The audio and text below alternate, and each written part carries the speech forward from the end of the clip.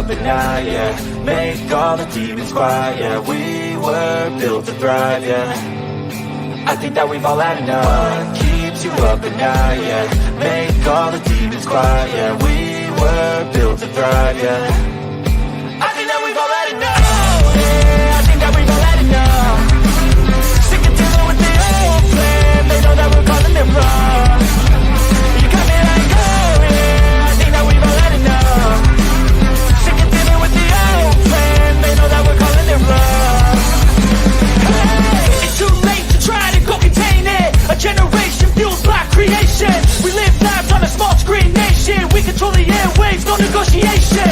I refuse to think we need saving. Something good will come from creation. And when we think that the world is too anxious, we'll adapt, evolve, survive, and save it. What keeps you up at night, yeah. Make all the demons quiet, yeah. We were built to thrive, yeah. I think that we've all had enough. What keeps you up at night, yeah. Make all the demons quiet, yeah. We were built to thrive, yeah.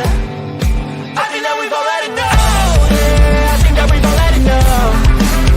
Sick of dealing with the old plan. They know that we're calling it wrong. You got me like, oh, yeah. I think that we've all had enough. Sick of dealing with the old plan. They know that we're calling it wrong.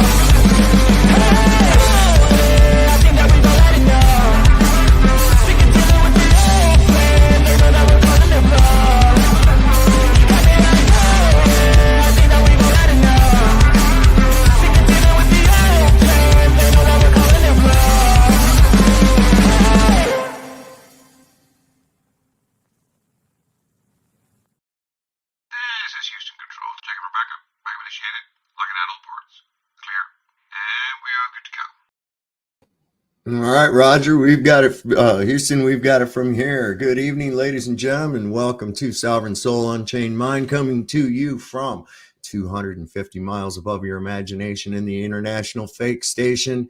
And all day long, I've been dealing with other people's mental masturbation. My goodness, my goodness, my goodness. The level of deceit and bullshit that is around these globe-tard people is fucking amazing, man. Holy cow. I am just flabbergasted. And then these people will, right after saying something completely stupid, turn around and say, you're just uneducated. And I'm like, wait a minute. No, you're just making fucking shit up. That's all, bro. That's it. Okay. So the title of tonight's show, Twitter Twats, and the we're going to call that the, who is that guy, the Kenny factor. I was just going to call it the Kenny factor, but I thought I'd go ahead and put his little Twitter handle in here. There's this guy, and I put there's a link to their Twitter in the description. You haven't lived until you've had a discussion with these guys, and I mean et al. There is no shortage of ridiculous shit. And of course, every one of them is a fucking sailor using sextants and shit, or an airline pilot, or they were, their dad worked at NASA, or they're a fucking astronaut, or they are a pilot. It's just amazes me. I've never met so many of these people outside in the real world as I have on Twitter. Okay. So I'm kind of like focused on these two guys because it was funny as shit today. This guy Kenny and this other character named Grizz. Okay. Wow, what complete twats these guys are. Complete fucking twats. So, as you've probably run across before with these morons, Well, all you have to do is use the parallax, and then you can triangulate the distance to these stars, and that's how we know these distances. So I said, okay, cool. Here's an instance where we won't have to use parallax at all. Okay? Real simple. So one of the problems with measuring these celestial objects is the fact that they're continuously fucking moving, right? So if only there were some celestial body that doesn't. Polaris. Great. Let's use Polaris.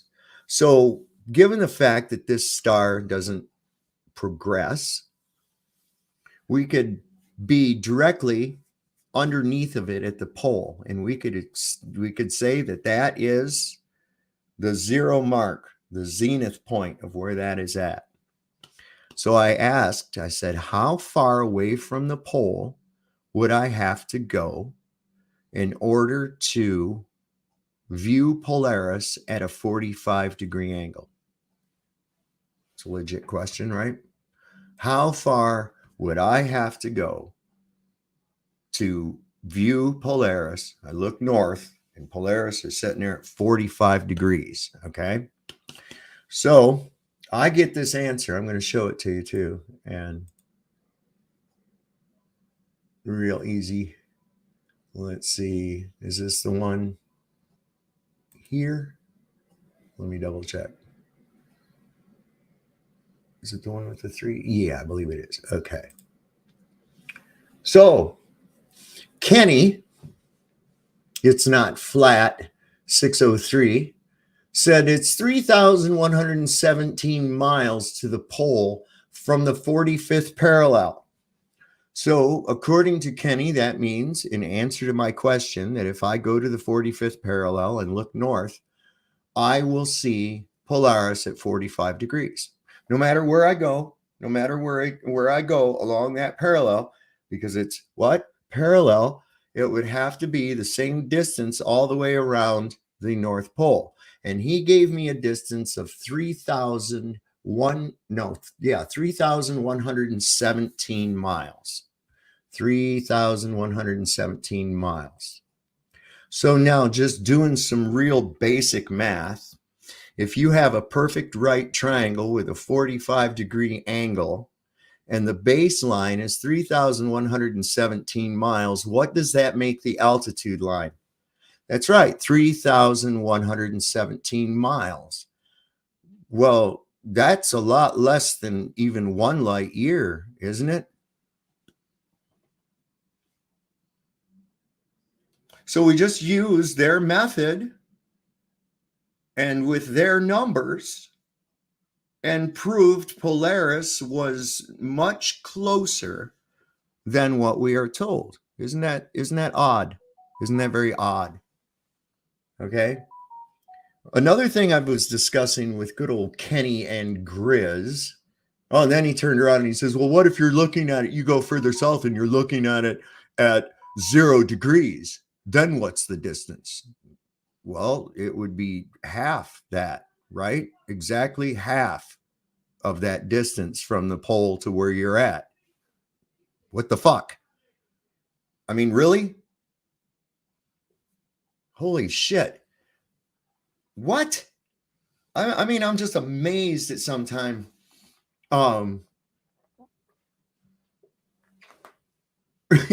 Well, okay, we did some trig. No, I didn't do it. We did the measurement exactly as to how they said it, right? So that's easy shit. Listen here, Ruhif, what you're not understanding. I'm a builder, brother. Okay, I use these formulas all the time. Okay, so don't this little gaslighting shit that you all like to use, where you're just not educated. Motherfucker, I know people that don't even have a high school education that fucking use that shit all the time. My grandfather only had an 8th grade education, and he could lay out fucking stair runners in his head, and they were right every goddamn time. I don't give a shit what the height was. His shit was right every time. You do it. I know people that can make 4 and 5 attempts to do it and still fail. So There we go. We use their exact own thing right there to show. And I encourage you, go over and talk to these guys. They're really some real brain children. I got to tell you right now, I really got to do, because when it even came to the idea of a gas pressure system within a vacuum without containment. Oh, that reminds me too. Give me just 1 second, because according to these guys now, and you may have not known this either, because now, for some reason, the moon is within our atmosphere, which means that I don't even need the fucking space station anymore to be up here. I can just float out here in space because our atmosphere goes out past the moon. We didn't even, comes to find out, we didn't even need the goddamn space station to begin with. Ain't that some shit? Anyway, we thought, let's see, you're so close to getting that Twitter guy's point. I know, right? What a joke. So there's Tobin Schwing is with us here tonight. And are you disputing the fact that a right triangle with a 45-degree hypotenuse is not called, what do they call it, equilateral? Isn't that? It's a right triangle. It's half a fucking square. So in order to be 45, the base and the X and Y axis have to be the same distance, right? Okay, there we go. I don't know. You tell me, what is the calculated height at 20 degrees? What's it matter? We got a calculated height at 45 degrees, didn't we? So that gives us the height. There it is. Why would you want to complicate it any more than that? Why would you even want to complicate it any more than that? At 20 degrees, what would be the calculated height? It's going to be the same. You're just looking at it from further away. What the fuck are you talking about, M-Ball? What exactly are you talking about? So you go further away and it appears lower in the sky, and that somehow changes the actual elevation of the object? Are you retarded? Come on, man. What is it you guys say over in the UK? What is that word you use? Numpty? That's numpty, dude. Not the same as 45 degrees. What, the altitude of the sun or the star somehow changed because of your location? You really believe that? When you see people walk away from you on a beach and they appear smaller, do you think that they're actually fucking shrinking? Are you really saying that? Are you really saying that right now? Because I want to bring up some of the drawings that you all use to fucking support this dumb shit here too. This is fucking hilarious, man. This is just a crazy shit right here. Let me download these real quick. I transferred them over to here, and this is just retarded. I don't even know any other way to put it. Let me see, where do I get that from? Down here. Bear with me for a moment, folks. Okay, I'm sure you've seen this one. Who's that moron that does the video games now? Oh shit, what's his name? The shill guy, the guy with the shill thing. Hawkins. That's right. This is one of the what did the dude say? Fucking Flatzoid said he had the intelligence of a tuna sandwich or some shit like that. And I was like, I have to agree with you on that. So dig this right here, right? I know you have seen this thing. And what they say, now, what is this nonsense right here even doing? Okay. They're just placing these people on a flat line and then drawing a 30-degree angle, a 60-degree angle, and a 90-degree angle. That is the most intellectually dishonest bullshit that I've ever seen in my entire life. That reflects nothing in reality. And if this is their proof that it has to be a globe and you buy it, then you have a mental fucking deficiency. That's the one. That's all, man. I'm going to draw this out and explain it for the numpties that want to use this dumb shit right here. so that they can see how ridiculous their goddamn thing really is. Look at this. Here's people standing all antipodal to one another, just on a ball, no problem whatsoever. And they're all looking in this same direction. No. This right here is clown world shit with absolutely nothing to, no proof of this crap right here whatsoever. I'm going to bring up a thing here in just a second, and I'm going to show you how this would actually work. And you're going to have to put up with my terrible artwork because I don't know any better way to put the damn thing up for you. But at least they're easier to find in this system. There we go. Now I got that coming up. Oh, something's checking for updates. Cool. Why are you giving me Armory Castle? I don't care about Armory Castle. Why is that here? Care about Armory Castle. All right. I already got an echo from you, Dream. Oh, sorry. I forgot to pause. That's, right. One. That's cool. Okay. That better? Yeah. Perfect. Right.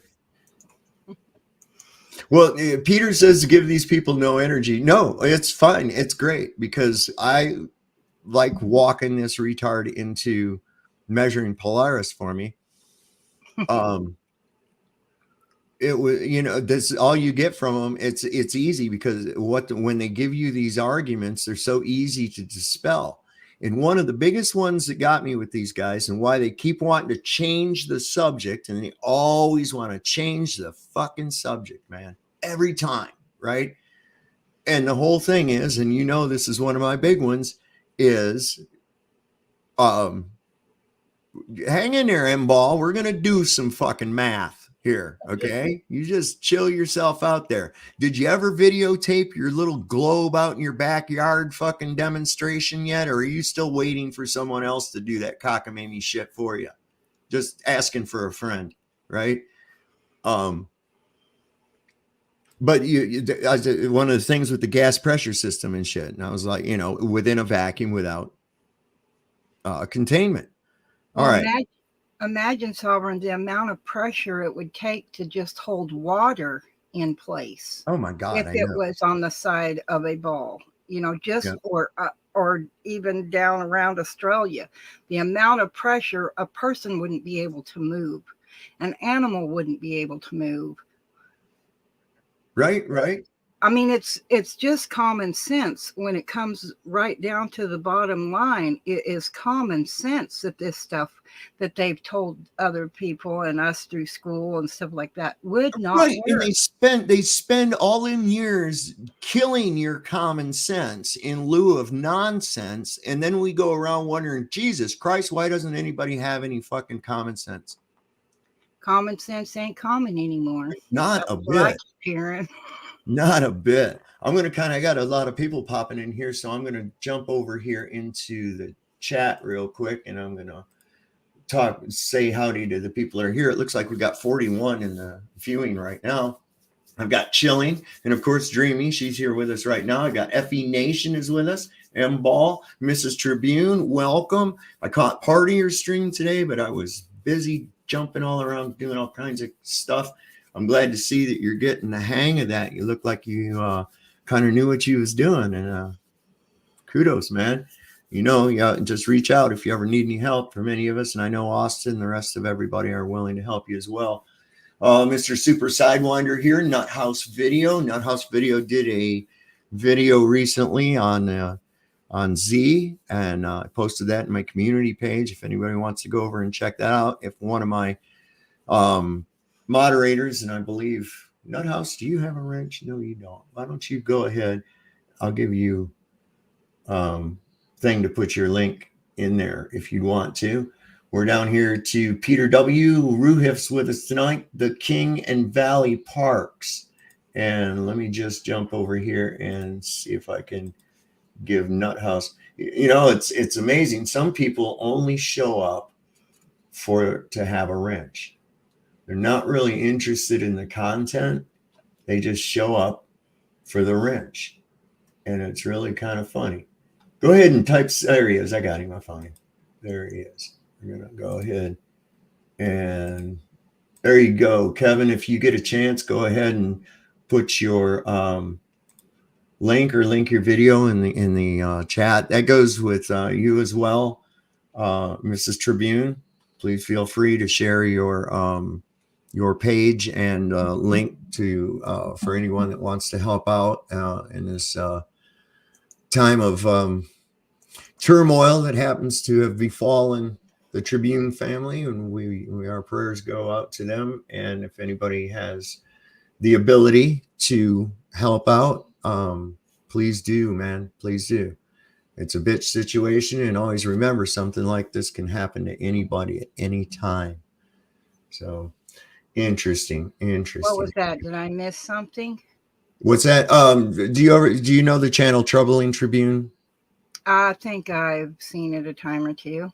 Okay, well, there was some system legal problems that have taken place in the Tribune family, and Mr. Tribune has to pay penance for that alleged whatever, and so that leaves Mrs. Tribune with her baby and kids and stuff at home, trying to handle everything while this is going on. So yeah, I don't. Where we're at with that. The justice system is more the injustice system. Well, it's like this, man. It's you got to break down the words, and we're all about breaking down the words. So when they tell us that it's the best criminal just us system right in the world, they're not lying, are they? They're not lying at all. So anyway, what I was talking about with the and it goes right back to this hypothesis versus theory or versus fact. And every time we got into the idea of this gas pressure system existing within a vacuum without containment, they try to get and this is again another impossibility without proof. They say there's a gradient. I don't dispute that there is a gradient. Right. They say that this gradient just feathers off to zero and turns into outer space. That's their story. Now that's the hypothesis. So when it comes down to it being proof, show proof of this, what do? They just add more hypothesis and theories to support their hypothesis as if that is some kind of proof, and to just kind of paint it out there so y'all can understand what I'm talking about. And what's their explanation for bottled gases like oxygen and propane and stuff like that? Well, here's the thing. When you start adding more hypothesis as support or try to use it as proof of a hypothesis, right? That would be like this. And I thought about this today, and I've used the thing right before where if I claim that I can turn into a chicken, do you have to prove that I cannot turn into a chicken? Nope. Okay, because that's pretty well known that I can't turn into a chicken ever. I just can't turn into a chicken, right? But what if as my proof that I could turn into a chicken, instead of just showing you that I can turn into a chicken, right? I say, well, look, I walk around like a chicken. I move my head and I do this when I walk, right? Why not just show them a picture of a chicken? Well, it hasn't gotten that bad yet, see, because that's when they whip out the fucking painting of the earth, right? Mm-hmm. Okay. They show so us now pictures. you say, I'm sorry, that's not enough proof that you can turn into a chicken. And I say, it's not. Well, look at here. Not only do I walk around like a chicken, I can make noises like a chicken too. And I start making these noises like a chicken, right? Now, is that proof that I can turn into a chicken? No. Those are just claims to support my claim, right? And we actually witnessed that, hey, that does mimic a chicken very well. And he can actually sound like a chicken very well. That's pretty good. But you're still not a fucking chicken until you turn into one. And I say, oh, yeah? What about this? My hair is styled like feathers, and I have pasted some feathers on my body. Okay. Yeah. So there is proof that I am a chicken. Are you denying feathers? See, this is how they argue, Right. right? This is how they argue. And this is what they've done with that entire argument right there. And I watch them do this all the time, all the time. Here's what it is. Bring what you can fucking prove. Okay? That's Right. all. Don't start hitting me with conjectures and all these other goddamn things and piss poor fucking optical devices used as proof of curvature. My God. Are you kidding me? Well, it's their claim, but it's not really their claim. It's the one that came up with the theory. It's that person's claim. Everybody else is just using hearsay to pass on what they heard without any evidence of any kind. Mm-hmm. Mm-hmm. And a theory being somebody's idea. So it wasn't even all these people that are arguing this. It wasn't their idea. So it's not their theory. They just bought into it and believe it without any proof. And then they turn around. They want proof from us. Well, they're the ones that are claiming it's a ball. So they have the burden of proof. Right, right, right. I mean, come on. What are we doing here with this? You know, I mean, you can't just make shit up. You know, you can't just go, well, like I did, right? Okay, well, I must be able to turn into a chicken because after all, here's all this evidence. I crow like a chicken, I walk like a chicken, I've even stuck feathers on myself like a chicken. Right? But Right. the ultimate truth comes about when I actually show you that I can physically turn into a chicken. Well, Okay, they the don't same have thing any goes with, evidence. yeah, the same thing goes when it comes to this gradient shit, feathering out to nothing, and the assumption that gravity can prevent the equalization of gas pressure. None of this is ever proven. It's conjecture. Exactly. It's all conjecture, supported by more conjecture, and it isn't real because we know that that's an impossibility. Right. I mean, I can't even, I dare someone to show me anywhere where gravity will prevent the equalization of a pressurized gas ever. It doesn't even do it within our own atmosphere or our own atmos, because we have weather, man, which is what? Oh, that's right. It's a process of equalization between pressure differentials. How about that shit? Right? Exactly. Well, ask anybody that's had broken bones and stuff and live in an area, especially in the central part of the United States, where there's a lot of fluctuation in the pressure, in the air pressure, you know, the barometric pressure. They will know before the storm or when there's going to be a change, because their body's going to tell them by the amount of pain they feel as the pressure increases. People will say, it's going to rain tomorrow, you know, but they'll say, you know, they feel it in their bones without actually saying what it is they're actually feeling, which is a change in the barometric pressure. When it's less, there's less pain. When it's higher, there's more pain in the body. So that is one way to, for people to just acknowledge that it exists, that there has to be something that's causing that pressure to change. And we have that in order to, I think, go through our seasons and move actual natural weather, not this modified weather, but the actual weather. Right. And you're right about there being, I mean, there is, I don't know anybody. My mom was on oxygen and they always brought her tanks full of oxygen. They didn't just tell her, well, you just got to breathe in and out, you know, because if that was all there was to it, you know, she was already doing that. But she needed more oxygen. Well, it's another thing too that that people get into too. You say, well, here we are at sea level and we breathe, and of course we require oxygen in order to breathe and live, right? Right. But it's just less than 21% of the overall mixture of gases that you're breathing in is actually oxygen. Right.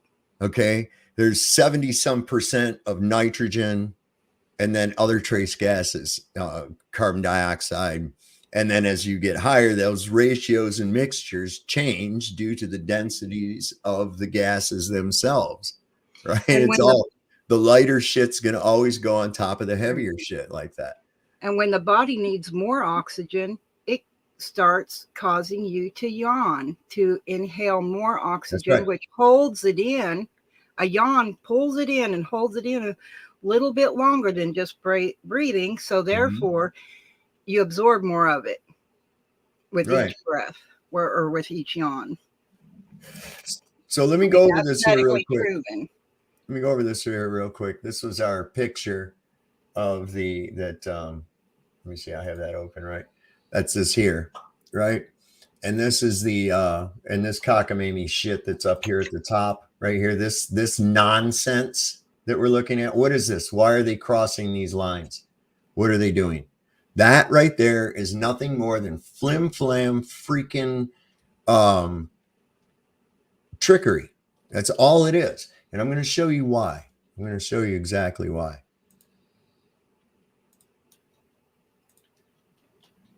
Let's see. We want the paint program. There we go. Now I have crudely drawn a little star, and that's going to represent Polaris.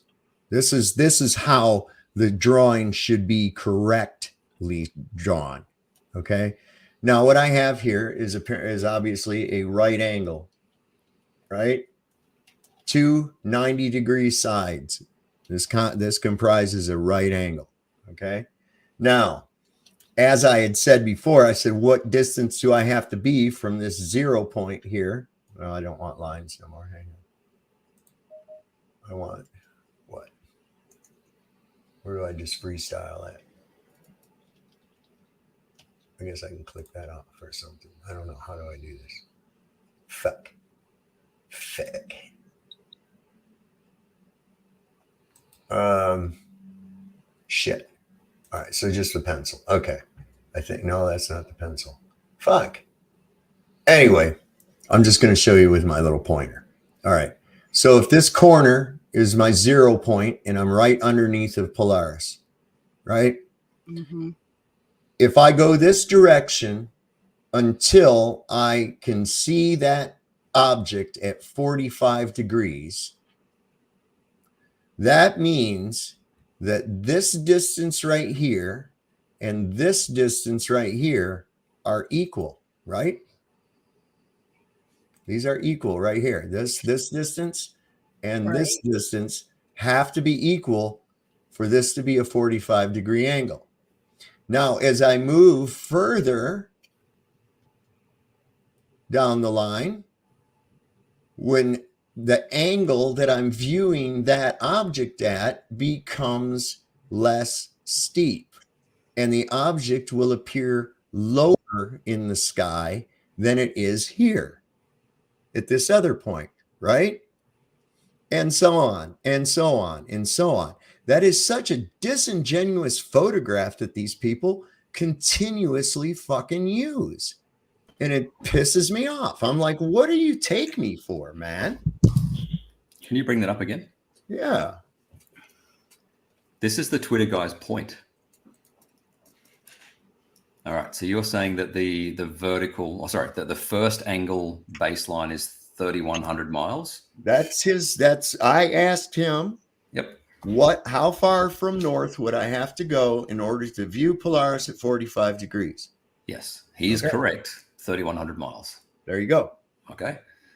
For you, right, on a flat Earth, you would model that as a right angle triangle, as you've done. Mm-hmm. Right? That's correct for flat Earth. Mm-hmm. So you've got a height for Polaris of 3,100 miles.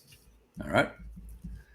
So if now the second angle, if you move further back, and I assume that's double the distance. No, I don't know what the distance is. I'm just showing that as you move, the angle is going to get less and less. It's going to be a declination of angle as you move further away from north. Yeah, I agree. But let's assume that you've moved twice as far away. Okay. Cool. All right. So we're now 6,200 miles.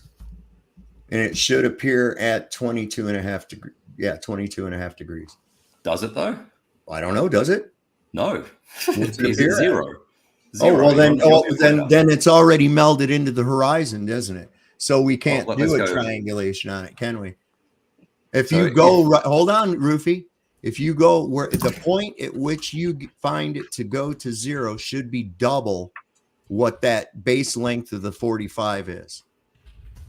At the point where that appears at 0 degrees, right at that point should be double what it is at 45 degrees.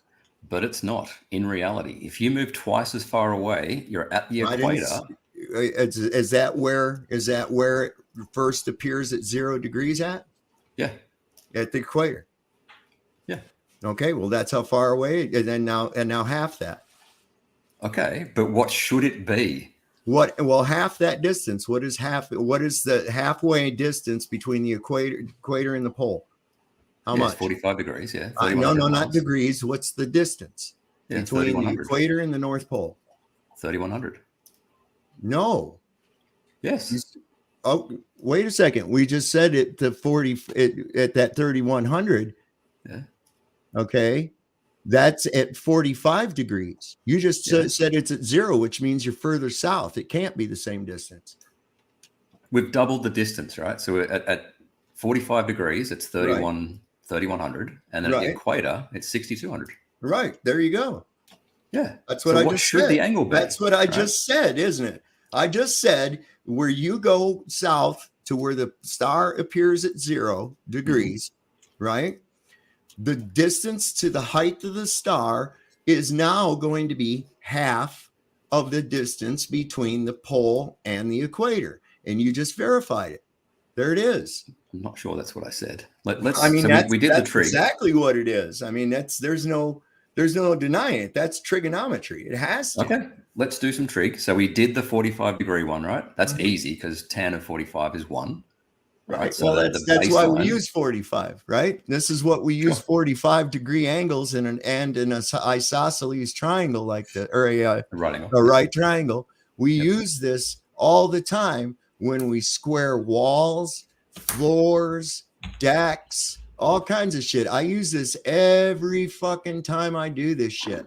We call it the 6-8-10 rule, right? Yeah, because 45 degrees, and by using 6, 8, and 10, it makes it very, very simple. So if I will pull a line 6 foot up a wall, right, and then 8 foot down the other axis, when I pull on that wall until those two marks equal 10 feet, then I know I have perfectly square. And I know this because 6 times 6 is 36, 8 times 8 is 64. You combine those together, that makes 100. The square root of 100 is 10. That's why we use the right triangle. So specifically why I asked, how far do you have to be to view it at 45 degrees? Okay, and that was the 3118 mark. Now, we double the 3118 mark, and that is the point at which that star will appear at 0. Which you claim or say is the equator. I have no reason to argue with that. Okay. It doesn't change anything. Everything is still right there. We still have the same height to Polaris. And what we find is that that's a drastic difference from even a half of a light year, right? Even of a light minute. Okay. So right there, if you can find the height of a static object like that, then what are we doing? Where in the hell are you calculating? What do they say? It's 411 light years. Where the hell are they getting that idea from? Yeah, we'll get there. Can you share my screen? Yeah. Cool.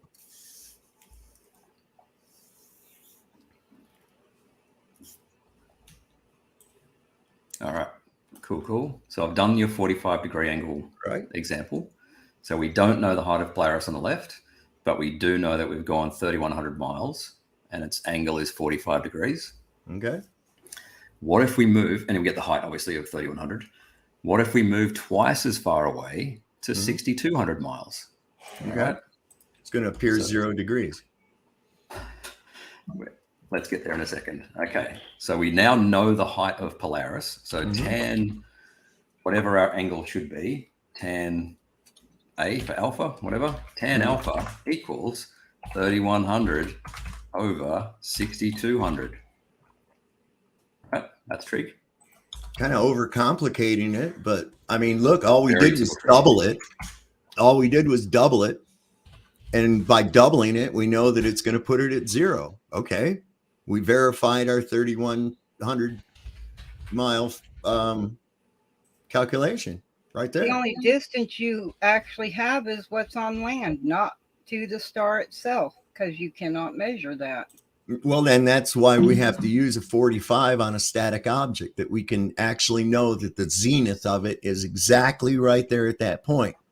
So if I go that distance anywhere from the pole south, that star is going to appear at 45 degrees to me from that location, because when we're looking at it, we have our longitude, right? Our right, we have our longitude, but it's a ring, it's a circle. So it doesn't matter where we go on that circle, it's going to be, envision it as a cone if you have to. Right. I get If we it. move twice as far away, the angle should, if we're using trig, the angle should be 26.6 degrees. It should be 22 and a half. No, not that either. No. Half of 45 is 22.5. I understand that, but that's not how trigonometry works. Yes, it is how trigonometry works. Where in the fuck are you getting the extra numbers from? Where are you getting the extra? How do you find that half of 45 is 26 anything? That's not how trigonometry works. Yes, it is. No, it's not. Well, wait, no, you can laugh all the fuck you want to, but there is no way that half of 45 is 26 anything. No one's saying that except you. Right? Well, if you move twice the distance, you've now brought the hypotenuse down to 0, right? This is not how trigonometry works. Okay. This is like, very basic trig. Well, can you explain to me where you're getting the extra added numbers from? Where is this extra coming from? If I know right now, I can put in on any calculator, you can do it on paper if you want to. What is half of 45? I understand what half of 45 well, then is. What? Then where That's are you getting? Where are you getting the extra 4 from? Okay, we know, right? We've worked out a height of Polaris, 3,100. And we've moved, instead of 3,100, we're now 6,200 away. Right? Okay. We've moved twice as far away. Right. And we're drawing that right angle triangle. And it's not a triangle anymore, because once you've moved twice the distance away, you don't have a hypotenuse anymore, because the viewing angle of the target object is now at 0 degrees. All you have is a line. And we know that if we have only a line that was once a right triangle like that, that line taking the hypotenuse to 0 is going to, you all you have to do is half that distance, and then you get the same thing. You don't just measure another angle to the point you have on that triangle. That's not a fixed, I don't even understand where you're even coming from. How are you going to add? Where does the added shit? How do you get more of an angle now? Because you just pulled it 60, you took it twice as far. All you've done is half the angle. Hang on. If you double the distance to the right, all you're going to do is half the angle of the hypotenuse. That's all. No, you're not. We did the trig for the 45-degree angle, right? Okay. So we know the height. Hold on. Wait. No, let's do it for yours. So you got a 3,100 miles and 2,600 or 6,200. Okay. So all we have to do, all that's going to do is give us the length of your hypotenuse. You understand? No. Right? We're trying to get an angle here. Because a square plus b square equals c square. Right. And if that's not what we're looking for. We're trying to work out this angle. Yeah, it's real simple. It's going to be half of the 45. I don't know. No, it's not. This idea. You agreed that this is how we do the 45-degree example, right? Absolutely. We use a tan function. Okay, go for it. You Yeah. show me how that's got an increased angle that's more than half of a 45 when you doubled the distance on the base. Go ahead. That's trigonometry. Go Do you for it. I agree don't give with a this? fuck. You can call it cow farts. I want to see you do it. Yeah, I did it here. No, you didn't. All you added something. I didn't add it. I used the tan function exactly the same All as I right. did up Well, here. okay, hang on a second. I'll get you something. Just a minute here. Get a calculator, type in All right. tan 45, it'll be 1. It's going to be half the angle. You could put a fucking protractor on the goddamn thing and measure it right now. Let's do that then. Let's do that. I mean, for crying out loud, brother. I don't know where Let's you're do getting that. this crazy tan function. Why are you using a tan function? What the fuck is that? It's simple goddamn said math, no bro. All you're doing is moving the scale. Oh, well, hang on. Wait, let's do it. Let's do it in GeoGebra. All right, one sec.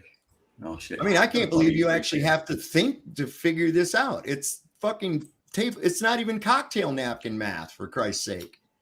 I agree. Hang on one second. I'll share the other one. The thing is no one knows how far away the object is. It's in the sky. You have no clue how far, because you don't know how big it is. It could be huge and be way farther than you think it is. We have zero proof of how far it is, how big it is, or anything else. So just because you can draw a line, stand underneath an object, does not tell you how far away that object is or how big it is. And that's common sense, practicality, reasoning things out.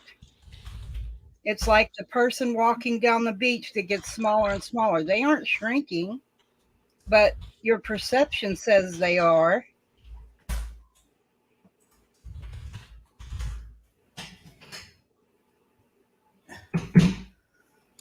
All right. All right, there's our line of sight. Can you see this on the screen? Oh, Can you share this? Oh, he stepped out. All right, I'll work on this. I thought he said he knows trig. This is hilarious. well, math doesn't I'm going to show you something else. You got really kinda wrong on answer that. any Bring of your the drawing- questions that bring that people drawing are back up. asking. Bring that other But- drawing back up for a but you're- second, Ruth. Oh, hang on. Bring that other I've got to drawing stop back up. sharing. I know, but I've got to stop Did sharing. I show you something else you're figuring in there that's not right? I'm modeling it in GeoGebra. I know. You moved it. You went twice the distance Yep. and only saw it at half the angle of 45. It goes to 0 on a globe. That's right. It goes to 0 on a flat plane too, Why? because We're not- it drops down. You Yeah, doubled it. we did the 45-degree angle, right?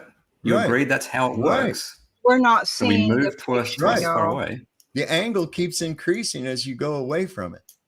No one's seeing the Double that diagram. distance, you're going to go to 0. No, you don't. Not with the right angle triangle, you don't.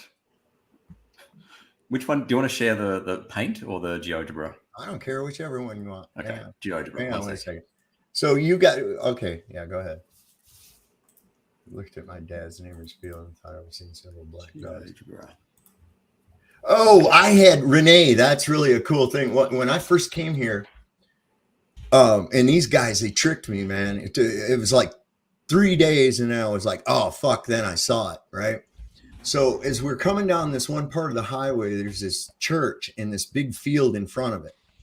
But what you don't really see at first is the telephone lines running between you and the field, right? And one of those little black things they've got that are on the line, like a connector or whatever.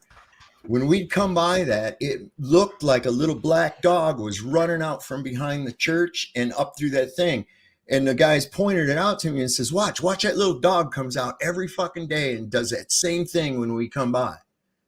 And next day I come by, I was like, son of a bitch, there's that little dog. And then I got to look at it and I figured out what it was. And it was just my perspective of a stationary object while we were moving that was between myself and the background. And it's still, I point that out every time if I get it, if I'm coming that way on the highway, I'll get people in the car. I say, look at that. It looked like a little dog running by. He said, yeah. Oh, wait, it's a lawyer. I know what you're talking about. So you want me to pull that up? Yes, please. All right. All right. So I've modeled it in GeoGebra, Mm-hmm. and we worked out Polaris was 3,100 miles high Mm-hmm. when we are 3,100 miles away. Mm-hmm. All right. As I move away, you'll see the angle change. Mm-hmm. All right. And when I get to 6,200, I drop it. Oh, yeah. Yeah. Okay. I see what you're saying. Yeah. You would see it at 22.5 degrees. Sure. Hang on a second. Absolutely. Max. I see where you're at. Now, I was confused with something else. Yeah. Yep. You All would right, so see as it I at get to 6,200, half the angle. as I get to 6,200, the angle is 26.56.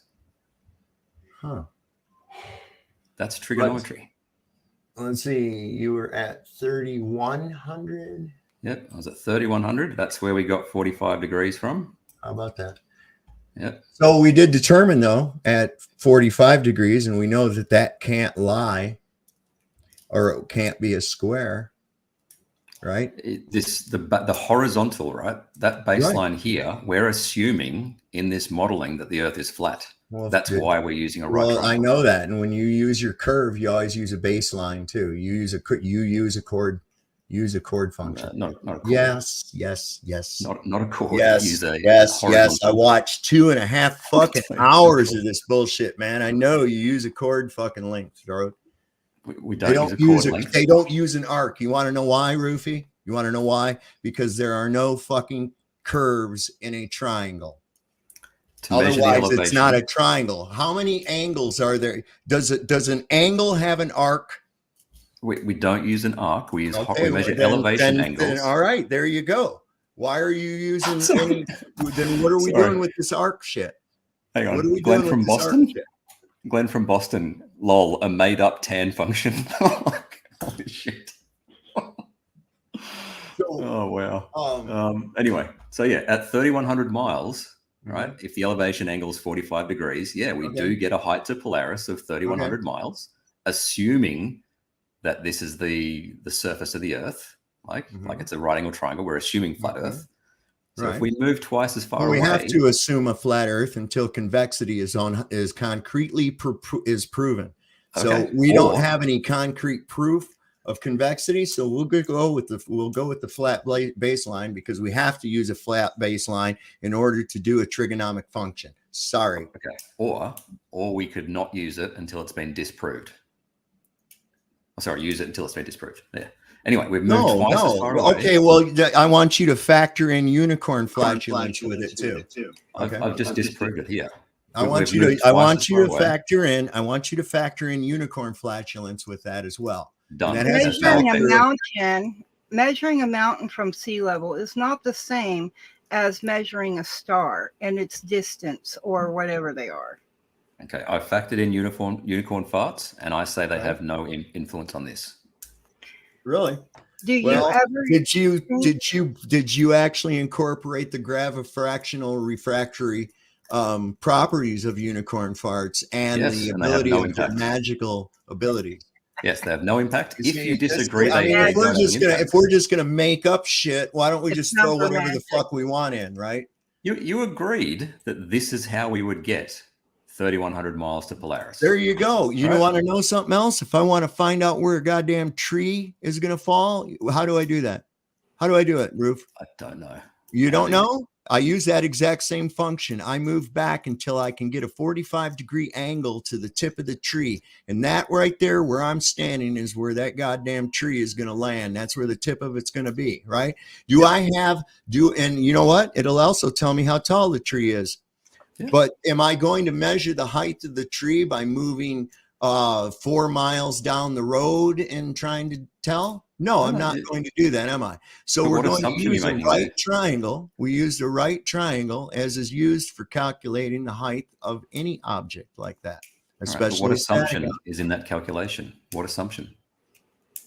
What do you mean, what assumption? There's no assumption. That's absolute. The assumption is that this is flat. Well, no, that's not an assumption at all. That's not an assumption at all. What if the ground's curving? We're not on the ground. No. What if Then you're the on the side of a hill? water. We're bottom doing line of this that in the water, triangle bro. being the earth. Let's say the bottom line of the triangle is the earth, and you move 45 degrees, right? You should be on a curve. So why isn't that bottom line an arc instead of a flat line? Because we're modeling this on a flat Earth. So Well, hell, we already know it's a flat earth. Well, Why are we okay. arguing about that? here's the But thing. Even Rufy, even with your theodolite, you showed us several times last night that there was this little thing on there with a bubble in it. What kind of a thing was in that little bubble? And why do we use that? Why do we use that? Yeah, it gives you level. Right. Why? Why does that Because give the you bubble level? finds the highest place. Why does the bubble find the highest point? Because of gravity. No, it's not because of gravity. It's because of what? The fluid. Because with the bubble buoyancy find that density, with whatever. it's because there's water or a liquid inside there, right? Yeah. Right. And so when that is level, that liquid, that water indicates that you're level using that little bubble. So it's a thing you can see, right? Okay. It finds so the what does highest this tell point. us? This tells us that water is level, right? So The if we bubble take just finds these the highest measurements, wait a second, if we take these measurements from the water, which most of the earth is, it wouldn't be difficult to do all these measurements right from the water, right? We don't have to be on land for any of them. Yeah. Bit hard to use a theodolite on water, but sure. We're not, why do we need to use a theodolite? Theodolites are not used for measuring distant, far away objects, bro. Yes, they are. No, Yes, they're they are. not. That's why that there's a guy when they survey. Hang on. There's a guy that when they do surveying, there's two people. There's a guy at the theodolite, and there's a guy downrange with a fucking stick, right? And he has to see that guy. He has to see that stick that has numbers on it. And that's where he takes his measurements from. Not from a distant fucking horizon, not to a star. Otherwise, they would use a theodolite for navigation instead of a fucking sextant, which measures angles off of a flat plane. Sounds right. So on screen, People well, first that of all, do you said surveying work in pairs. First of all, yeah, they work in big teams for this kind of surveying. So first of all, you said they don't use theodolites over these distances. Yes, they do. On screen, yeah. Let me see the theodolite they're using for that, because I guarantee you it's not like yours. Oh, it's bigger than mine, absolutely. Yo, there you go. So your little theodolite that you were talking about, that you have, is not designed for these distances at all, is it? It's any distance. You just lose a little bit of accuracy. No, it's not, because it's still piss poor optics for those distances. Not piss poor. Yes. It's barely better than regular eyesight. There it is. There you go. These are the theodolites they use. They're enormous. Yes. Okay, so what I'm getting, Jesus Christ. So when you use a theodolite, it is not, why don't they use one like yours to do that? Mine's only accurate to probably within 3 or 4 arc seconds. Theirs is sub arc second. Right. So then it's not designed for vast distances. Yours is not designed for vast distances, is it? It's just an accuracy of angle. It's nothing to do with distance. Based on something that is well beyond the range of the fucking theodolite. They don't have ranges, Dave. They don't have ranges. Oh my God. Does that goddamn thing have a visual range on it or not? No, it doesn't. You can just see forever. If you can see it, would you like to go through this manual and find where it says it has a limit? It's not much better than your own fucking eyesight. It's a 24 times scope. Okay.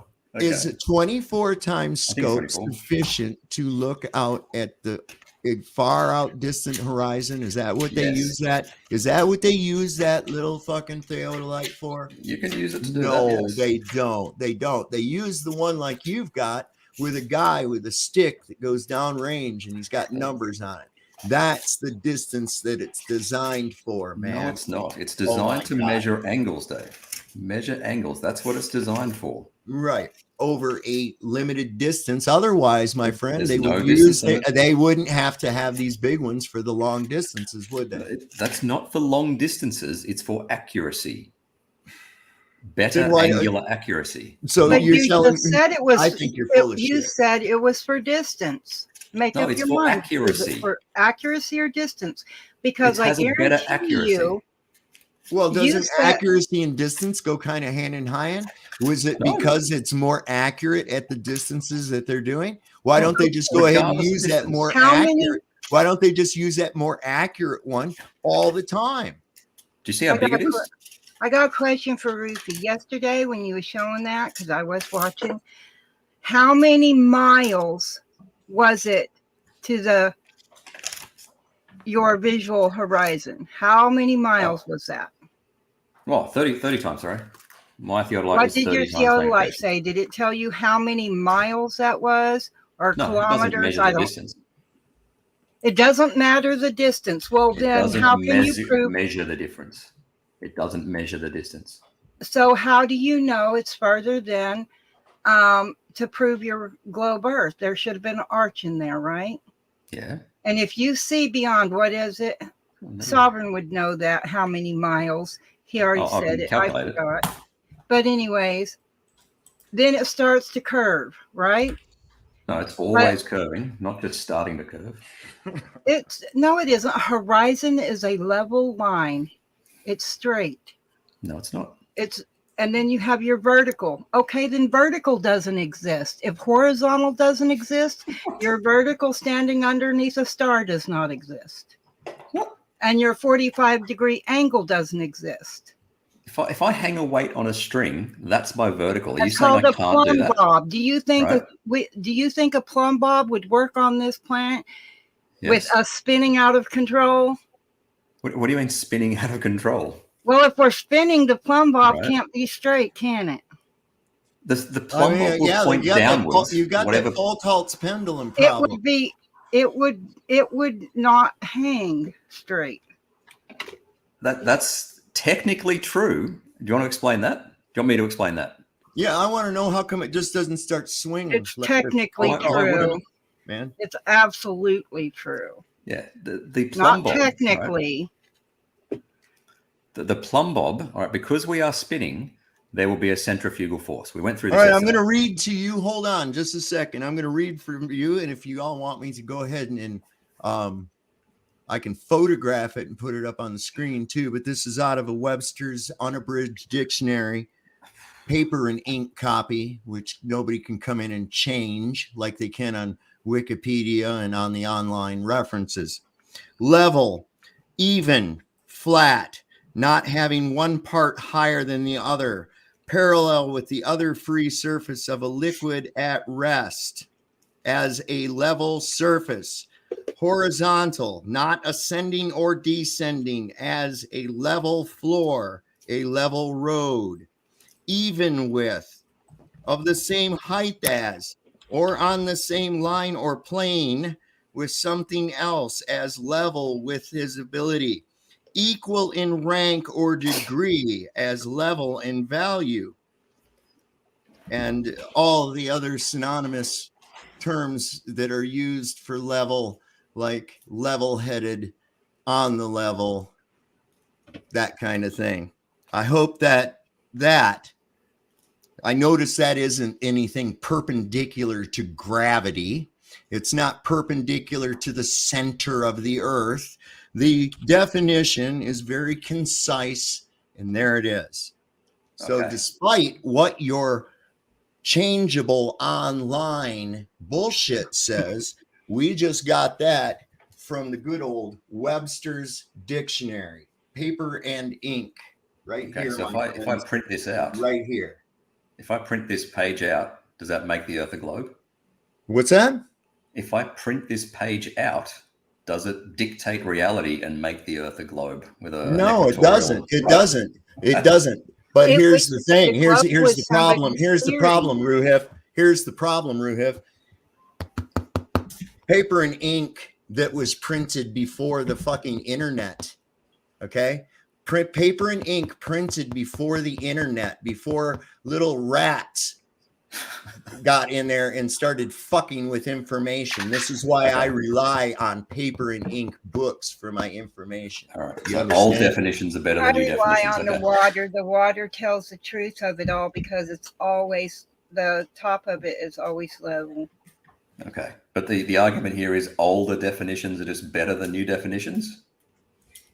Well, why would you how need do you to have a change new the definition? definitions? Something Okay. either means something or it doesn't. It doesn't Okay. change. Question. Are you gay, Dave? Of course not. You're not happy? Oh, in what context? Oh, No, right now I'm not. Context. Okay, I got Would you believe definitions have context? There again, yes, we had to go with what the vernacular has turned Yeah, into. now- However, we don't. A lot of times when we're discussing actual things, we stay away from the vernacular and we stick to what the definition of words is. This is why we go to Black's Law Dictionary to define words. This is why we go to Webster's Unabridged Dictionary in the paper and ink category, printed before the internet. Okay, you don't get to just start adding definitions to a fucking word. Also, Okay? you Although can't- gay is a slang vernacular meaning to be homosexual, the definition of the word still remains as it was. Okay, now if I start calling my cell phone a building brick, and I get other people to go in and start calling it a building brick, does that now mean that when we look for the definition of building brick, we're now going to find a definition of cell phone? Is that going to be correct? Do you want to read out the definition from Merriam-Webster on the screen? Having no part higher than another, conforming to the curvature of a liquid. That's not that. When did they change that? Because we just When read did they it. change the word gay? When did they Well, change that, the I word know. gay? Well, you know what? But they You changed know what? it from his Then hard that, what copy does that to- tell you? That tells you that your online information is bullshit, doesn't it? It just tells Because you that we're the meaning of looking words at we're changes. looking with at time. we're We just looking read it at out of his definition. I just actual read hard you the copy. fucking definition. I don't care what some asshole types in on a computer. Right. I I'm agree. looking at an actual definition. I agree. Definitions don't dictate reality, and that definitions change. No, I don't say definitions change. They don't So change. are you gay? No. Look, we speak You're not dog. happy? We just a minute. We speak dog English, brother. We speak dog English. Okay, we don't speak English. We speak dog English. And the elites laugh their asses off at us because of the things we say and don't realize that we're even saying. Okay, you got to get it. You have to understand the importance of definitions and the dangers of people coming in and changing those definitions to Right. fit an agenda, which in this case always appears to be, oh, we must protect this ball that doesn't exist. It's insane the level. Without a vocabulary, you really have nothing but gibberish. It's insane the level of fucking bullshit that you people will go through to try to convince people of this lie. Okay. My position is that definitions do not dictate reality. Okay. Whatever someone writes in a book in the dictionary. Well, you're doesn't using it to dictate justify reality. level You're being not on a using curve. nothing. Somebody made that shit up too. You're trying to use a new definition to justify your cockamamie idea that level means on a curve. I'm not using that as an argument. I'm saying words have different definitions and different meanings in different contexts. We should find a word that we agree on, and it's either horizontal or flat or curved. Right? Level. They're all synonymous, bro.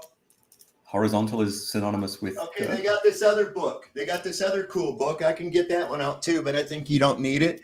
It's called a thesaurus. Yeah. Interestingly enough, there is no entry for the word thesaurus in the thesaurus. Isn't that crazy? Very ironic, yes. But again, But anyways, when you look reality. for synonyms of level, it Yeah, will let's- give you words such as flat, horizontal, and the other words that you use. Never once is there ever used a curve or Or an an arc. or an arch.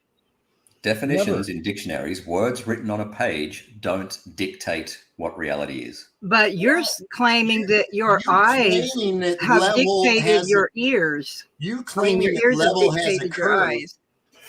In It surveying, doesn't yes, it make does. that so.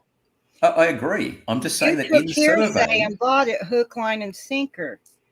We're not blaming you for that because we know they've done that to a lot of people on a lot of subjects, not just here in the United States, but around the freaking world, around the globe, around the flat earth, around us all. They've got all this hoopla all I'm saying, so that people don't realize that we all live, and with our own eyes we can simply see, no matter what size the body of water, it's level. There's no argument about that now, is there? well, it Is there depends what level waterfalls means. down? Is there waterfalls down the side of your globe? How does the water go from the top to the bottom? Oh, how long have you been at What's holding it in place? Do you know that there's a difference in the ocean of the Pacific and the both? Oh, dang it! The one that sea up there, Bering Sea. Okay. There's a actual color difference out in the middle of the oceans where they come together.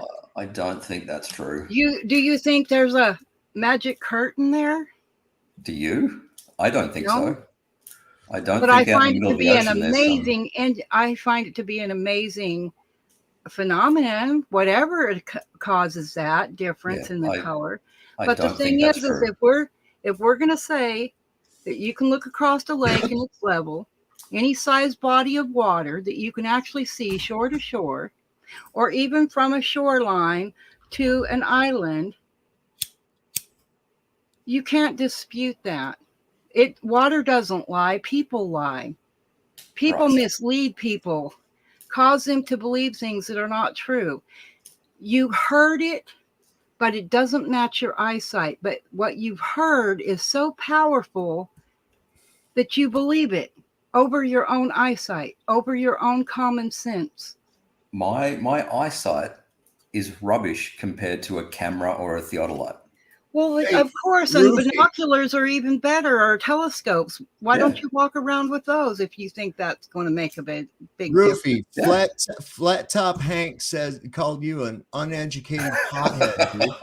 Nice one. That's fucked up, ain't nice it? one. Yeah, come and fight me, bro. Nice, flat top. He's educated. That's the problem. He's overeducated. As I was saying though, they do this all the time. I'm sure you're familiar with 1984. I've read it a couple of times, yeah. Okay, so you know about the Ministry of Truth? Yep. Okay, so we see what they're doing to our Ministry of Truth. Do you know that they added the mRNA shit to the definition of vaccines? Did you know that they did that? Yeah. No, it's fine. It's fine? Yeah. It totally contradicts the actual fucking definition of it. That's what's not definitions fine. Change. No, they can never change. Listen. Are you gay, Dave? Is this right here round? Yep. Will it ever be a definition of it of round that doesn't mean this? Maybe in there will be. In this context, will there ever be? Will round ever mean that this will be square? Maybe back in the 1800s. What do you mean maybe? What do you mean maybe? This will physically change, match this definition? No. Back in the 1800s, if you'd said to someone, the word gay is eventually going to mean. And if you said the word fag, if you talk about a fag in England, it's a cigarette. I know. So what? Definitions don't dictate reality. Wait a second. In the context of what it's being used, yes. If I say the earth is level or it's on the level, does that mean that it's cool and you can deal with it? Or am I talking about a condition that it's in? Yeah, depends. Right. I'm not, because everybody knows I can't make a deal with the earth, right? That's stupid. So to say it's on the level, that context of level couldn't be that. I must be using the context level in correlation to the condition of the earth, right? Now, Yeah. if you Sorry, laptop change Hank. that condition, what you're talking about is making a word mean something different. What I'm talking about is changing the definition to include an impossibility that was never there before. Like, Yeah, mRNA. yeah. Okay. I have absolutely no problem with I know changing, you don't. You're all in, Roof. I know you proudly showed us your jab record. We're well aware of that. Yeah, I have no problem with definitions or context of words changing. Like if you're talking to a surveyor and you say the word level, the mental image that he forms in his head is a curve. That's all we use words for, is to convey what's in my head. Wait a minute. Oh, that's That's the crap. biggest load of shit I've ever heard. Nobody's ever going to. I know. My dad was a surveyor for the state, and he Oh my used to have to survey, roads by the mile. Yep.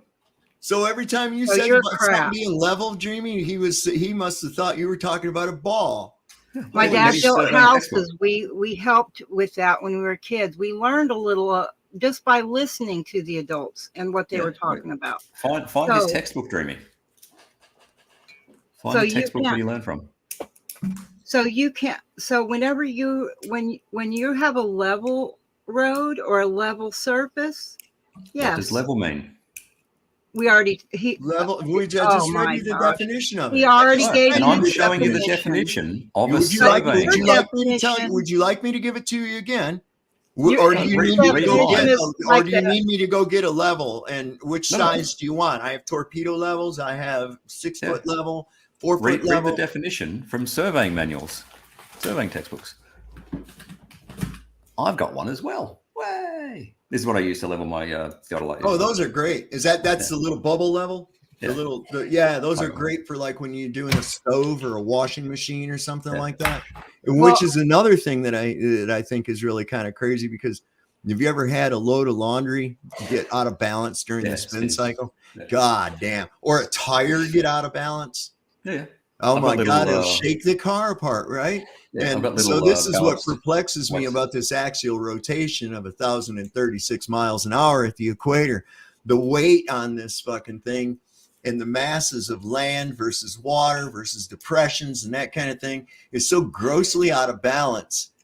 This thing really, and there's no fucking shaking, nothing. I get a little bit of out of balance on my car, and that fucking thing feels like it's going to shake the goddamn side of the car off. Ain't that something? What a miracle. Well, God yesterday- really What you do, there. Well, when you was away, Saab, I was asking because yesterday he was looking through that little machine thing he has, and he couldn't tell me the distance in miles. What good is the thing other than to point from one object to another?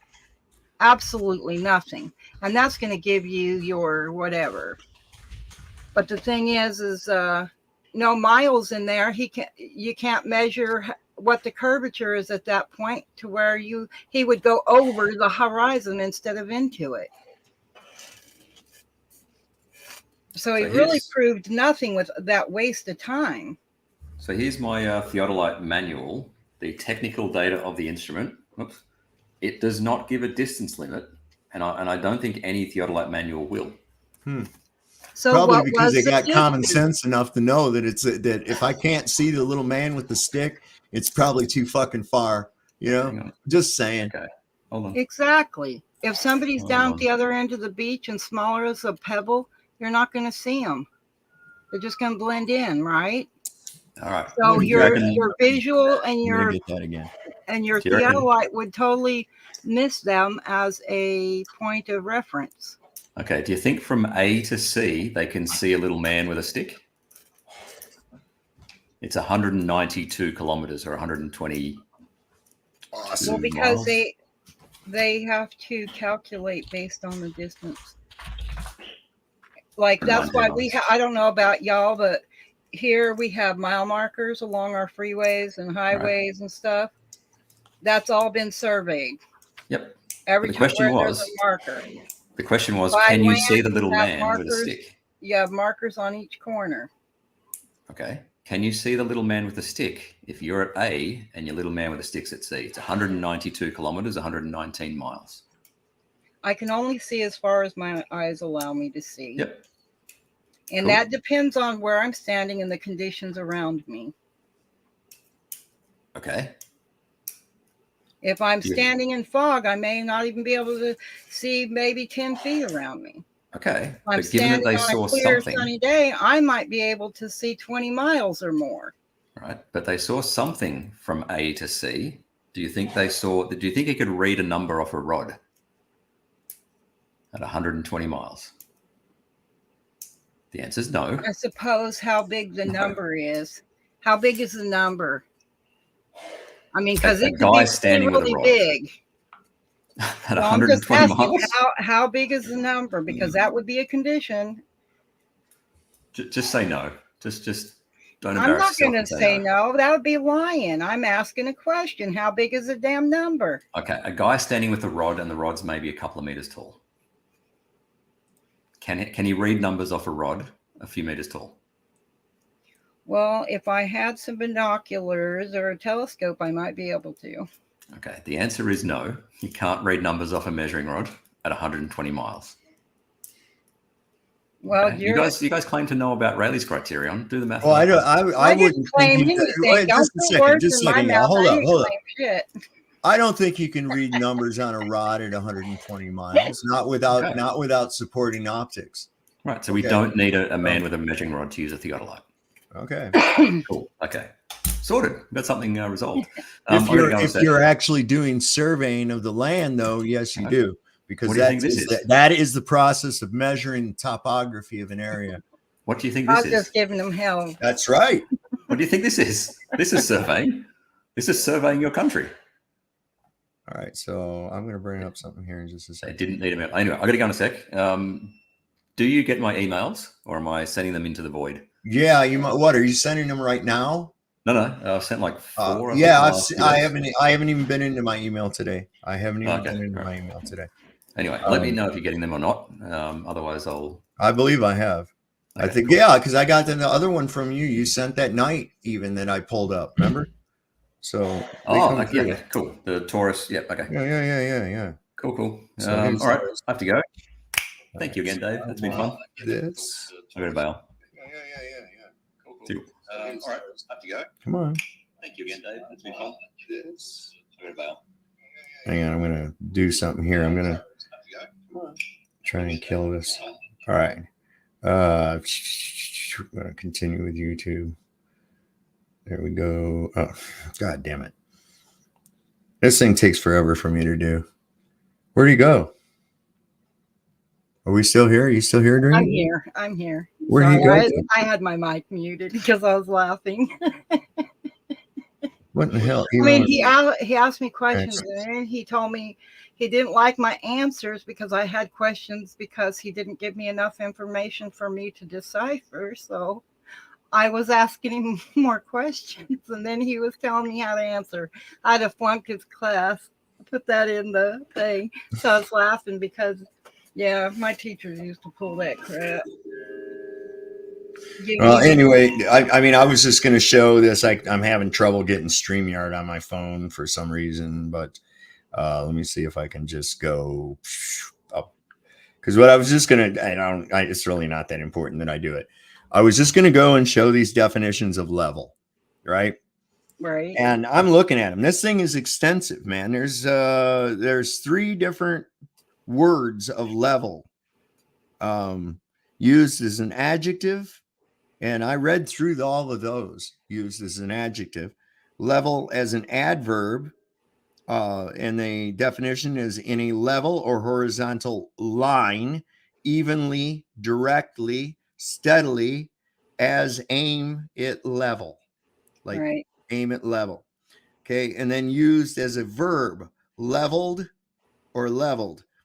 Leveling or to make perfectly horizontal by means of a level, to make even, to give a flat horizontal surface to equalize in height, importance, rank, quality, etc., like on the level with, to make even in tone, color, or pitch, like evening out a tone, Right. And then we come down to it, let's see, to knock to the ground, like if you level someone, to demolish, to lay low as the storm leveled everything in its path, as an example. To raise a gun, etc., like you leveled your gun to a level position for firing. To aim is another one. In surveying, to determine the difference in altitude in a plot of ground. So the definition of level in surveying is to determine the differences in altitude in a plot of ground. Doesn't say anything about the assumption of a curve anywhere in there, does it?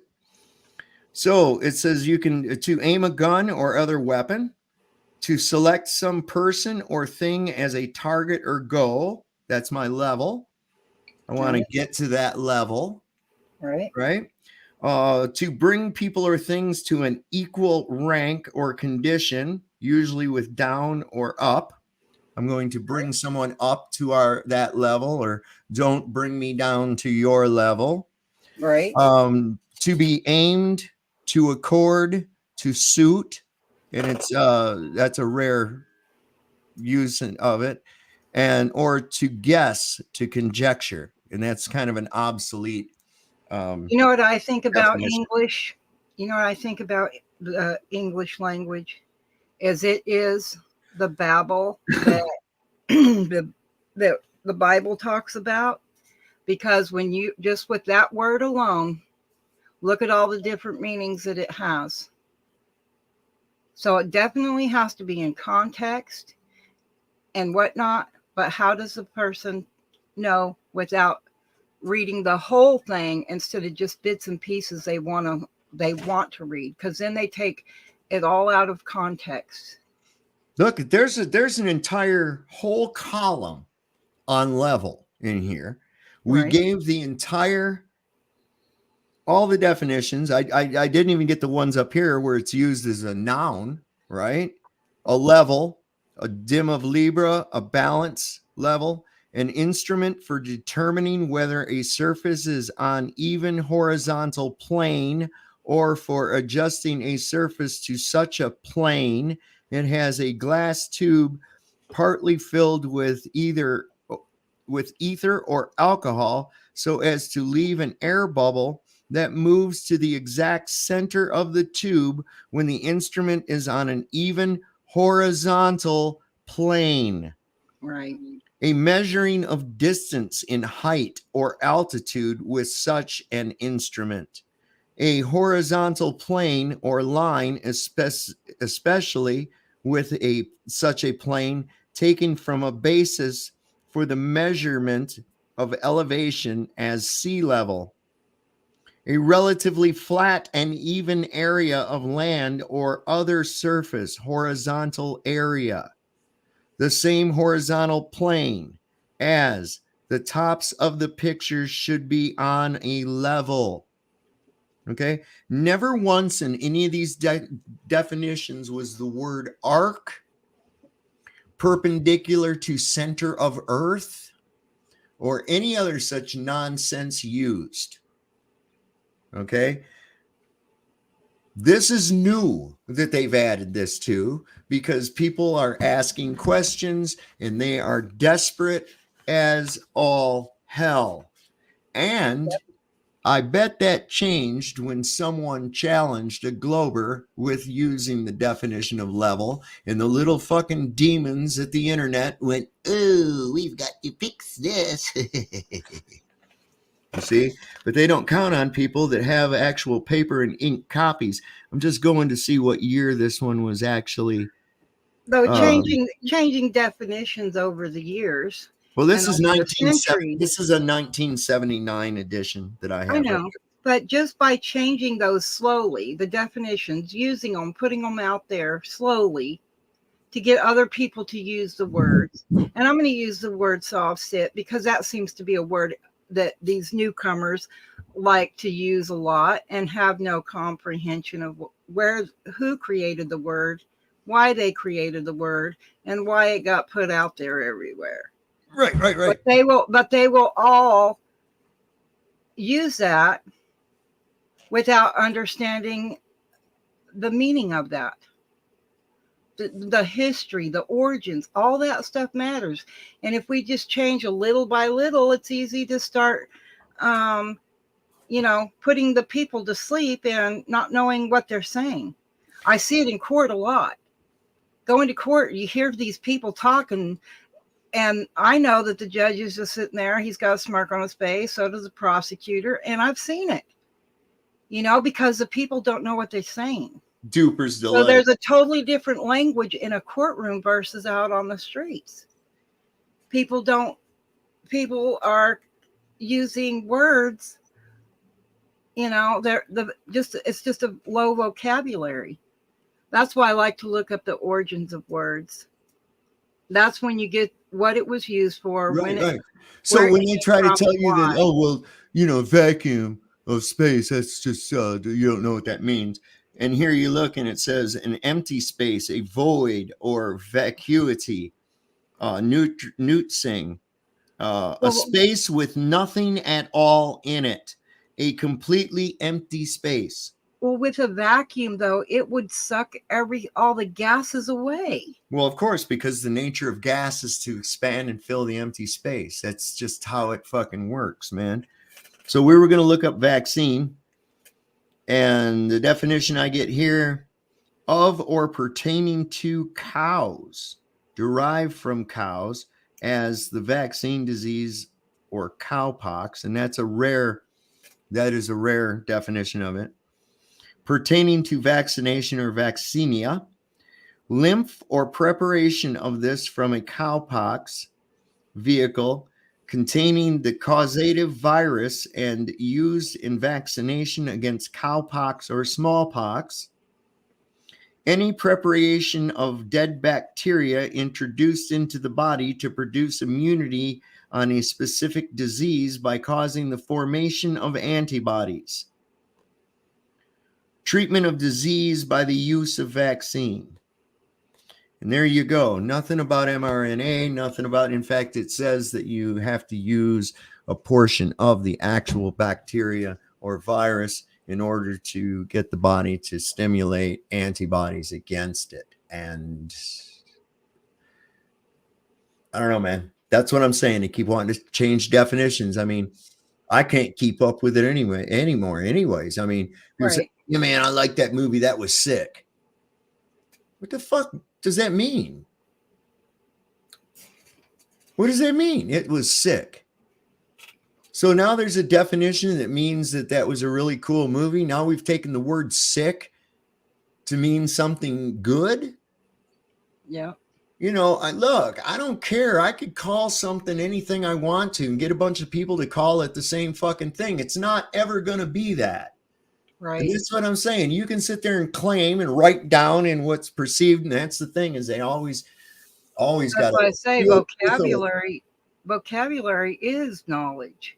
When you've got knowledge, because they are using words to confuse and dumb people down. I mean, I'm impressed that we have so many people that just aren't that retarded on this topic, because so many people are. Well,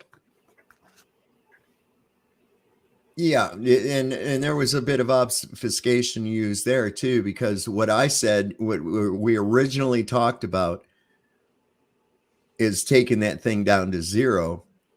And it's like, wait a second, why are we even fucking doing that? Once you've got your 45 degrees, the rest of it's going to be fucking evident, right? But no, we have to get all fucking caught up so that we can somehow think that we're on a ball. And it's like, just stop with that shit. Your theodolite is not, that little theodolite that Ruhif has is not designed for those distances that he was using at all. How would we have the distance at a 45 degree angle to Polaris? What's that now? Just because we have a 45 degree distance to Polaris, how would we still know how far away it is? Well, because 45 degrees is half of a square, right? Right. Okay. So that right there is just really simple trigonometry. It's just Pythagorean's theory, right? But you So, don't know how big it is or how well, we far don't away it need to is. know how big it is because we've got it's not moving, right? Right. It's not moving. It's there. It's above us. All Okay. right. So I move to a position to where it's now 45 degrees from my height. Or Okay. from when I look up, I only have to look. I don't have to look up straight up in the sky. I only have to look out at 45 degrees, and then And I so can see the star. Right? then a Okay. point to The the only way a 45-degree angle can occur in a triangle is if both lines, the x and y, are equal. That's the only gotcha. way a 45-degree angle can happen. So that tells us that this leg line, the horizontal distance, Right. has to be exactly the same as the vertical distance. Thank you. I had to visualize that, and that was a good visualization. Thanks. Okay, so it's just all you're doing is just it's easy. You're going from 0 to 45 degrees. The distance at which you see it at 45 degrees as opposed to 0, that is going to be your height. If you ever have to chop down a tree, Right. Right. right, all you have to do is walk back until you have a 45-degree angle view to the top of that tree. And Right. what that's going to do is tell you where the top of that tree is going to end up when you chop the tree down. And Right. this is very important knowledge, because if you do it wrong, you're going to get a fucking tree on your house or your car or some other shit when you go and Or chop your it down. head. So Peter W. Yes, okay. Apparently you're familiar with pitches and doing roofs as well, and we represent those 26.6 in a 612 pitch. And so what that means is you got 6 inches of rise over a 12-inch Right. period, right? So that's how you measure that's how you get your angles. It's rise over run. It's real simple. We had to learn that in drafting, like 101, drafting 101. A lot of people have gotten real lazy with that shit because we have AutoCAD. You know, I liked AutoCAD, but there's something about paper and pencil fucking drafting with your actual tools that teaches you a lot better than just going right to CAD. And I was very fortunate because I learned actual pencil and Mylar drawing board fucking drafting, and then was introduced to CAD and was able to apply all those principles into the drawings that I did on there. I wish I still had it because I could draw this shit to scale and then zoom it down so that you could see it. But I don't know, maybe I can find a free version of one of the old versions online somewhere. That would be really cool. So that's just some of the things. I like the guy over there, the trashy guys over there, this Kenny fucking guy. So when Kenny told me, as I'm going to show here, we had good old Kenny, and he told us that, is this the one? When I asked him, how far would you have to be from Polaris to get a 45-degree view of it? That right there tells us what? When he said 3,117 miles, then what does that make the height?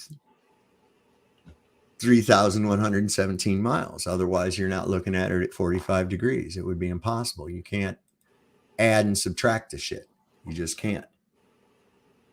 So there it is. Wouldn't he be too far away in miles? That he'd be out of view of it? No, because this was the Or question. does the view end at what How, they're going to okay, that's how far away from the north you would have to be to see it at 45 degrees. Yeah, sure. Okay. It's always going to be the same because that distance is going to be a circle Right. from the center. Right. So it doesn't matter where you go, that same view angle is going to be seen. So the reason this is an easy one is because of the fact that it's not moving. Now, when you're messing with things like the sun or the moon or other objects, they're moving. Right. So that's going to add a little bit to the mix. I guess the only way you could actually do that with the sun would be to have someone take a measurement at the exact same time as the sun was actually at a straight up zenith over top of someone, and then what the view angle is from someone else at another location from that, preferably viewing it at 45 degrees, but either way we could still do the same thing. And this should give us an approximation at least of the height of the sun. So theoretically, if I had somebody standing on the equator, right? Yeah. And the sun is during the equinox, which means it's going to be right over the equator. And then had someone at noon, okay, it's noon for me now. What do you see? It's such and such a place. We're on a cell phone. I see an angle of such and such. Okay, now all we have to do is calculate the distance between those two observers, and we should be able to figure out the height because we've got our angle, we've got our right triangle. But when you're trying to figure it out, like from Michigan or New York, the sun is always way south of you. So you're not dealing with this. Right. You're dealing with this. Exactly. You're dealing with this. Yeah. So now you're trying to incorporate two angles into this thing, which is that's where you start getting into descriptive geometry, but you still have to have known values for it. Absolutely. I'm not a math person, so I don't really think in mathematical terms. This thing has gone off. Okay, so remember my mystery about the little popping noise that I didn't know where it was coming from on my phone? I figured out what it is. It's from the Flat Earth app.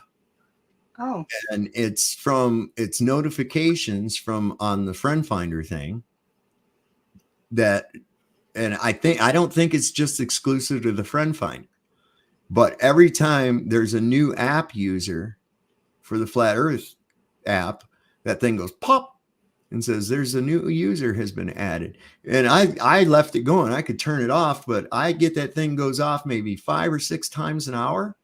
Wow. Every day, all day, this thing will go 5 or 6 times an hour, maybe. Sometimes it just goes, like in the early morning. It all depends. And there's a counter on there too. And I've watched it just in the last couple of weeks, just in the US, increase by like 3,000 or 4,000 people just in the last week and a half, 2 weeks. Well, it's an ingenious tool, like all apps tools, and shows the month, the time, the moment time, right, your days, your weeks, your whatever, your different seasons. I think it's a genius idea. So I'm just putting in the chat that a 12-12 pitch roof is 45 degrees. Rise over run, right? So I was talking to a friend of mine. He was over here earlier. He's a carpenter as well. And I was talking to him about some of this dumb shit that I was talking to these guys about. And he's like, well, they out of their goddamn mind. He says, can you imagine trying to build some shit using what they fucking say? That shit would fall right over. My God. He says, what the fuck? That's what they actually believe. And I said, this is all people that have never had any experience with it. Yeah. That's easy to tell somebody that bullshit and they'll go ahead and find, oh, yes, this makes absolute sense. People like me, you go to try to put that shit into practice and it's a problem. Recently, we just had somebody, I just saw it. I can't remember if it was Twitter or TikTok. I think it was on TikTok, but a guy crashed a plane trying to account for the curvature of the earth while he was flying. And I'm like, all the flight manuals say to treat the earth as a flat, stationary plane. Right. And this guy went figuring he was going to adjust for curvature. And well, he adjusted all right. So, Well, this is the fucking I know you'd cockamamie have shit. to keep the nose up. My dad went to pilot school. His best friend was a pilot. My dad didn't finish, but he had an hour left. But his new wife wouldn't didn't want him going up in the plane, so he didn't. But anyways, Let me show you some more we stupid learned a shit. bit of that kind of stuff from him, and he said you have to keep the nose up Right. at all times. So how would you keep the nose up and still, make the difference for the curvature if you always had to keep it up? There you go. It has a hole. Hey, pour over that for us one time. Thrash and see how much of this fucking earth curve that they deal with in that thing from 1981 back. Now, I just wanted to show you with this Grizz. This is the level of dumb that I'm working with here. Okay. In response to me saying we can use Polaris because it doesn't move, he says it moves. Now, the Georgia Guidestones, which I think also went up in 1981 or somewhere in that Oh yeah, vicinity, I remember and they those. I was talking recently, about that earlier today. yeah, they recently kind of got tore down or blowed up or whatever the fuck, and nobody got caught for it. But the interesting thing about it was it had this hole drilled through one of the stones, right? Yep. And you could look through that stone, and any time of the year, and you know what you saw through it? The Polaris. Yeah. All right. So Kenny says it moves, but Kenny's full of shit. Kenny's a fucking troll. Kenny Give me a goes minute. by a script. So give me a minute. I have to go put the chickens up for the night. All right. We'll see you back in a few. So he says, it does move, but okay. All right. And this dumbass here, Grizz, Polaris is 3 stars and it's moving relative to Earth's axis. Just made up some stupid fucking shit and threw it out there. This is what they fucking do. They're so desperate to have their goddamn globe.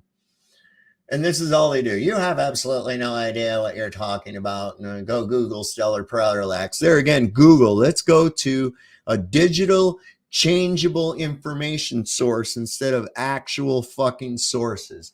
My God, what is wrong with your goddamn mind? Curse of Custard's penguin. He's got like a little penguin there. This guy's a moron as well.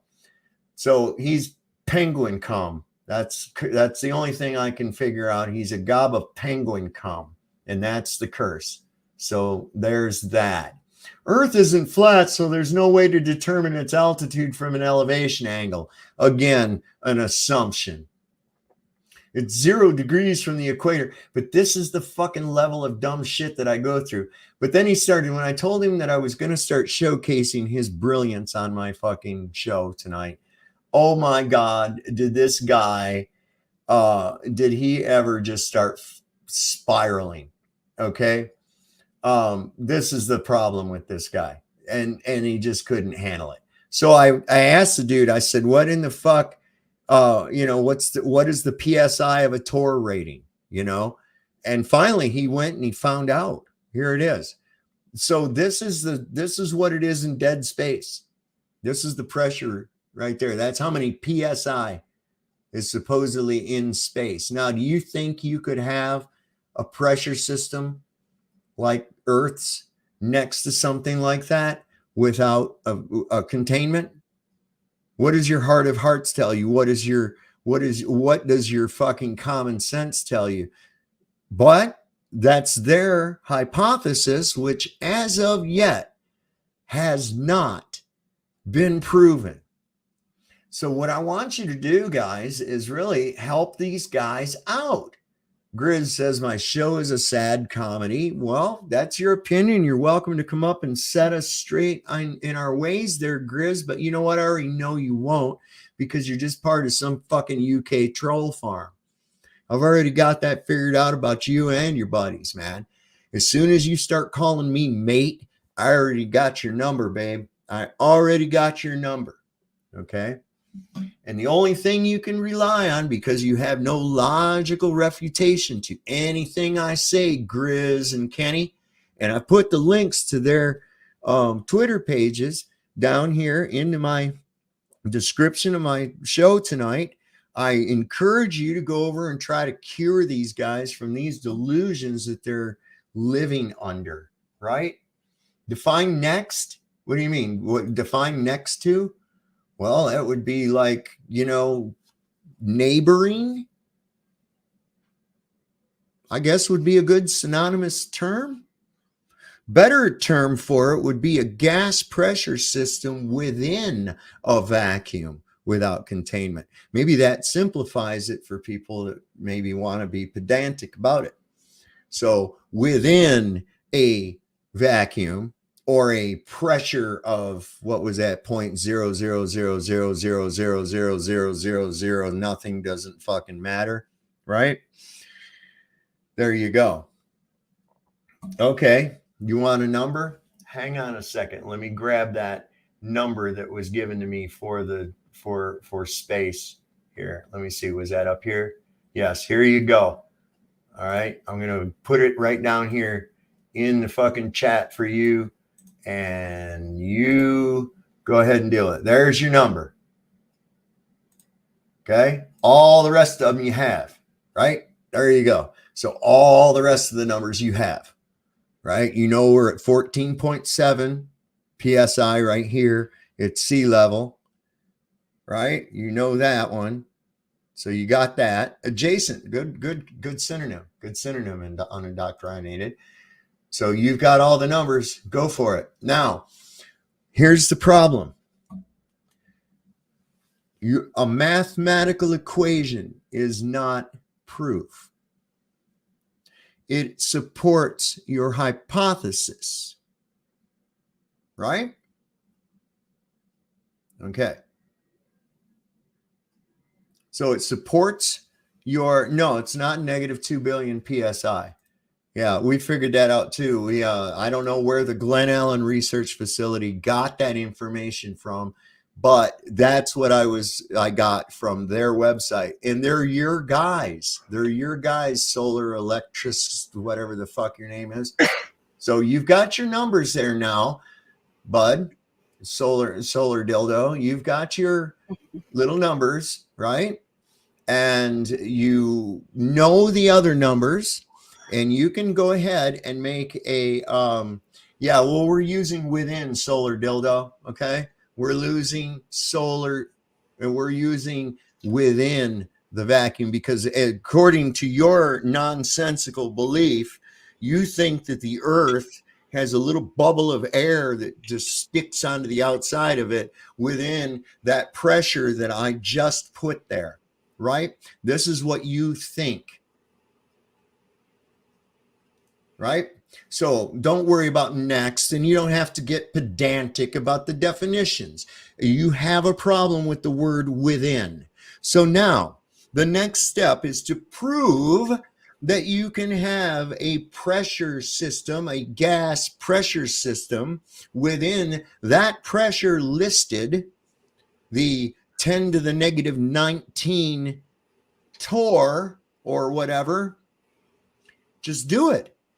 I don't give a fuck what numbers you use. You can make drawings. You can add to your hypothesis all you want to. But until you prove that gravity can prevent the equalization of a pressurized gas, you have nothing but the ideas of lunacy. And right back to the chicken argument, if I claim that I can turn into a chicken, you don't have to prove that I can or can't. You don't have to prove that. I have to prove that I can. And even if I add a formula that says, look, I have some math that says that I can turn into a chicken, does that make it true? No, it still doesn't make it true. And even if I walk like a chicken, I'm not going to be. A pressure system needs a compressor. Where is the compressor? Pressure is caused by the containment. I thought you said you knew physics there, right? So pressure is caused by the containment. The root word of pressure being press. What is pressing against this pressure that we experience, this 0.0000000001 whatever the fuck is pushing against the atmos. Okay, this is what you actually think.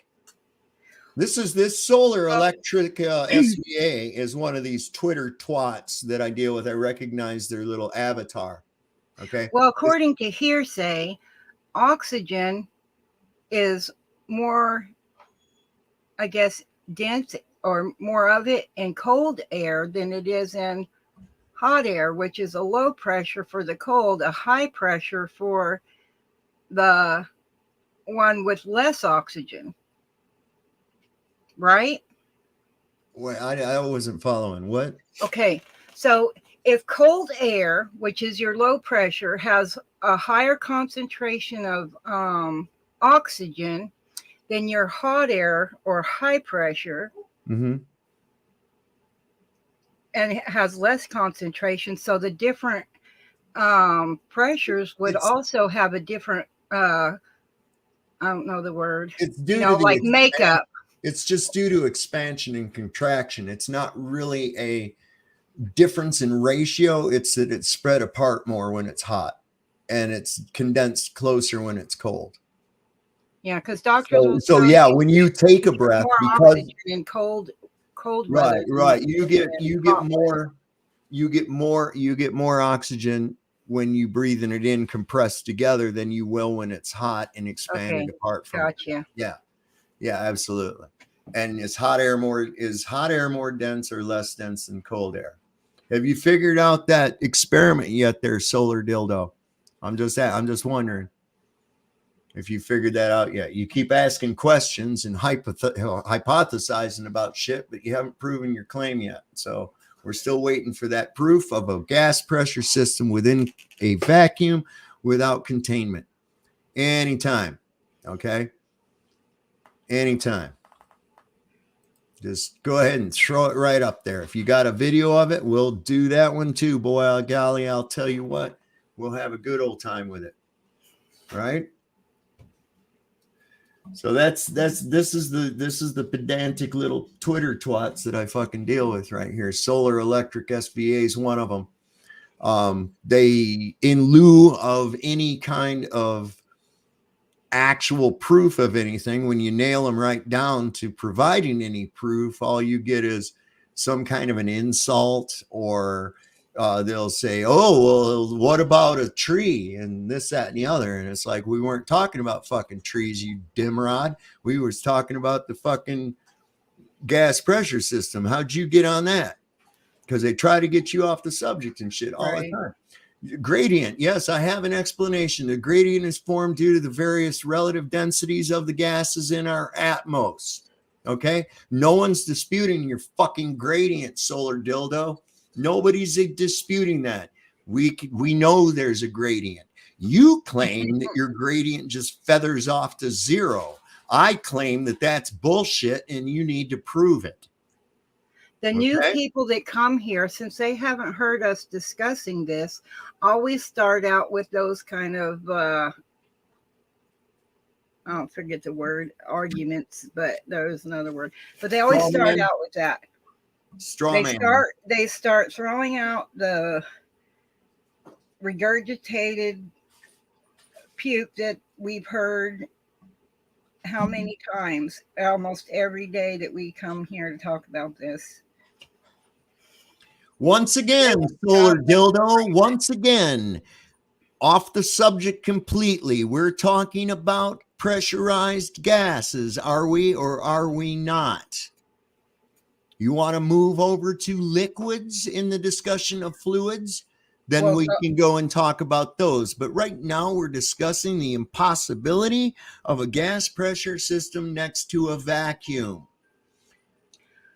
Wouldn't water be the condensed gas? Because once it evaporates, it becomes a gas, right? Absolutely. So it's actually in its liquid form as water itself. Yes, that's why liquid propane, when you hook liquid propane to your grill, and you turn on the valve, does a liquid come out or does a gas come out? Gas. That's because propane only becomes a liquid when it's subjected to high pressure.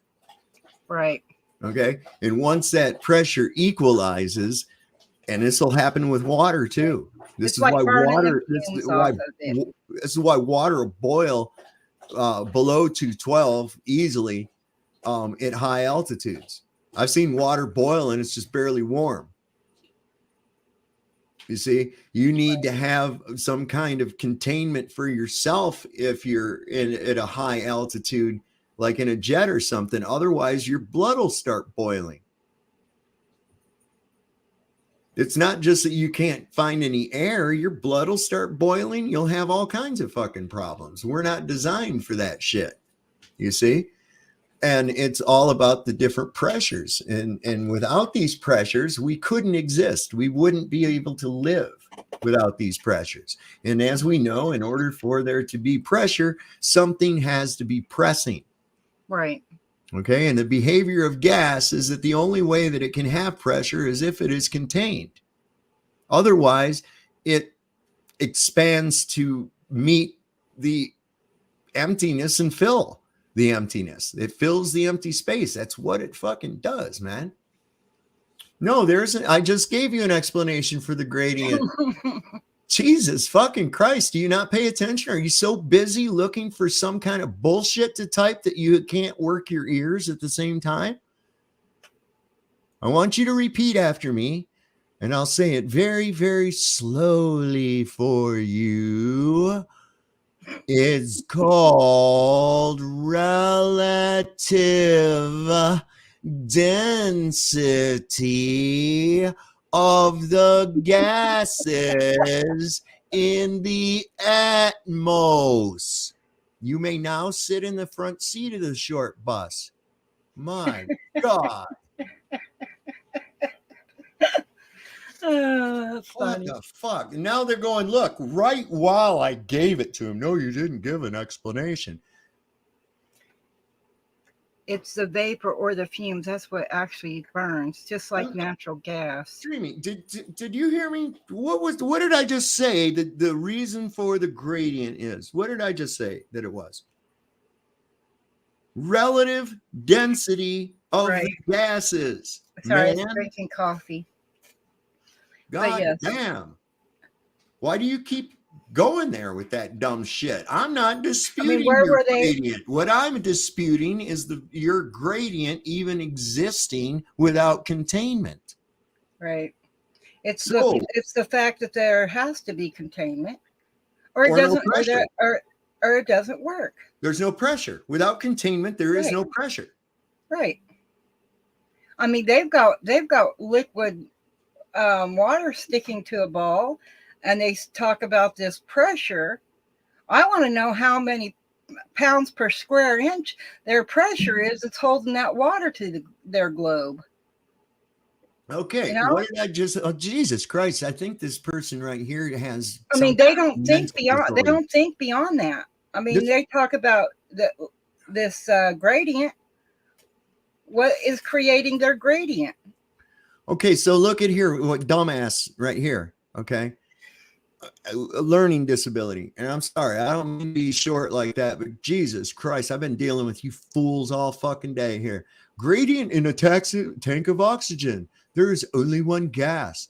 Yes. Now, there's only one gas inside of a fucking propane tank too. Did you just hear me explain what the pressure does to that gas? It turns it to liquid, man. And as you use it, that liquid gets replaced by a more gaseous version of the gas version of that liquid above it, causing a gradient. Holy goddamn, for real, man. This is just so fucking, what are you talking about type of shit.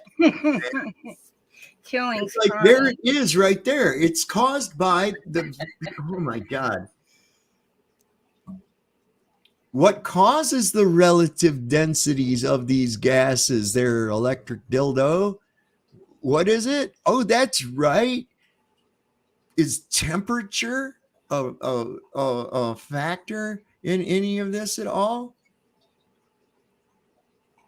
God damn. So solar.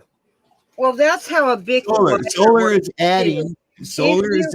Hold on. Solar is adding more stuff to her argument, more stuff to her hypothesis, Okay. So far, all she's done is add elements of her hypothesis. She still has not proven the claim. Well, all they have to do is go to the store and get a Bic lighter or whatever their choosing is, and just flick it, and they'll see that a flame comes up because they've added. I got one right here. Listen. And then you have a, what's that called? The orifice of which it comes out, so it's regulated. Right. You mean the regulator? Right, the little thing that regulates how much gas is escaping.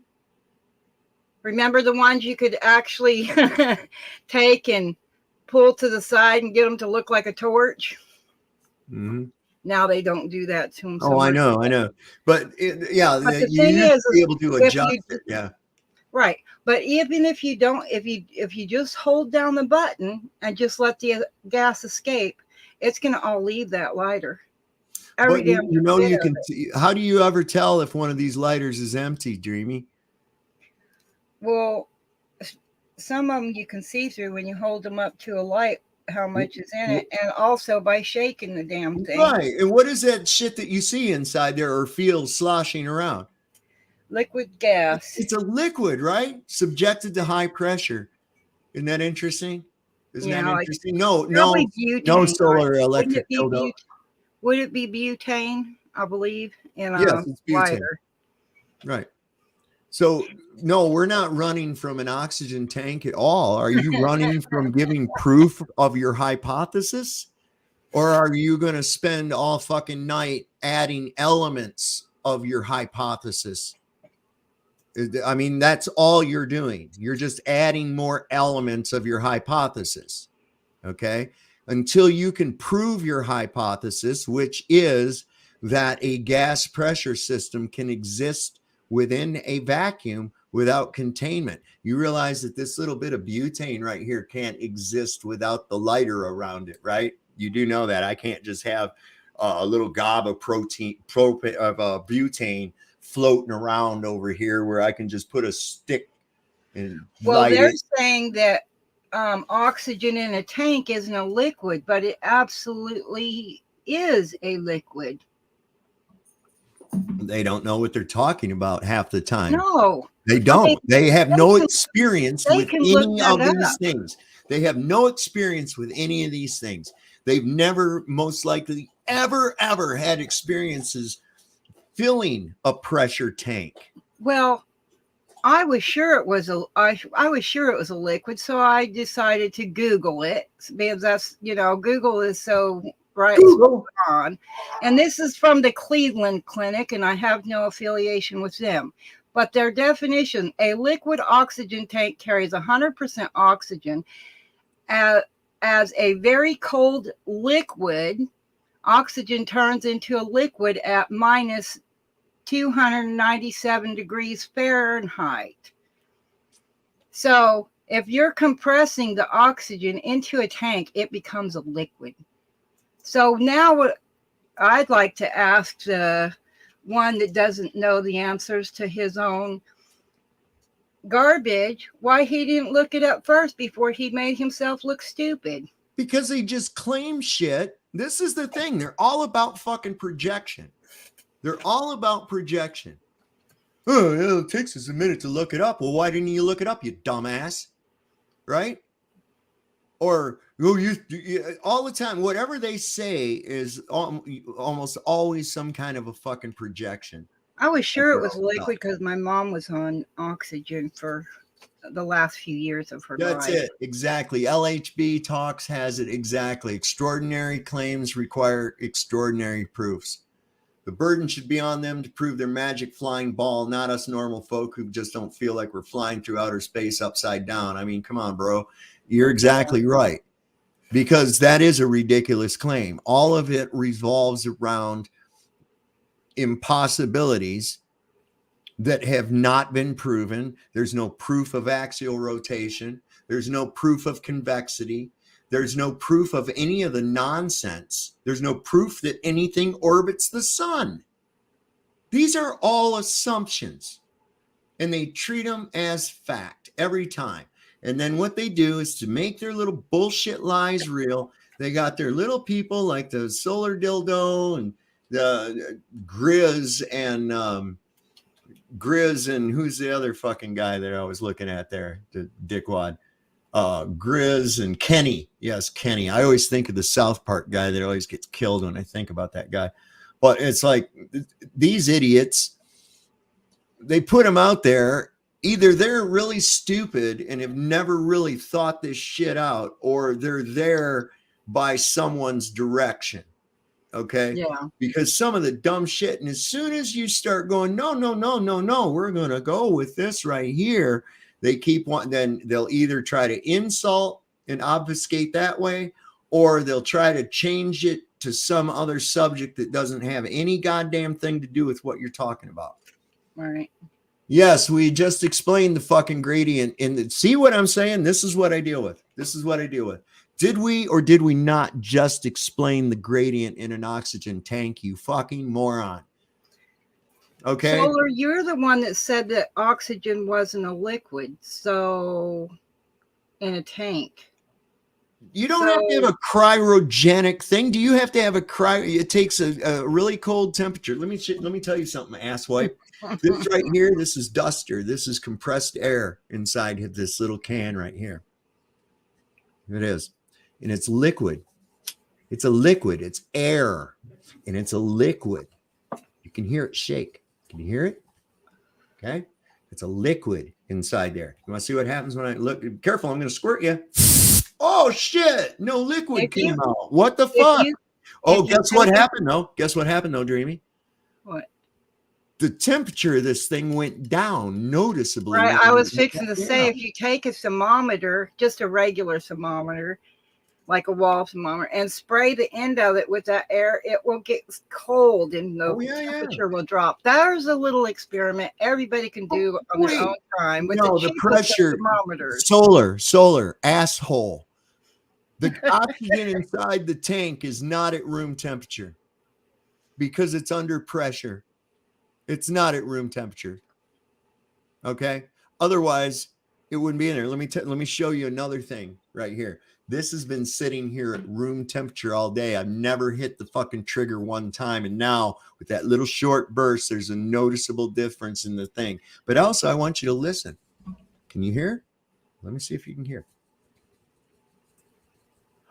There seems to be a liquid in here, but it's not completely full. Huh. So that would mean that I have a dense material down here and a less dense material above it, which would mean that because this material down here is denser, the pressure within it is much more than in this material above it.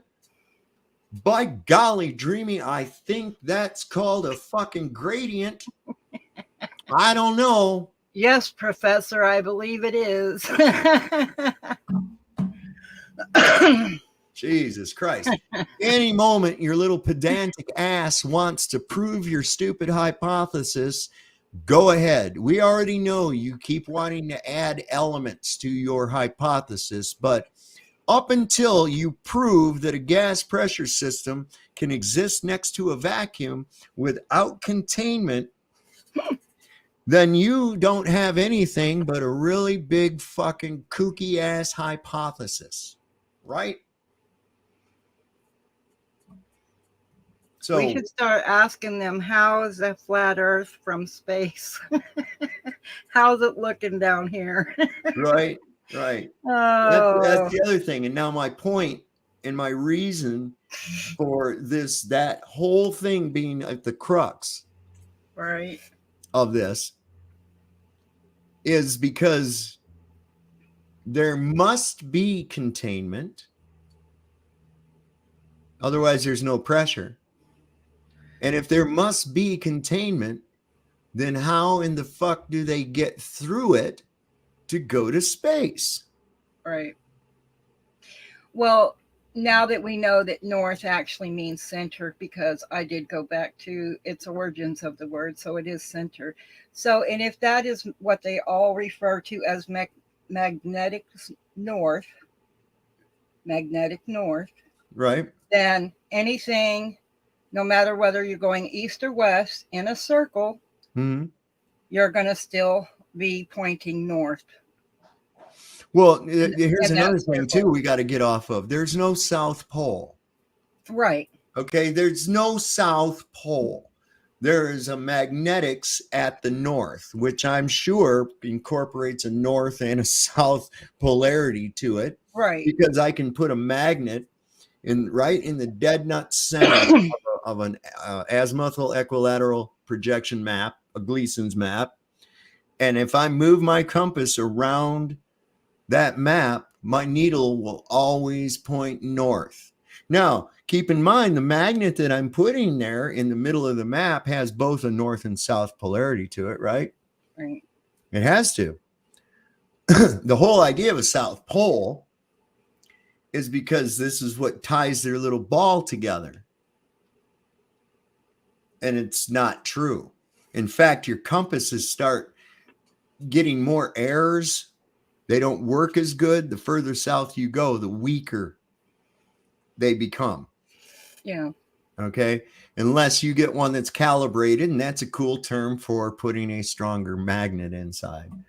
Or a stronger element to match what you have to do. I had somebody try to tell me that, well, if you go to the south, they have to flip the magnet inside the thing over so that it'll work correctly. I'm like, God damn. If you do that, then you have that. Then you have that. Yeah, I remember that field against each other. Well, yeah, I remember that one time we had to do a tactical exercise, and it just happened to go on the south side of the equator. And nobody passed out new compasses, Right. Nobody said, hey, we're going to go south of the equator. So go down to maintenance and have them calibrate your compass for a southern hemisphere orientation. All of this crap comes from people that have very rarely ever left their homes. Well, when my best friend, she lives in Los Angeles, when she went to Australia, she didn't mention once about how she had to relearn to eat and drink so stuff wouldn't go up her nose instead of down into her belly. Right. I mean, so we have some very, very good proof and actual, common sense to go from. Because wouldn't you imagine what you'd have to do to learn how to do those things differently down there, upside down, than you would right side up here, supposedly? Well, none of it's any sense, and that's the whole I know it doesn't. It's all designed to keep your mind. But it makes me think that way, right? Yeah. Because when you have a stroke and you forget things and you forget what things are and you forget words when you need them the most. When you go through that, you start to look at things differently because you're relearning it. You have to relearn those things. Right. I've spent years relearning. I mean, even a year after my stroke, I didn't know what a potato masher was, but I seen that squiggly little utensil in my kitchen. I didn't throw it away because I figured it must be useful. But it was over a year before I figured out what that thing was used for after my stroke. So, when I see these people that don't really, well, I kind of think they know. I think they just like yanking people's chains for the most part. Because those that want to know seem to ask different questions. It's their job. They can't be that fucking stupid. That's their job. Well, I'm saying the ones that are asking questions that really want to know the answers to versus the ones that are defending it. Like To solar me, that's a dildo. difference. Like solar dildo. That's Yeah. that's what you run into all the time, right? And it's like, so I've just come to a point now where they say, but the gradient. I say, I'm well aware of your hypothesis. Now prove it. Right. Okay. But if you do this, that, and the other, okay, we'll add that to your hypothesis. And then when you prove it and that's not true, then we'll talk about it. Okay. So until you've actually proven what your claim is, it remains a fucking fantasy, just like Right. turning into a chicken. Even if I go and walk around like a chicken as evidence and cluck like a chicken as evidence, and even if I tape feathers on my ass while I do it, it's not going to make me prove that I'm a chicken. Or You should try turkey feathers. Those are a little more comfortable, I heard. Yeah, but that's the best analogy right there. And all they do by, oh, well, what about this, that, and the other? Yeah, okay, that's great. I understand. That's part of your conjecture to your hypothesis. So now put your hypothesis to the test through repeatable and demonstrative experimentation. And listen here, Grizzo and Kenny and the electric dildo and the rest of you fucktards, the penguin cum guy, all you guys, listen. All you have to do is prove your hypothesis or shut the fuck up. Okay? I'm tired. Everybody's tired of your pedantic little bullshit. Nobody cares, man. Nobody cares. Proof or shut up.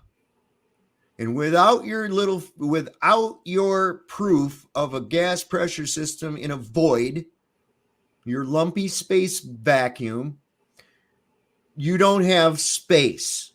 You don't have other worlds. Okay? None of that.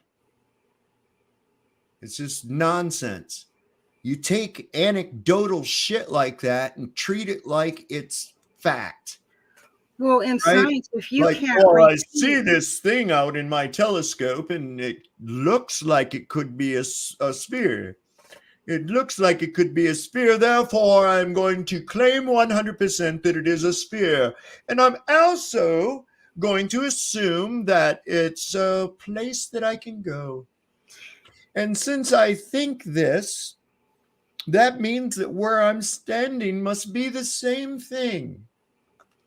What a scientific method of thinking. Really? And how do we even know the person that was spewing all that BS didn't have eye problems? Have you ever seen Galileo's telescope? It's a fucking joke. It's a joke, and this is the guy everybody fucking goes to. Yeah, I haven't seen it. I've just heard things about it. And that's what I'm saying.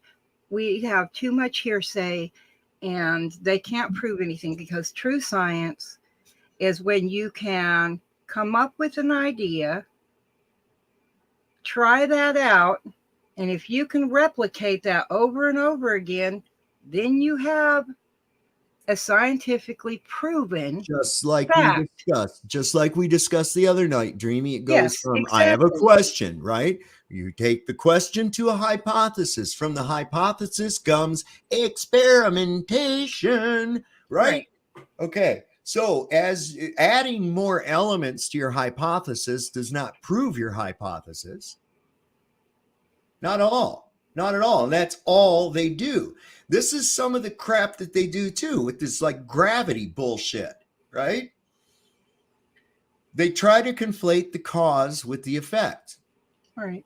You say prove gravity, and they say, well, look, they drop something. Okay, cool. That's the effect. You say that there's something called gravity that causes that, right? All right. So what is it? Well, we don't know. But we can measure the gravitational gradient, which basically means we measure how fast things fall. Again, all we get is math, and I'm sick of math. I mean, math really doesn't tell me all that much, except for like if I want to do is make something specific sizes or whatever. Or maybe in doubling a recipe.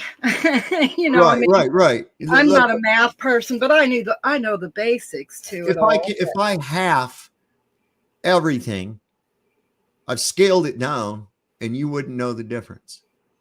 Okay, so M Balls here. Did you ever finally figure out triangles? Now let's dissect what that pedantic, stupid fuck question actually is. Triangle. What is a triangle? Let's break down the word. Tri. I think that means three. And the second part of the word is angle. Okay, so that means three angles. What is an angle? Well, it's not an arc. An angle is a straight line. How about that shit? Yeah, I guess I did figure out triangles, M-Ball. God damn. Holy shit. God damn. That's Did they stupid. really actually learn anything going and being educated? No. All he did was memorize shit and tell it back to the person that told it to him the way it was told to them. And the teacher said, okay, cool. That means you're smart now. So we've got geniuses that are locked up in cages all over the place, and they're called parrots. Yes. God damn. I don't. Actually, the geniuses will never know who they are because they will never tell them. Did you miss the part, M-Ball, when I told you that I used to be a junior designer and draftsman in mechanical automation? And you're really going to fucking ask me this shit? You're the same person that wants somebody to sit out in their yard with a fucking globe and look at the sun as an experiment, but is unwilling to do it themselves? Shut up. Yeah, nothing to do, nothing to figure out there. 45 degrees. Yeah, it means that fucking triangle is square. That's what that means. That means that you have the same distance on both legs of that hypotenuse. That's what that means. Where are you having a problem? And why are you asking me third grade geometry shit, man? God damn. Are you a male or a female, Ball? Is? I'm just curious. Are you a male or a female? I'm trying to figure out if you're a Karen or whether you're a fucking Darren. I can't figure it out yet. Wow. Hey, listen, asshole. I don't have to. We already figured it out at 45 degrees. Is moving going to change where the fuck that thing is at? No, it's not. That's why we used 45 degrees. What in the fuck is wrong with you? And are you a male or a female or other? I'm curious, man. I know. Well, you hang out in a fucking barbershop. Well, it might be part of his job. I can't. As much as M-Ball has watched me, Flatzoid, fuck anybody, and they're still this goddamn stupid. Either this is their job or they're just never going to be able to get off the short bus. That's the only fucking excuse there is. There's the only two options involved right there. That's it. You're either retarded or you're on purpose being a shit for brains. Get your protractor out. Don't need the math. Okay. And why are we going to get a protractor out to satisfy whatever the fuck it is you're asking about, M-Ball? Do you think that this show and this broadcast is all about you and what the fuck you want to see? Give me a fucking break. Wow. That's the fucking audacity of people just gets, I just can't. I don't know. Where do they get this idea where they can just demand shit from you? In what world did you grow up where you just get to fucking demand shit out of people? Especially after acting like a shit, you know? God damn. And I'm not singling you out. I'm talking about like this Grizz and Kenny. They'll say, Well, you have to show this. I don't have to do fucking nothing, man. Shut up. God damn. Yes, I started the show showing that the 45-degree angle to Polaris was 3,118 miles, and therefore that 45-degree angle of view is going to be the same as the vertical view. God. Somebody just time her out for like 5 or 10 minutes or something, so I don't have to hear their fucking bullshit. They're not really adding anything to the show at all other than just being irritating. But that's the thing, and I encourage you all, really, you guys got to check these guys out. This fucking Grizz and this Kenny, oh my God. It has to, for geometry to work out, you claim flatness, and I mean, just pedantic fucking bullshit right there. Like there's any other definition between level and flat, but in their twisted ass mind, if you say level, that means a curve. If I say an arc, does that mean level now? Or are we just playing opposite day, or what the fuck are we doing here? Jesus Christ. Trigonometry. Where's that word come from? Where's that word come from? I don't know. 3 triangles, man. Gotcha. Well, I said 3 because of the it's all in the prefix, babies. It's all in the prefix, boys and girls.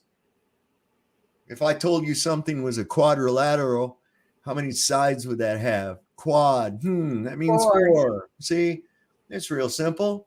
They don't have to corner the ball on this bullshit, man. Well, that's why I said I'm not much of a math. I just know the bare basics. I was better in English than I was in math. I did not take after my dad. So here's Thrash is on here. Thrash, can you come on and show us the book, man? That'd be really cool if you could. He says, I literally have a construction book right here, M-Ball. The surveying section is all straight lines and no curve unless you're finding the angle of 2 straight points connected. There you go, man. So there's your surveying shit. I love how people that are not surveyors are all the time talking about surveying. I love that. I mean, it reminds me of these people who are not carpenters or builders or anything trying to tell me what plumb and level is. Man, if I got a fucking laborer that his only job is to pick up bent nails and sort wood, and he doesn't know that level and plumb, if he doesn't understand what level and plumb are, I don't want him on my job site, man. If I had somebody come up to me for a job on a construction site and I asked them, say, what is level? And they told me that it was perpendicular to the center of the earth, I would fire them right on the spot. I wouldn't even give them a job. I wouldn't. Unless they gave me the definition that it was a horizontal flat plane, the only right answer, then no, I'm sorry, you're not right for this job. You need to go get a job being a globetard on Twitter. That's what you need to do. So, let's see. Arc will be a rainbow soon. That's another thing too. But I mean, it's just like, I don't, if I know for a fact, and it's an immutable fact, that a gas pressure cannot exist without containment, and they say, well, where is this containment? And I said, well, it's obviously above you. And so they had this asshole send me a high altitude picture showing a flat and level earth, I might add. And he said, well, where's the container? And I said, obviously above the camera. And he says, but I don't see it. And I said, did you ever see a bird fly into a window? I've seen that on more than one occasion. Oh, yeah. Wonder why that bird, whose instinct is to avoid solid objects while it's flying, would suddenly just decide to crash into a window. Why would that be?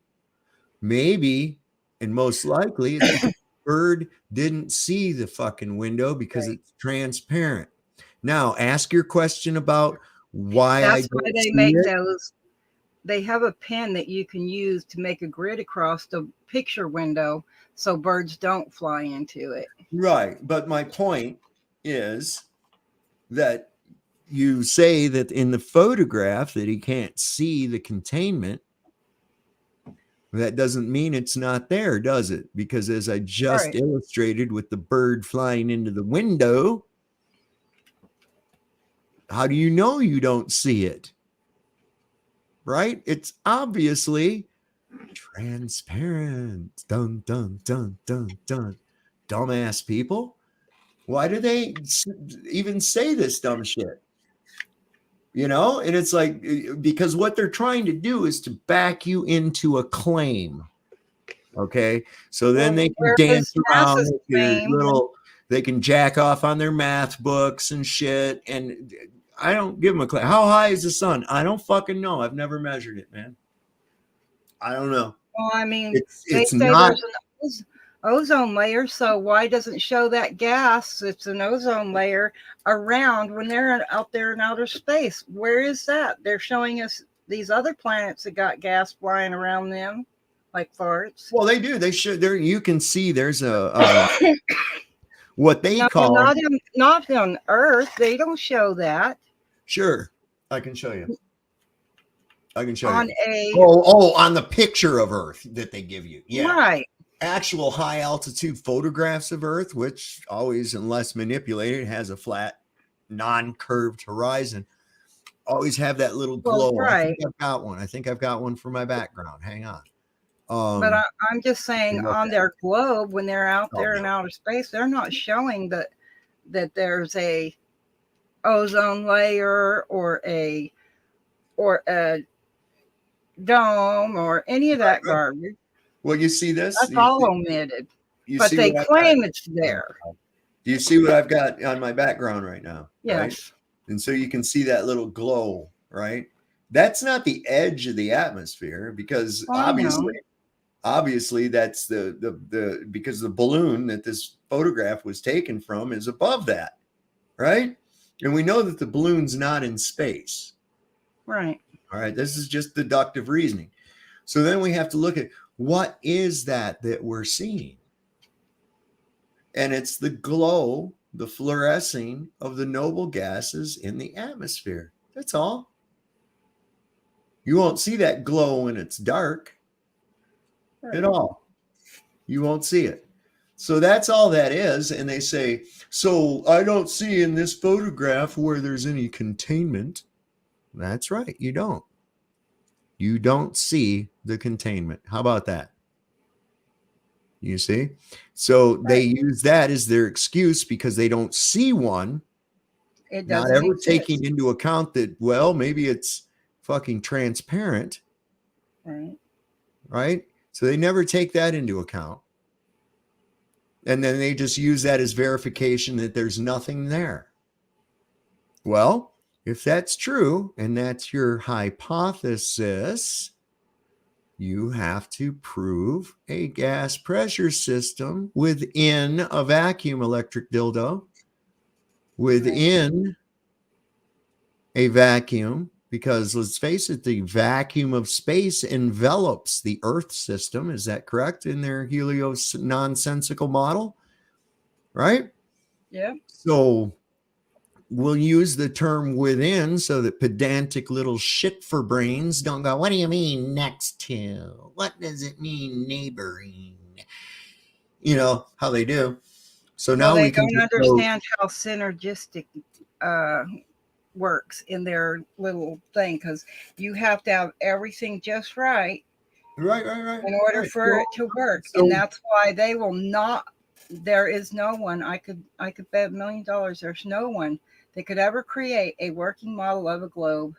I'll never need the money, but I mean, I could guarantee there's no way anyone could make an actual working model of their globe that works according to their way of thinking, with all their math, their geometry, their trigonometry, their right. scopes and tools. A Right. scaled model of it. They couldn't do it. So back onto my point that I was making is that and to keep the pedantic bullshit at rest, I try to be as careful as possible in how I word things. Okay. And in this case, the way I word things, you could see where they had to go to when I said a vacuum next to a gas pressure system. And then, well, you have to define next. And it's like, all right, you little turd chomper. Let's go with the real thing here. A gas pressure system within a vacuum. Does that clarify things for you in your little fucking mind? Right? No. They're still going to fucking be pedantic about it. Keep adding hypothesis and ideas and elements to their hypothesis, but never once is anybody ever going to prove Exactly that the gas pressure system can exist without containment. And I'm sorry, until you can prove such a thing, that claim is ridiculous. I'm going to have to do this once again, Dreamy. Hang on. all right.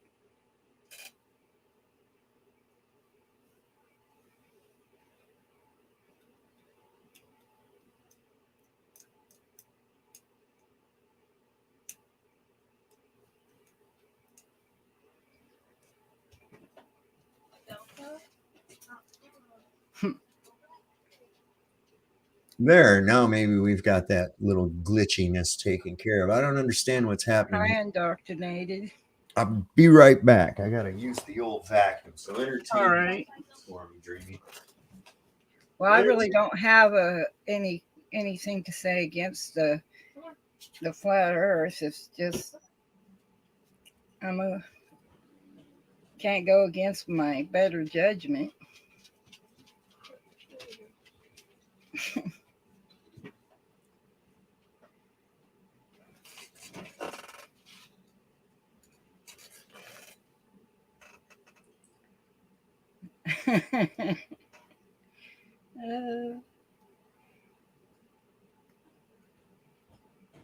Right, Renee, it's common sense. Just experiences in life should be enough, but we have children that don't even get to experience life because their face is in a phone, so they're oblivious to everything around them for the most part. Oh, for fuck. Yes, they are. They don't live in a reality of their surroundings. That's exactly right, Peter. It cannot be explained without theoretical physics. This is why I often say the field of astrophysics is called the field of imagination. I mean, that's it. It is. It's just like, in a world, come with me and you'll see a world of, it's just fucking fantasy Candyland bullshit. And they try to pass it off as fact. And this is another thing they do. I see this thing in my telescope, and so I assume that I am one of those as well. And since I assume that there's this thing called gravity that's never been fucking proven, I'm going to ascribe these principles to this object that I know nothing about and that I assume that I'm one of too. Well, Disney came out with a song, and it was called Defying Gravity. Listen to the lyrics of that song. I mean, it says a whole lot if people actually listen to the little rhyme, that's in that tune. Oh I my mean, God, they tell everyone, They tell you all the time. They show you in movies. They show you all the time this shit. Little reference to it here, little reference to it there. And then they hit the big one with the Truman Show. Holy shit, man. Talk about, even that scene where that stage light fell, right? And they had to do all that cover and have the radio come on and say, oh, a piece of a airliner fell and almost hit somebody today. But he saw it come down. He goes over and picks it up. He looks at the side. It's a fucking stage light can, and it says Sirius on the side. The name of the star, Sirius. Right. And it's like, oh, holy shit, man. Come on. And as we showed earlier, and that's that stupid goddamn Sean Hawkins with his, remember him? Yes. Wonder what he's doing now. Didn't he pass away? No, he changed. He changed. He's now Sergeant Rock. and Oh, he are you does. talking? You're talking about that doofus that comes on and Yeah, in chat. Okay, gotcha. yeah. So Different one. yeah, he's doing video games and shit, but he had this stupid Polaris challenge and shit, and he showed that cockamamie fucking drawing with these guys all looking at different fucking angles. They're obviously not to scale or any other goddamn thing. So he draws these things with people at not to scale, and then just draws these angles of view that aren't even looking at the fucking thing. And it's like, God damn, man, why? If you have to resort to trickery, then you don't have anything, man. If you have to resort to tricking people to make your shit true, then your shit's not true. It's real simple. Well, we have to be very careful now. What we are looking at is not, or what people are saying, the hearsay.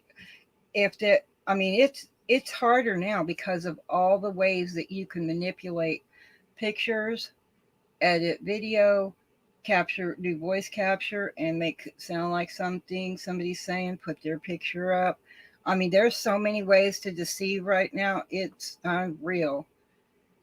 Yeah, that little asshole that was on here just a little bit ago, who's their name, the electric dildo here. They go by geez, there's been a lot of chats go by since that asshole was here last. I can't keep up with them. Wait, is that one of them? Anyway, they go by Jody Solel on the fucking Twitter. ZXL needs your vacuum toilet, he said. Oh my God. No. The vacuum toilet and I are a thing now. We have a relationship. Oh, God damn. Oh, Kenny's spiraling because he really didn't want me to talk about him on this show. And he really didn't want me. I told him, I said, you're welcome to come on. You're welcome to do. I'm looking over here at Twitter right now in like 7 seconds. He really played the poor me card. Did you guys see me play the poor me card? Did I ever do that? Oh, I wasn't on it. Huh?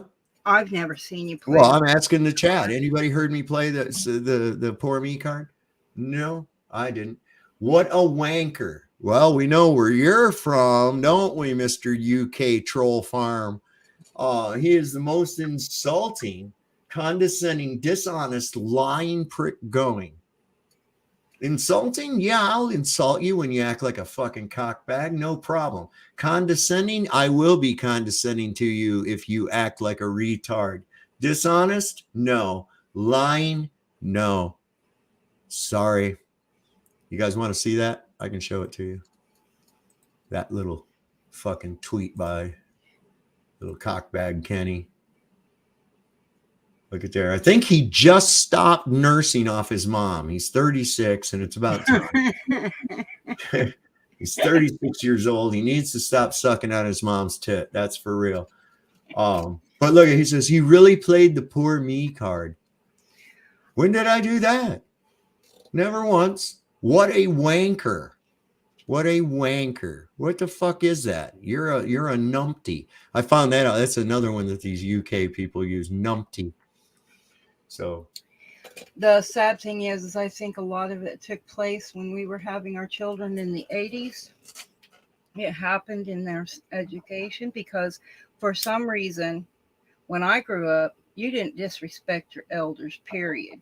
It wasn't allowed. It wasn't tolerated. Right. And that was by everyone around, not just whoever was giving you instruction, right? Right. But now,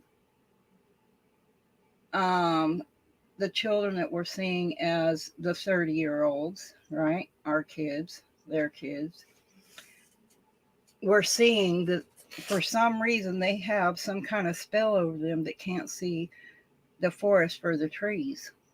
And they disrespect their elders' knowledge. We have more experience, we have more knowledge, but that they've got that like segregating us, the older from the younger. And yes, I know it was also in part of other generations as well, but I don't think to this extent.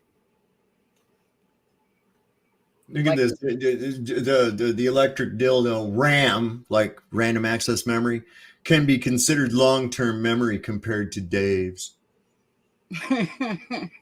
Really? This is another assumption they make. They'll be included in a thread, and some asshole in that thread will say something fucking stupid. And then as soon as I respond to it, they automatically, because of their own internal fucking self view, think that I'm talking to them. You know, not being able to keep track of the, I'm actually usually in 3 or 4 different conversations at a time. And here's the problem I run into. They start looking the same to me, these guys. Right. And I stop even looking to see who it is, because most likely especially with these UK ones, I believe they're all in the same room. I believe they're all really in the same room. And some of them are guys that are playing 2 and 3 characters at the same time, right? Yeah, I just found out about where the stock account was. I had no idea. I just have one. Yeah. So they constantly do this fucking bullshit, and what they don't realize, and so I stop, going, oh, this guy, especially if they've got similar looking avatars. I don't even pay attention to the name. It's kind of like the guy in Vietnam. He's been there for 3 tours, and every fucking Vietnamese looks the same to him. They don't give a shit. They just all look the same to me, and that's where I end up with in this shit, because you end up talking to 3 or 4 of them at the same time. And of course, they always got to do their little barrage shit. Listen to explain my anecdotal fucking evidence here. I'm going to ask you 15 unrelated questions that have nothing to do with one another, and I expect you to type all of that into Twitter. And I'm like, you're fucking retarded, man. That's not going to happen. All right? Not going to happen at all. So you got to weed those fuckers out. And then, of course, with my suspect that they're all within communicado of one another, because they are in troll farms. And it's just like, oh, why are you answering me with this? And I'm like, well, bitch, you were in the thread. I'm not answering you. I'm talking to everybody, dumbass. Right. In response to the last goddamn tweet that came up on my thing. But when it turns out, they're like these little ravenous fucking scavenger creature like things, that's all they do. They just like little scavenger rats with rabies or some shit. And listen, I'm glad that the good majority of them have gone and protected themselves this last 3 years. I really am, because listen, man, if what I've looked into comes to fruition, we're going to have a pretty peaceful world, man. We really are. This is going to be like a culling of the fuckheads. It really is. Now, there's some other people that got caught up in this shit, and, I'm sorry about that. But, these people, be the first one on your block to get a shot, that type. Wow. If they only know what the fuck is really in store for them, and we see what's going on with that right now. Here's another cool guy. That it won't matter if you're free or bond. That's in their book, their plan. That it doesn't matter if you're free or bond. It's going to affect you some way or another. I want you, this guy here, Samuel H. Science. Y'all check him out on Twitter. He's a compatriot, man. Definitely down, knows what the fuck is going on. He's in the trenches right there with me in a lot of these discussions, and he's got some good stuff too. And of course, Bill and Ted and Rufus and Death, those guys are great too. So I highly encourage you all, though. I really do. I encourage everybody. I'm going to give out homework. I'm giving out homework. Okay. And the homework is this. Y'all need to go over here and try to cure Kenny. Okay. And as we said, Kenny Kenny I'm is, not adding Twitter just to cure somebody. That's well, their there's problem, Dreamy. If you don't have Twitter, there's other people on here that do, right? right? All right. But I So mean, at It's Not Flat 603, you definitely want to go. Now, notice I don't follow him, but he follows me. Now, why would you follow someone that you vehemently disagree with? Why? Why would you follow? I don't follow him. Why would I clutter my shit up with a retard, right? But this guy follows me. So I don't know. Maybe he'll follow you too if you're on Twitter and you go over there. So at It's Not Flat 603, he's really loves to have these discussions. He can't prove anything, but I think that if enough of us go checking him out, we can, maybe cure his globitis. Electric Dildo's another one here. Jody Solel. Okay, that's going to be at Solar Electrics.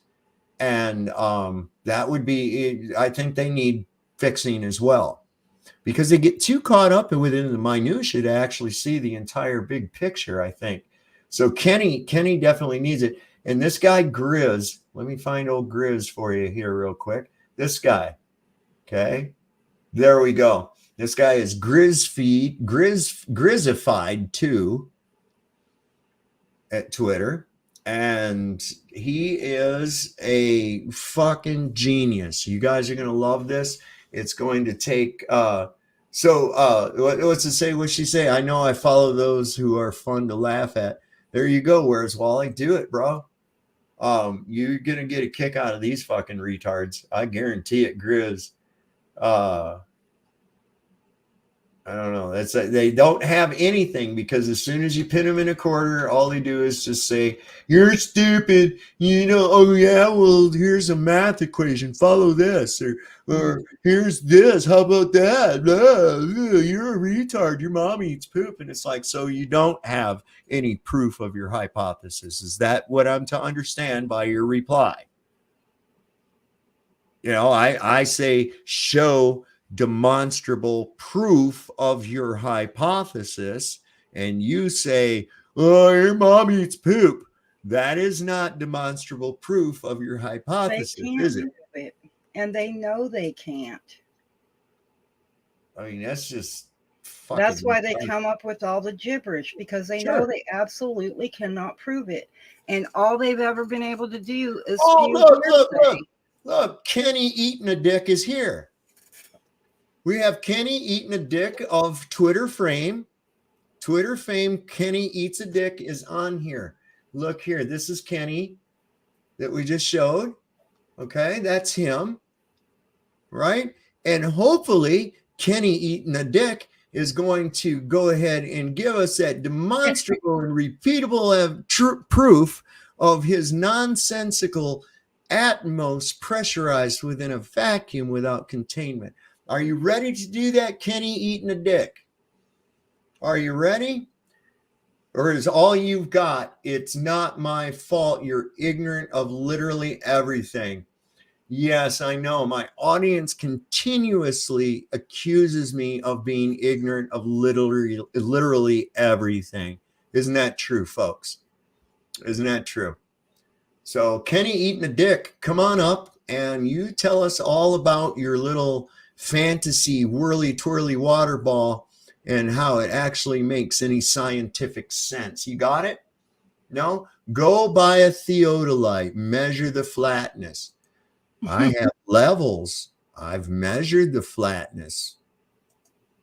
Right? Now, are you talking about measure the level of it, or are you talking about the actual flatness of it? Because we have different degrees of that, when we look into the degrees of micro inches, and like when we're finishing a piece of steel in a mill, a milling machine. So we have all kinds of different variations, but level is level, right? Remember when we read, were you here, Kenny eating a big dick? Were you here when we discussed what the term and read the actual definitions from the Webster's Unabridged Dictionary of the definition of level, and where it didn't say anything about a curve or the center of the earth or any other fucking shit. Kenny, you're so full of goddamn shit. You are not a surveyor any more than you're a goddamn astronaut. Shut the fuck up. Do I have to read to you the definition of level again? Nowhere in the definition of level is there a reference to vertical via gravity. Nowhere does it say that at all. Gravity's not even fucking mentioned in the definition of level. Okay? So there's that, Kenny eating a big dick. You're a machinist? Well, great. Then we speak the same language. And how often do you use a theodolite in your machining? Huh? Are you a mill operator? Are you a lathe operator? Are you just a general machinist? What is it exactly that you do, Kenny eating a big dick?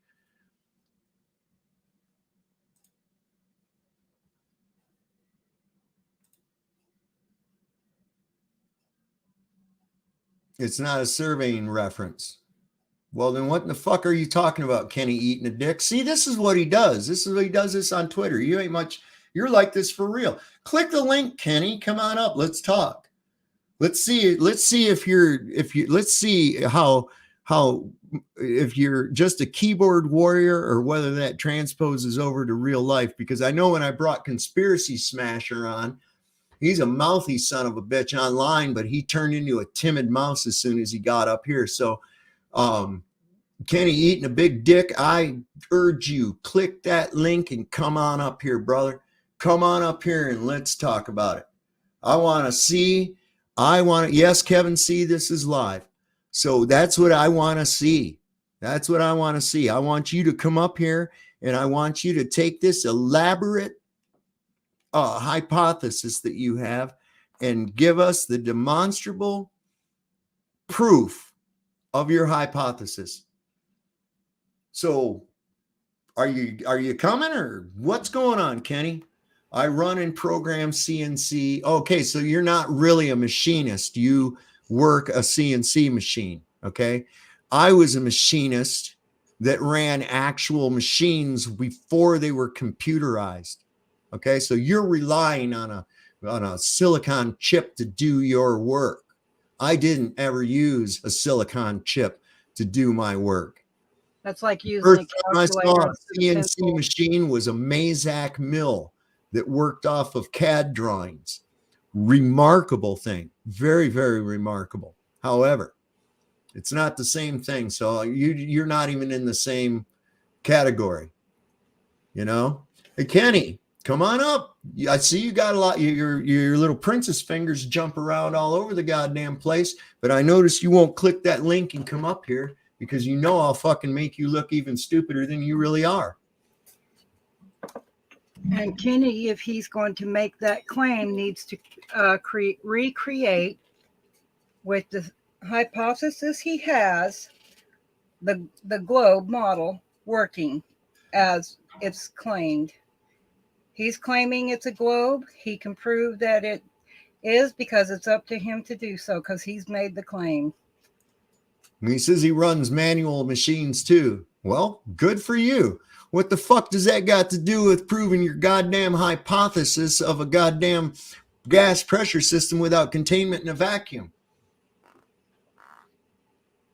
How does that fucking relate to it at all? How does any of the shit you're talking right now relate to any goddamn thing?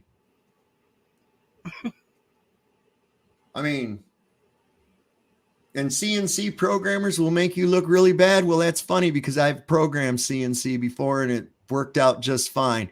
So once again, baseless, erroneous, assumptive claims. Your entire life is nothing but baseless, erroneous claims and assumptions. Everything in your world is nothing but that. And you're proving it. You're proving it right now. You make a fucking bullshit claim and then don't expect somebody to make you back it up. You know, I don't know what G54 is at a coordinate. We was using one of the first Mazak mills, and that's what I programmed the CNC for.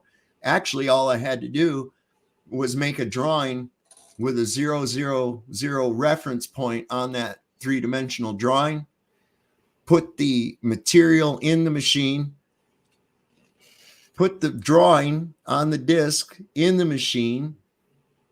That thing would find the 0 point and then start doing what it needed to do. It would change its own tool bits, everything.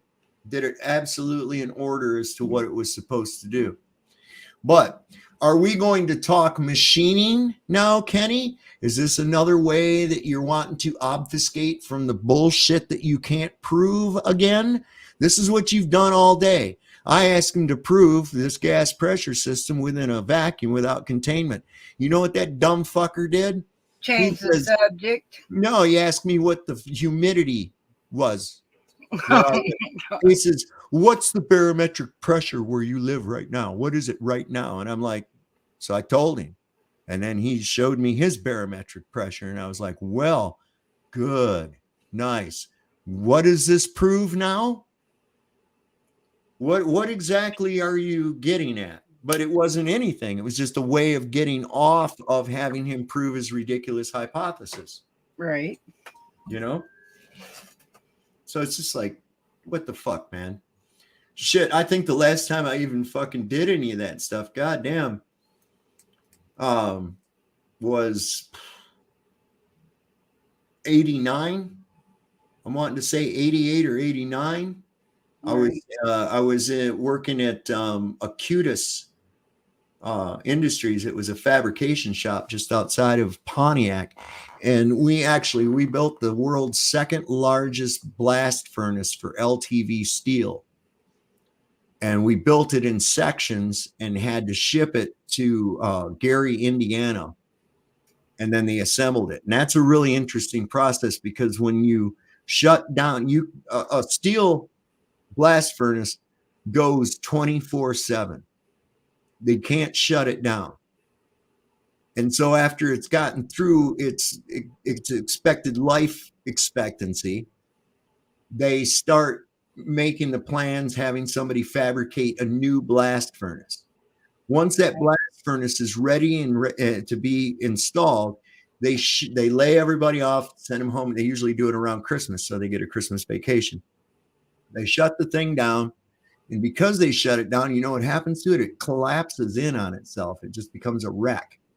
And they clear out that fucking debris and install that new blast furnace, hook all of the feed lines of whatever they're making. Like in the case of LTV steel, it was I-beams, L channels, that kind of thing, H-bars. Right. Then these things go up to where the ladle is able to dip and pour into the molds as they come down these lines. Really fascinating. I got to go to Gary, Indiana, and watch it be put together and help on constructing it back together.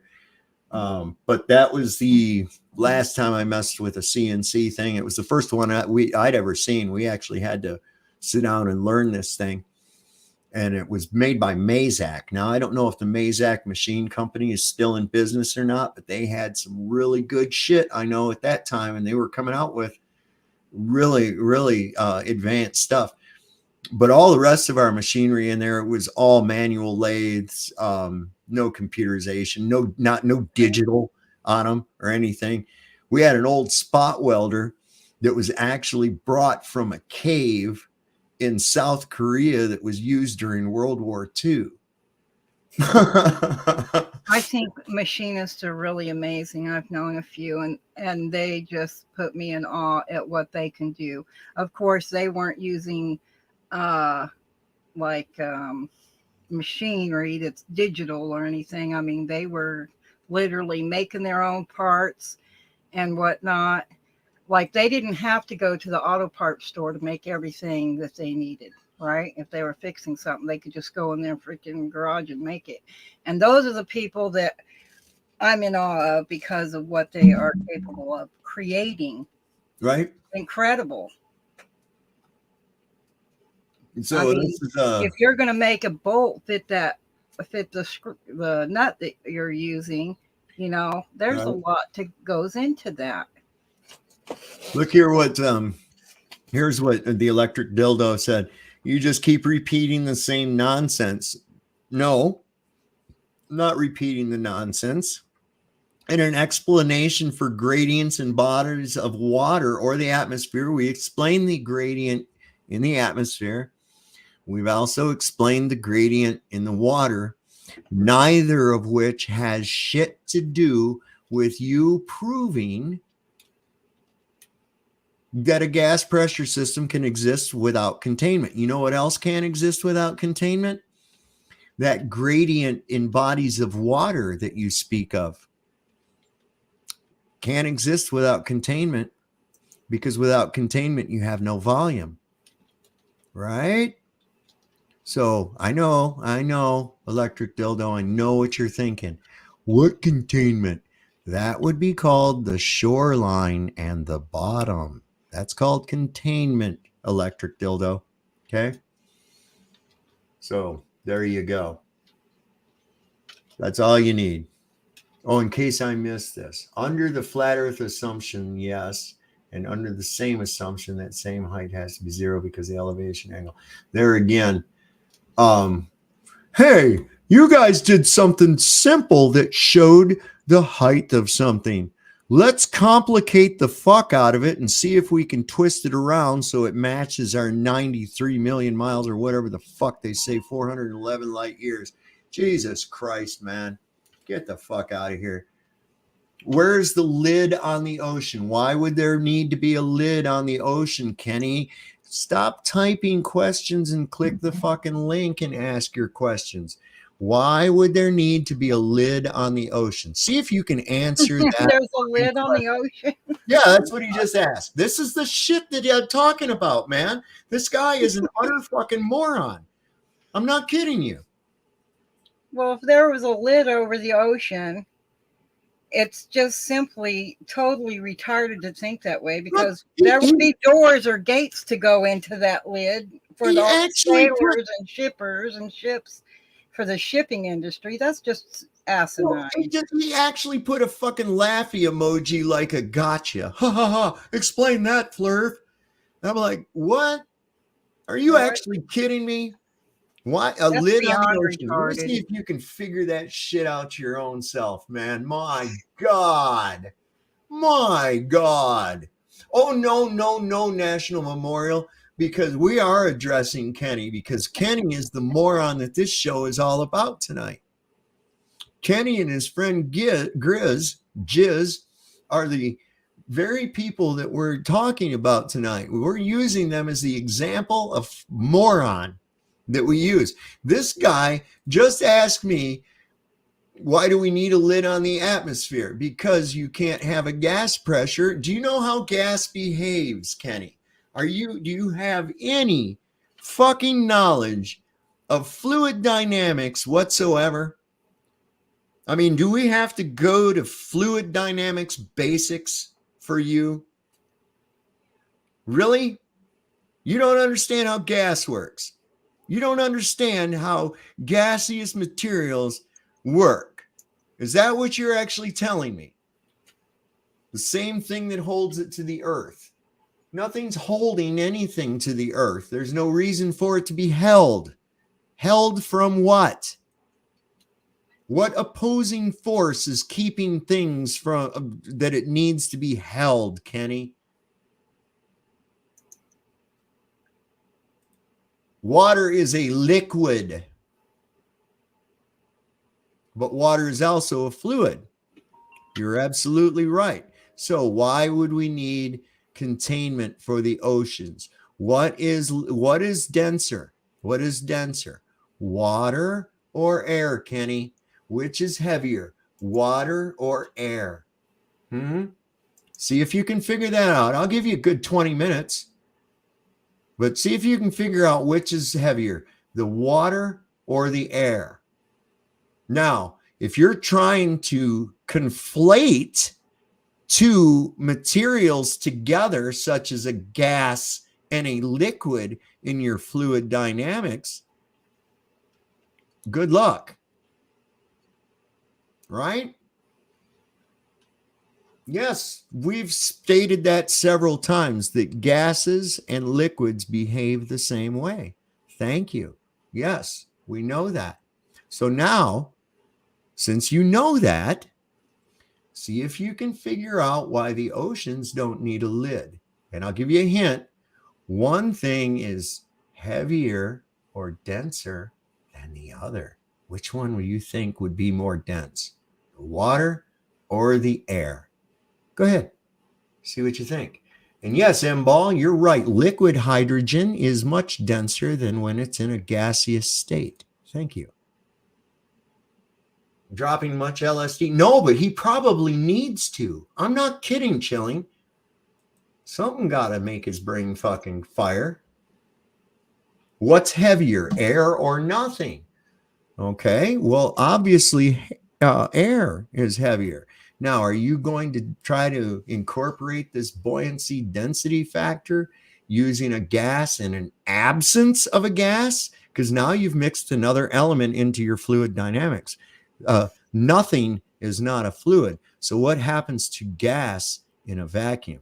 What happens to it?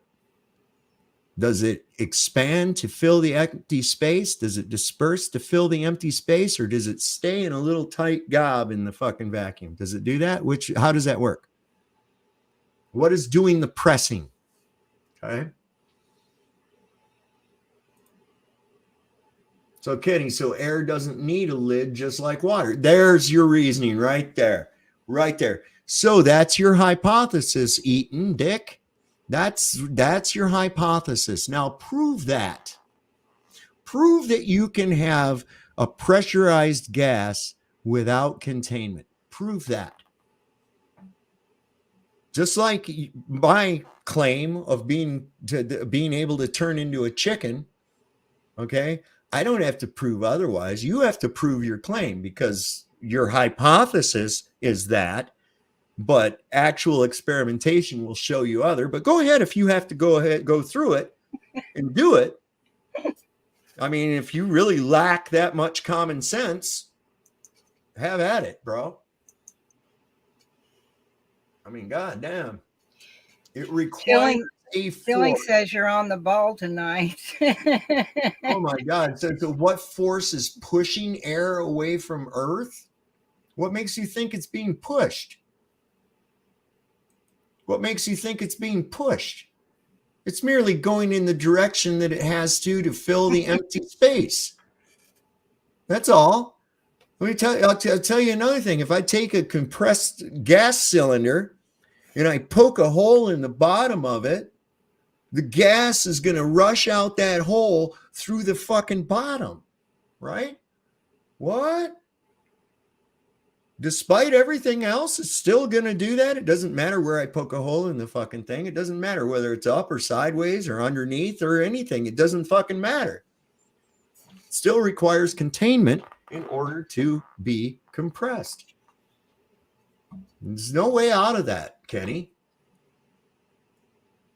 Unless you have a demonstrable and repeatable experiment proving that gravity can prevent the equalization of pressurized gases, you have nothing more than a fucking unicorn fairy tale, bro. That's it.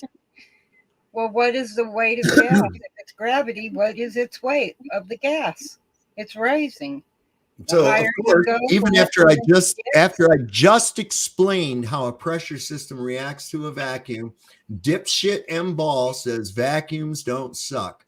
There's less. It did, dumb fuck. Nobody said that it did. What did I actually say? I said that the behavior of the gas is to fill the available space. So whether you want to call that sucking, blowing, or whatever the fuck you want to call it, it's still equalization, right? God damn, M-Ball, that's right. And that's what I just had to explain to you again. How are you coming with your experiment sitting in your yard with your globe looking at the sun that you expect everybody else to do? Get the fuck out of here with that dumb shit. What's this? But the air needs something to make it move into space. A vacuum can't do this. It's literally nothing. Okay, that's your hypothesis. Define the word space. Space or a void?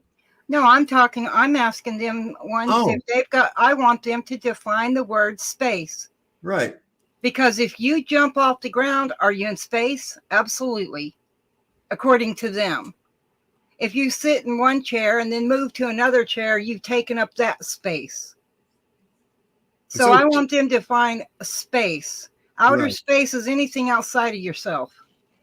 Well, they define it as a void, a place with no atmos. With nothing. If it's void, it can't have any space, can it? If it's void. So where's Wally said the Earth is moving at 0.007 RPMs.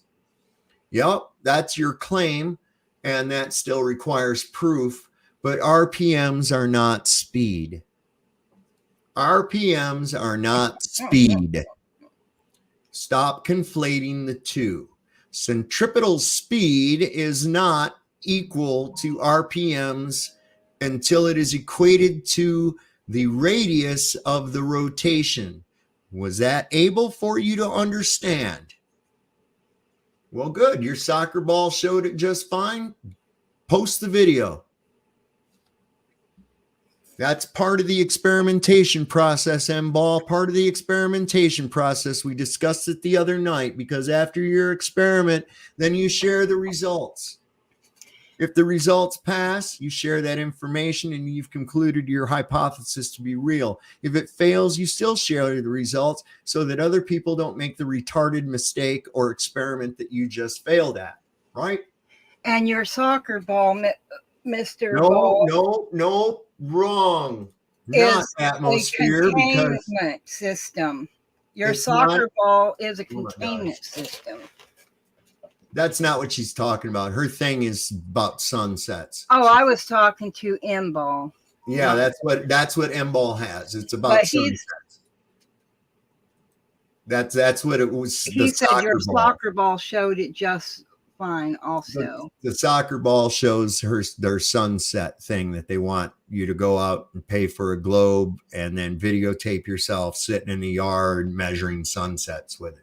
Okay. Oh, that's so where's Wally says atmosphere. Don't be afraid to say the word sphere. I am not afraid to say the word sphere at all.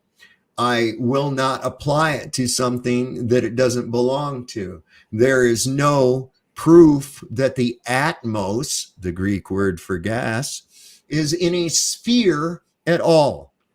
So therefore, I refer to it as the atmos. Okay? If you don't like it, I don't give a shit. Yes, we are told that the air is a gas. So make up your mind. Right? Hydrogen and carbon dioxide, right? M-Ball. Oxygen. I was using a fucking soccer ball. Sorry, babe. Gravity has been disproven by dark matter being falsified by 5 sigma. Yeah, I've heard that too. Kevin Barber, Kevin C says, I'm mistaken. Well, come on up and tell me where I'm mistaken then. That's whatever. So, side adjacent to 45 degrees at 3,118 miles, a right triangle would have no choice but to have both of the two opposing 90 and 0 degree lines be the same. Otherwise, you don't have 45 degrees. I don't know where you're going to get anything else out of that. But if you do, please promise me that you will never build anything. Okay? Please. Just pronounce that. 0.007 RPM is horrible globe math. So yeah, like that matters. 0.007 RPM on a something rotating that's only 4 inches in diameter isn't very much. Now we increase that to, I don't know, 7,918 miles in diameter. Now, what have you got? Because the centripetal speed is exponential to the distance from the center of rotation. This is known. So when you all start using your RPM bullshit, you're just gaslighting. Okay. Well, it's only 15 degrees an hour. Well, yeah, only 15 degrees an hour over a And how grand many distance. hours? And how many What hours? is it? What is it? 24,036 miles or some shit like that circumference. 15 degrees of that's a lot. 1/24th, man. So that's traveling a great distance at a very fast speed. Whereas at the center of rotation, it's going to seem like nothing, right? So they got to stop using that fucking bullshit. Yeah, it's still 1,000 miles an hour, and 1,000 miles an hour in a rowboat or in an ocean liner, still the same fucking speed. We would be able to feel that in a 24-hour period, because every day and night is a 24-hour period. So you would feel that kind of speed. What is Kevin going on? It has to rotate that fast. Kevin, go jack off over your math books all by yourself, dude.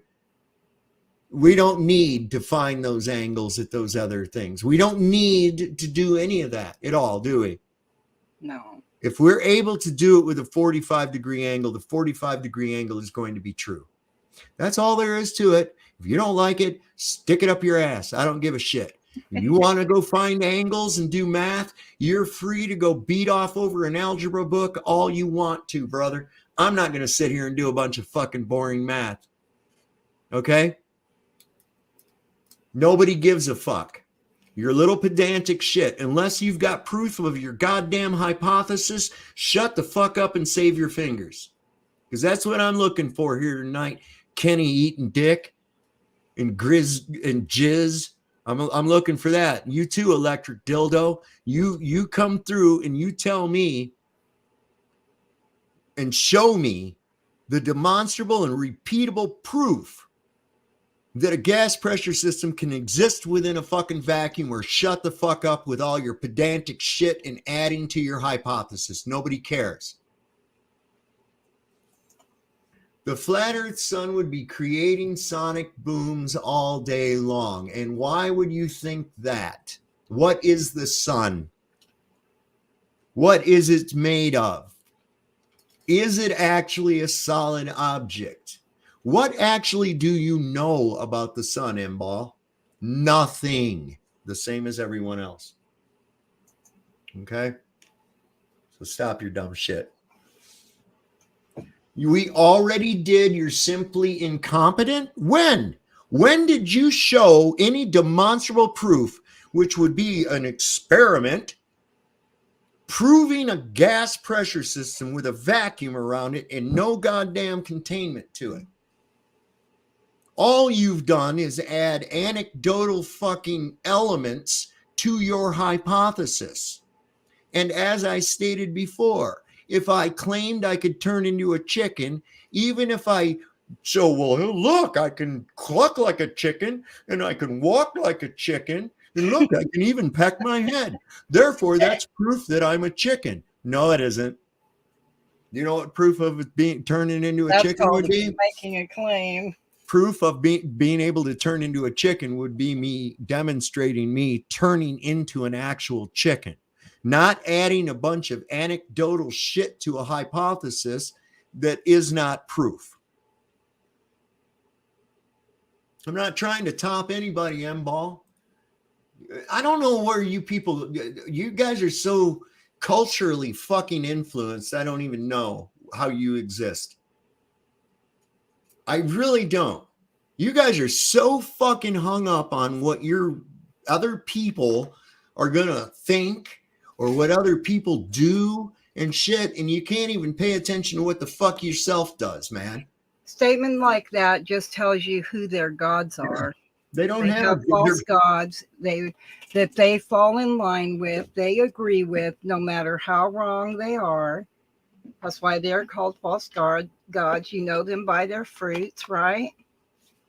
I hear all these people, they're claiming this as gospel, and it's not. Look here what Kenny Eaton Dick got to say now. See, he's all about on a keyboard. This motherfucker's mouthy as shit on a keyboard, but he's too much of a pussy to talk face to face. And Kenny's all hung up on deception. He's perfectly happy with it. What is the denial that I'm in? The fact that I don't believe your fucking fairy tale? The reason I don't believe your goddamn fairy tale is because, one, it doesn't make any sense, and two, you can't prove it. So there's that. God damn, Kenny Eaton Dick. Why don't you hit that fucking link and come up here? I would love to hear and see if you're as big of a goddamn warrior as you actually act like you are. Dave has to admit with an E. I have to admit that he wasn't lean. Dave has to admit that he wasn't lean. Okay, I admit that I wasn't lean. Okay, are you happy now, Kevin? I just got done. I absolutely, categorically deny that I know that I was not lean. Okay, whatever the fuck that means. It doesn't make sense because I'm incompetent. Well, okay. Well, then you need to come up here and show me how incompetent. Where are you getting this from, keyboard warrior? So know this, everybody, when you go over to talk to good old Kenny over here, when you go over here to talk to good old Kenny or Jody dildo guy here. Oh, where's Kenny? Where did Kenny go? Oh, there's Kenny. Okay. So when you go over to It's Not Flat 603 and decide to talk to this guy, just keep in mind what a fucking cockbag he really is, you know? That he just makes unbased, erroneous claims, usually about your own self, as though he knows something or anything. He's feeding off of you. Well, he's not getting very good meal. You're giving him the attention. No. You don't understand. He's not really aware of what a fucking retard he looks like on this show tonight. And he's too cowardly to come up and defend himself. Well, I agree with that, but so there you go. At the same time, he's also feeding off the energy. Well, he's just a fucking retard. He really started spiraling when I told him we were going to talk about him on the show tonight. He said, I don't care. And then he proceeded to send about 15 or 20 more tweets about how he didn't care. Right? What the fuck? Come on, brother. So what is he claiming? What's his actual claim? It's easy to disprove if it's not true. Well, he said, well, we don't have to prove shit. He made an impossible claim. Right. He said that the gas pressure system can exist within a vacuum without containment because of a gradient. Okay? That's his hypothesis. Has he ever had an aerosol can? Ever ate whipped cream out of the can? That's an aerosol can.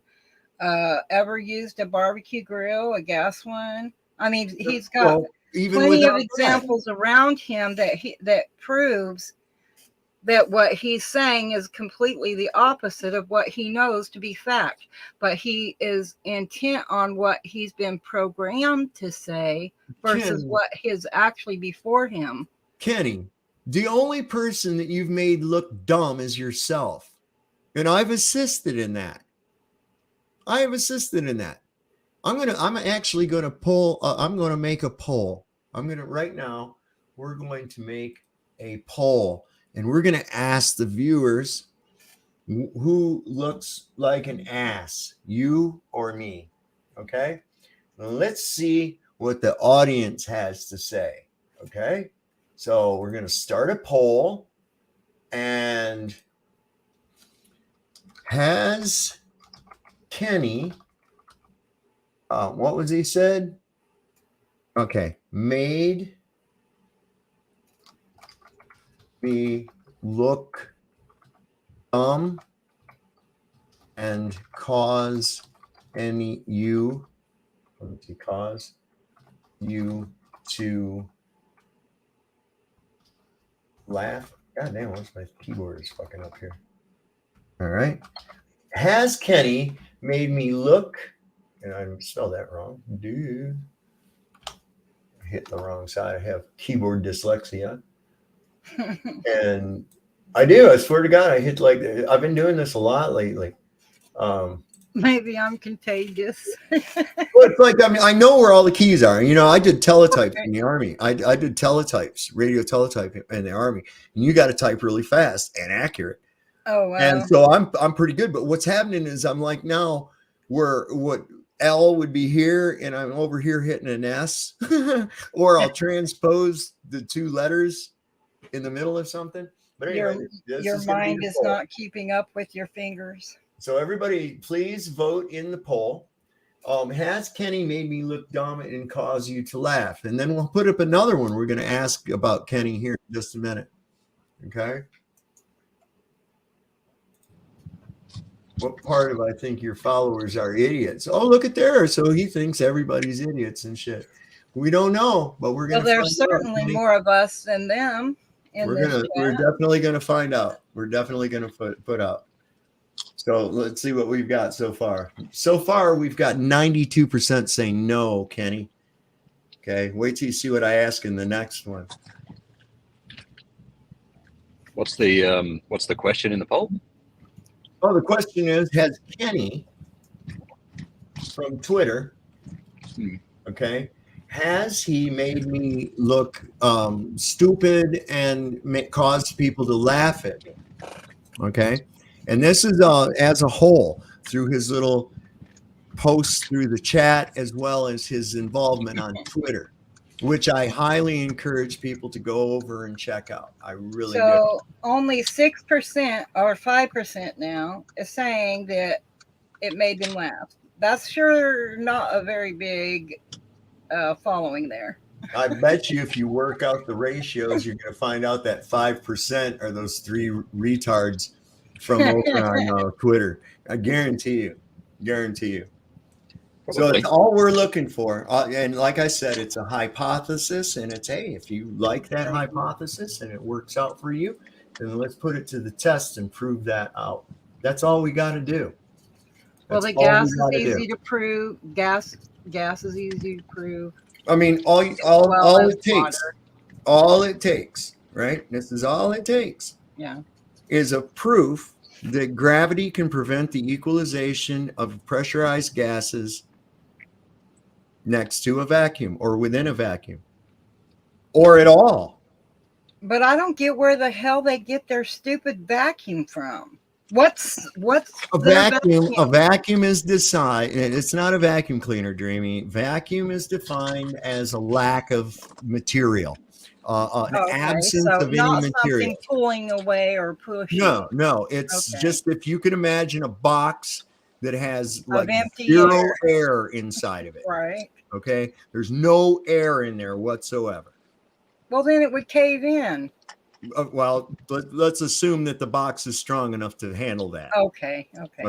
But even you're right, because even the Glen Allen Research Facility in Sandusky, Ohio, has, I can't remember if it's 8 or 10 foot thick walls of steel reinforced concrete, and they can only get it down. They can't get it to even close to the vacuum of actual space or what they claim it to be. I personally don't believe that there is a space with a vacuum at all. The whole idea of it's ridiculous to begin with. Because I was associating it like with a tornado. If you do not open your windows or doors or something and allow the pressure to equalize, your house will implode if you close it all. Yeah. Now what you've got going on right there too, and that's exactly right.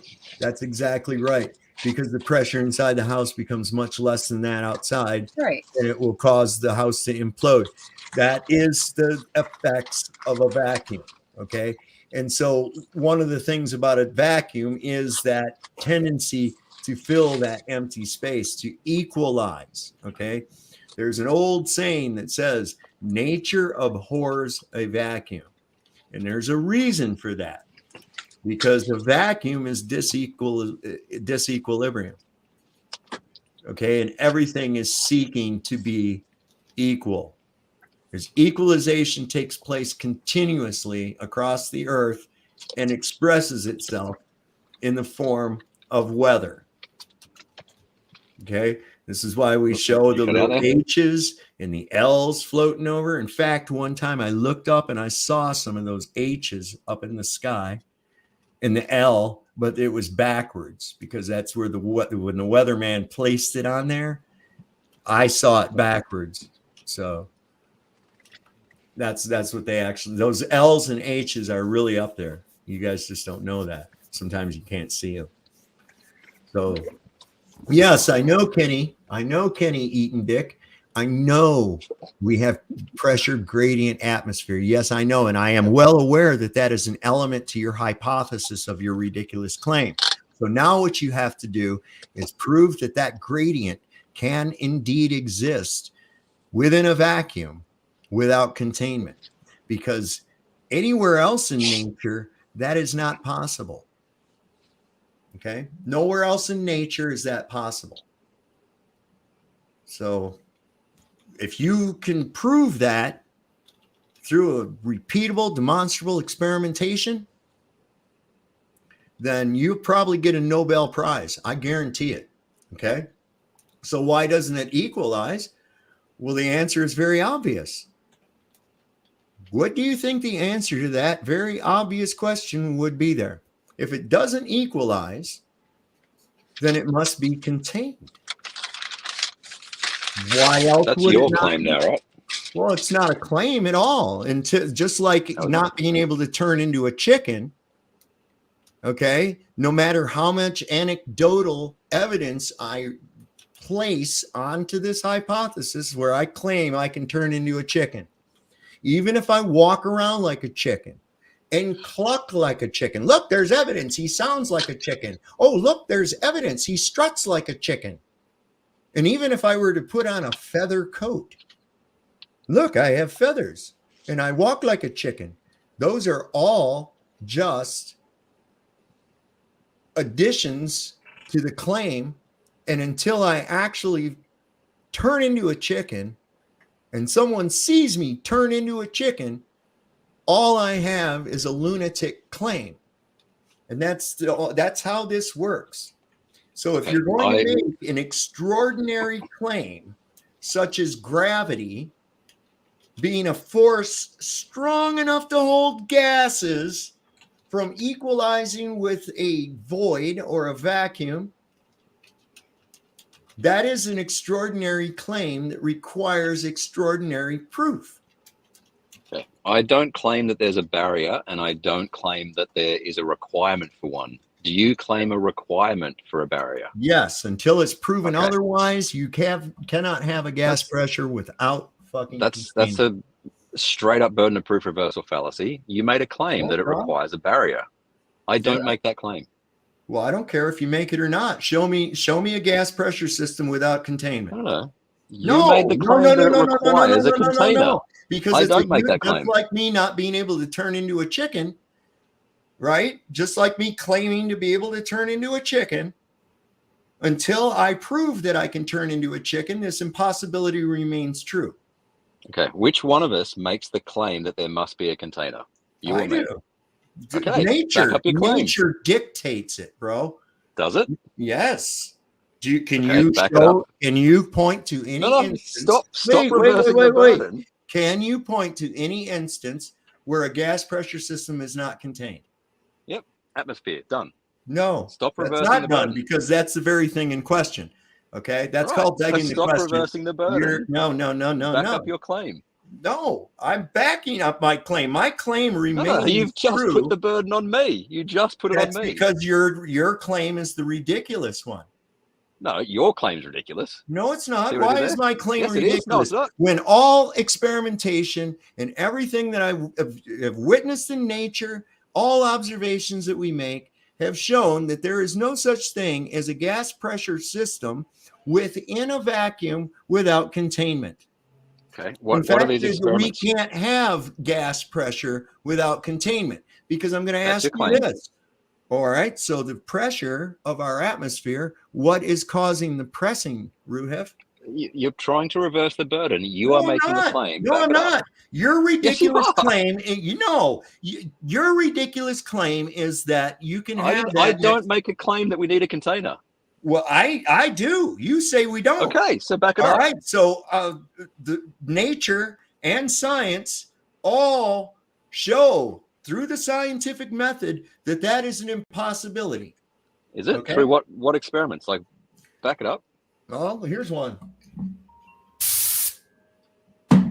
Look, gravity didn't keep the fucking gas from going out. How about that shit? What did you, I can't see what he just did. I just took this air duster. Yep. Okay. And I hit the trigger. You can Yep. do that with Gas any came out. aerosol can of Okay. your barbecue. Why didn't gas. the gravity keep that from going LP. out? Why didn't the gravity keep the gas in the can? Right, because there are molecules in there traveling at very high speeds. Mhm. Right. Well, what kicked them into gear? You open the valve. Right. You had a right. path to get out. And what took place So- at that point? What took place at that point? Yeah, lots of molecules flew out at very high Did speeds. they stay compressed like they were in there? No, they would have spread out. No, they dispersed, didn't they? Okay. So we know that that's another example of how a pressure has to be contained. Elsewise, it will equalize with the surrounding pressure outside. Okay. Are you aware of what a black swan fallacy is? Yeah. Is this the part where you're Okay. going to try to think that somehow this makes your claim true? Yours I is imagine the you're claim. about to do. Yours is the claim. You claim that a gas No. pressure system doesn't require containment. Okay. Who makes the claim that there must be a container? Me or you? Nature. I don't care. I'll Nature's not a person. I'll quote nature and say that Nature's not a nature person. tells us, and the behavior of gases shows us that it must be contained or there's no pressure. It will So equalize. It will equalize with the surrounding lack of pressure in order to fill the empty space.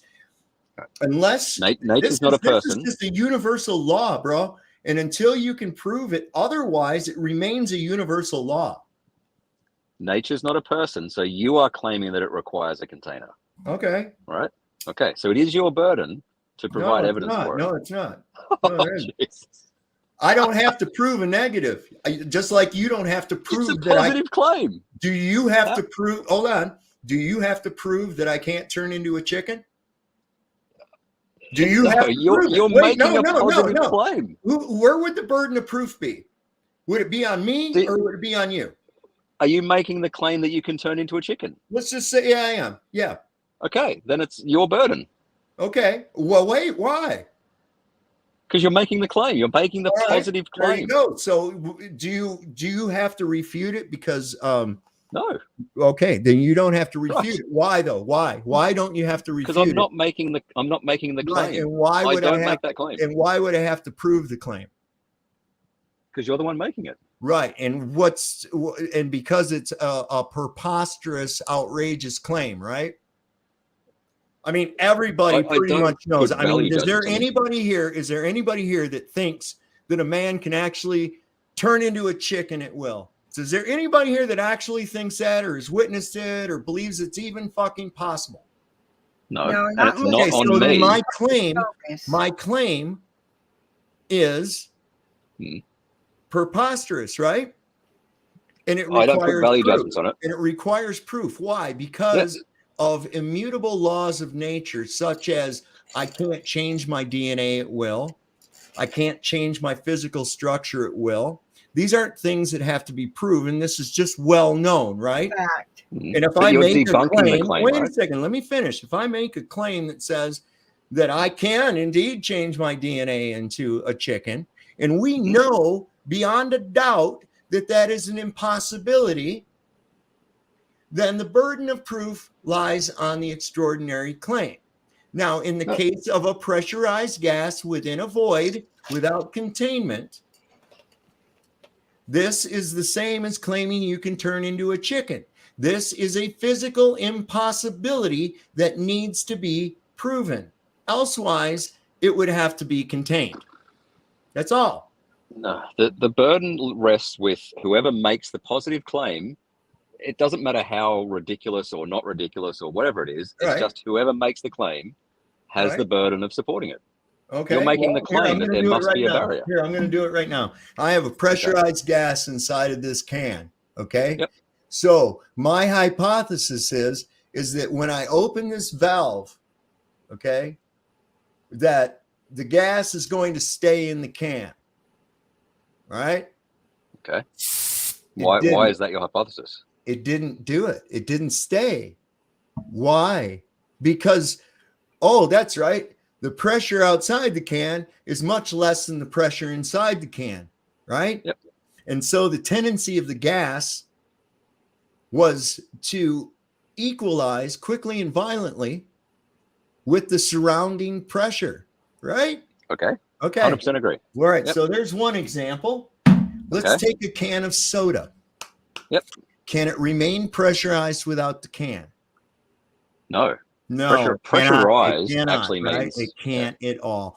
My tire on my car, can it remain inflated without the rubber? Nope. No. can't You do it. can make All 1,000 right, so examples. we've gone through now 3 obvious examples. And Yep. the Do we earth is really have to go through every one of them to show that you can't have gas pressure next to a vacuum without containment? Do we really So I have asked to go you- through all that? there is I an asked you what the ecosystem. black swan fallacy is. Do you know what the black swan fallacy is? Go ahead and tell us, Ruhiv.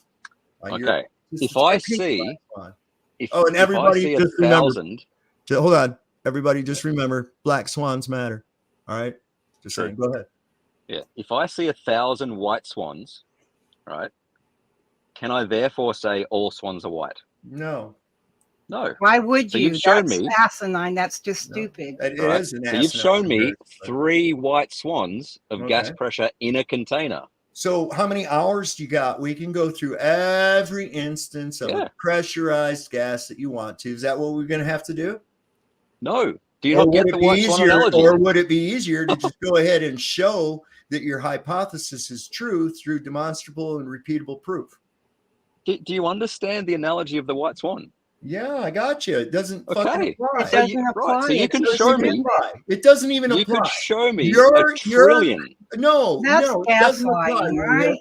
It doesn't apply for a second because there is a possibility of swans being another color. Right. Okay, we know So that. you can't make the rule. However, make the you rule know then. why we know that? You know why we know that? Well, we're not making the rule. That was your You crazy said idea. pressure Wait a second. requires Do you a know why container. we know? Do you know why there's a possibility of black swans? Do you know why?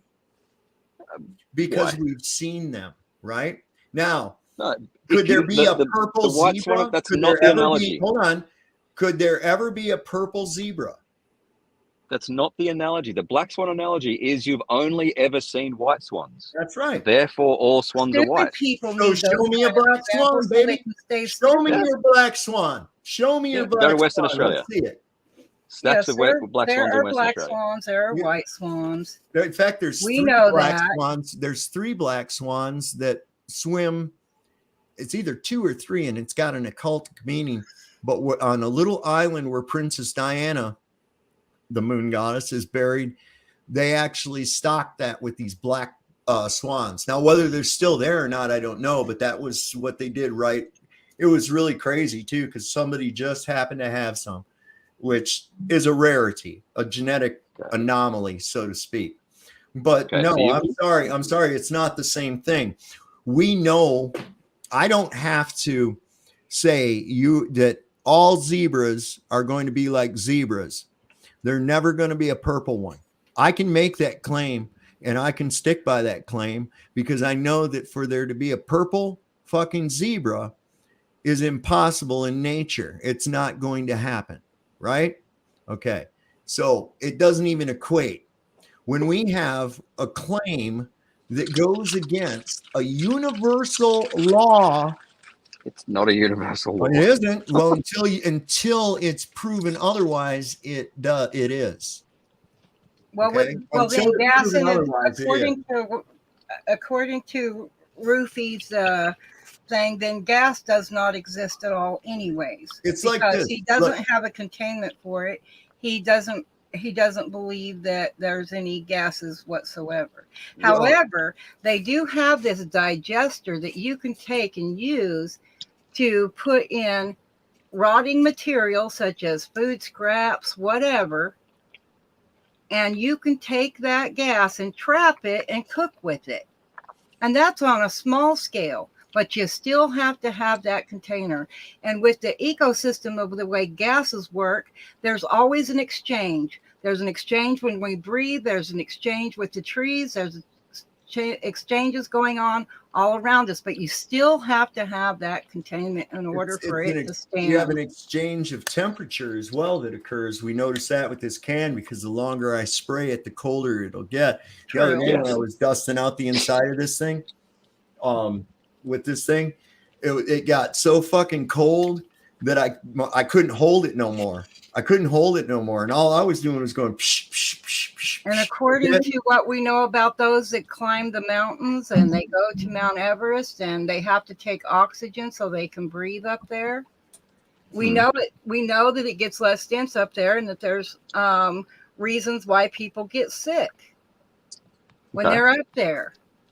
I mean, but that tells you that there's a gradient, as y'all call it, and the pressure is what's holding it in.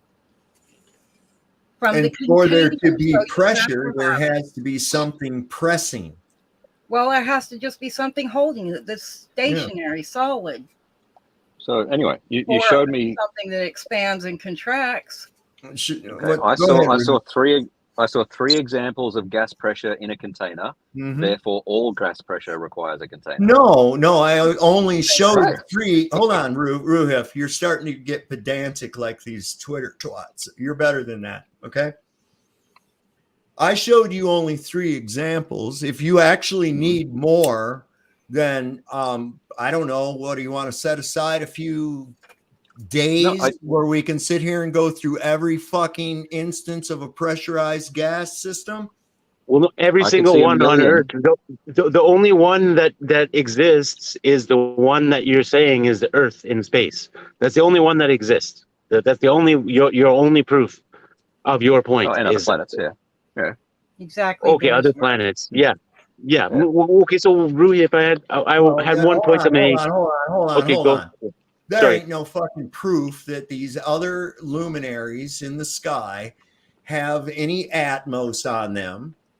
And I don't give a shit if your picture's fuzzy or any other goddamn thing about it. It doesn't prove that there's an atmos on there, or that it's actually terra firma, or any other such nonsense that they give us. Now that's crazy. Now we're arguing Narnia land. Okay. Yeah, or that it's even a physical place. Yeah, or it's even a physical place. So yeah, Ruh, have you just brought in like something? You have to stop talking over people. Okay, sorry. I'm sorry. Okay. Sorry, Dave. So here's the situation. All right. Before we start talking about the objects out in Narnia land and in space, we have to actually determine if space is what they tell us, or if there even is space. And as defined right now, it is defined as a void or a vacuum or the absence of any atmos. Therefore, the idea of a gas pressure system existing within one of these without containment is ludicrous. Okay? Because there's no instance ever, as we know, nature hates a vacuum. And every time we end up with something like that, is always equalization. Every fucking time. Yeah, and it's in multiple. The guy that fills your propane tank when you go to do a barbecue, the guy that fills your propane tank, never once when he hooks up your tank does he go, gosh, I hope this works this time. Nope. Never once does he ever think that, because he knows that it will. Why? Because the behavior of gaseous materials. We know how they behave. We know how they interact with one another. And we also know what extreme pressure differentials do to one another when they come in contact with one another. Okay. Yeah. So It's also in other systems too, Dave. Like the vacuum whole thing.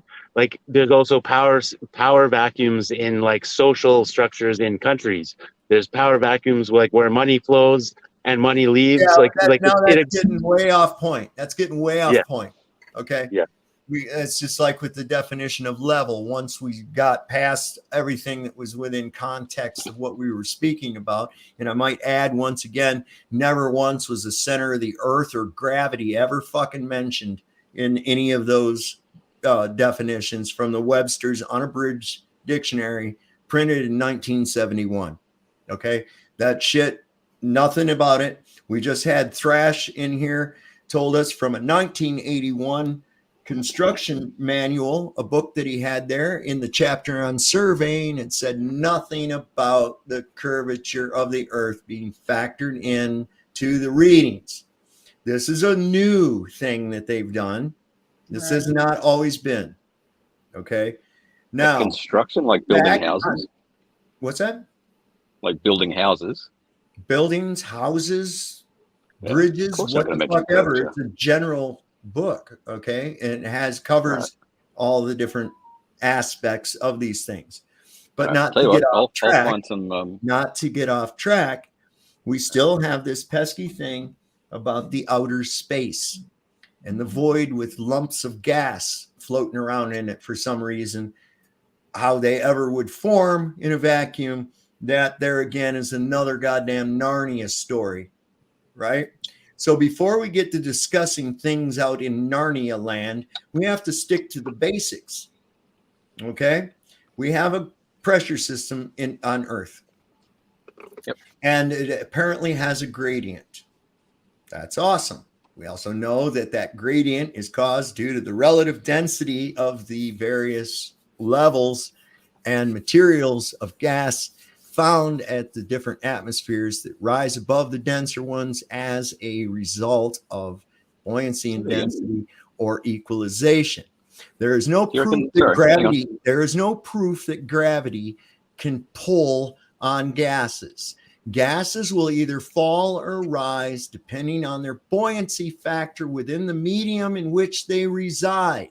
So if I expand a gas, such as the nitrogen, oxygen, carbon dioxide mixture that I'm breathing in right now, that air will expand. And as a result of that air expanding, it will rise. Okay. Where's gravity? Where is the composition? You said the composition of the atmosphere. Are you claiming that it changes? Like the vacuum is empty, the ratio has to change. The ratio changes. Let's say between here and 10 kilometers up, so 35,000 feet ish. Yeah. Do you think the percentage of oxygen and nitrogen changes much? Yeah, there's going to be a different ratio. Yes. Sure. Okay. Do you have any measurements or evidence of that? No, because that's not what I was is concerned with. That's not what I'm concerned with. It's your explanation for why the gradient exists, isn't it? No. Oh my gosh. God, I know. Wasn't that just your explanation? What did it with the Mount Everest? Okay. No gradient can exist at all without containment, Ruhif. That's a claim. Yeah. No, it's not a claim. That's a fact. It's not a claim.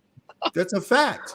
Can you produce a gradient of pressurized gas without containment? Yeah, atmosphere done. It's contained. Sorry, we already. Okay, that's your assertion. You can't beg the question and use the very thing. It's not begging the question. You can't use you asked for an example. I gave you one. No. Then you prove it to us. It will. That'd be like me saying this without a container. Can you prove it's not my claim that there's a container. Well, but your claim. It is the Glober's. It is a Glober's claim. Your not claim our claim is either. No, your claim is that there is possibility of containment without a barrier. That's your claim. Yeah, we don't claim that there needs to be a barrier. Okay. then how does it remain? Then what where is it the ozone layer? Yeah, that's an ionized layer. Regardless of where any of it 100, is. 100 k's up. What's And what who told is- you that? Holy God. Because you're just Probably the regurgitating Australian information. government. You're regurgitating something you heard. That is called Okay. hearsay. You tell me what the ozone layer is then, Dreamy. It Where doesn't did you hear it fucking from? I matter don't what know. the I've ozone never layer Exactly. is. None of this Never touched it. matters. Exactly. None of this Exactly. matters. Yeah. None of this matters. None of this. It's all pedantic shit. Well, it's what they said contained our gases, which Well, made it that's stupid. enclosed, A gas is right? not going to contain a that's what gas. was claimed, and then they put a hole in it, and our ozone layer was depleting, and everybody was going to die. That was told. That propaganda bullshit was told to everybody, so it does pertain. Sorry. Yeah. We agree there's 14.7 psi at the surface, right? That's the air pressure I at the surface. agree that there's a Yeah. gradient. I don't agree and to I it. agree. Okay. You agree with Yeah, your all right, own- everybody just shut up. I agree. Before you start putting claims in my mouth, Ruhif, this is another thing your side likes to do. I agree that there's a gradient. I don't give a fuck what the pressure of the gradient is. I don't care. The gradient cannot exist without being contained. Gas pressure cannot exist without being contained. Now, what is causing the atmos, gradient or not, regardless of its pressure, what is causing it to not equalize with the zero pressure of space or the 0.00000000135 of the fucking space? What prevents that? He's going to say gravity. The downward acceleration. Which is what? A downward acceleration that affects matter. Well, wait a second. All I have to do is just heat the gases up a little bit, and there's no more downward acceleration. So what are you talking No, you about? don't. What? What? We have no more downward Are you acceleration. kidding me? How do you think a hot air balloon works, bro? Yeah. You heat up Yeah. the air, and the colder air displaces No. it through buoyancy, No. which again The hot air requires a expands and downward becomes acceleration. the hot air expands and becomes more buoyant Goes up. than the other air. Don't play me Right, for buoyant. stupid. That ain't what's happening. You're just making shit up now. Buoyancy requires a downward acceleration as well. No, it doesn't. Yes, it does.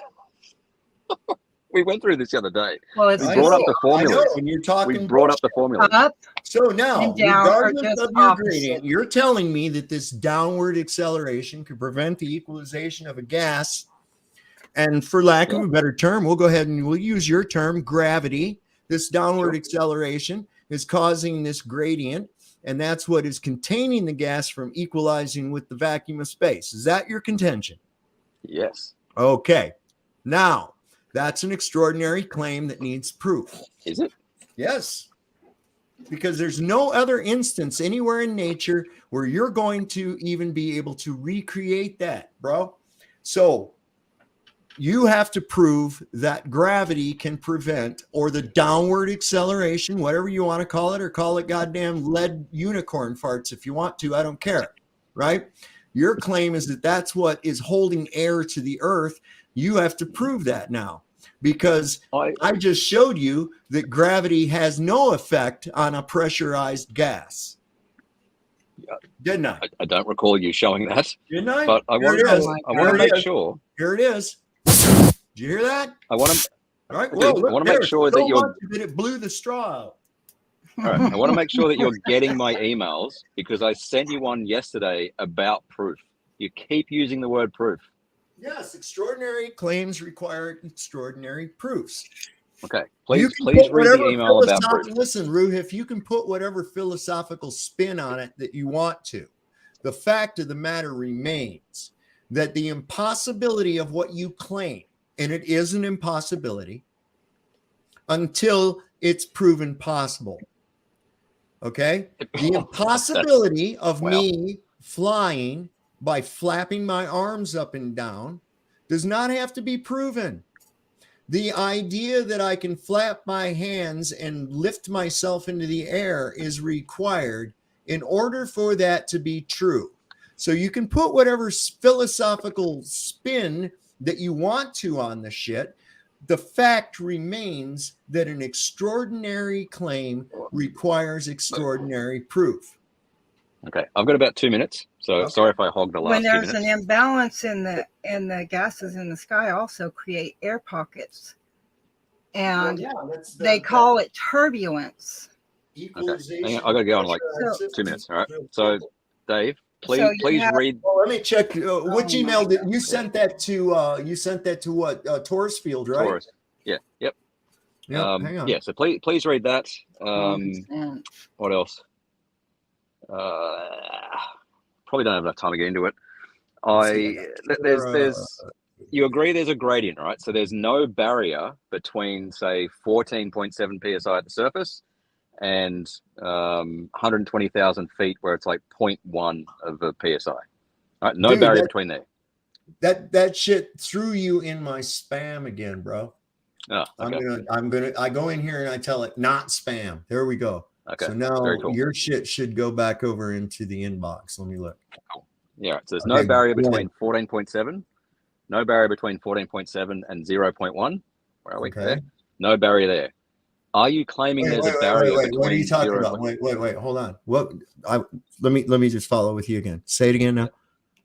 There's you can launch a balloon right up to 120,000 feet. Okay.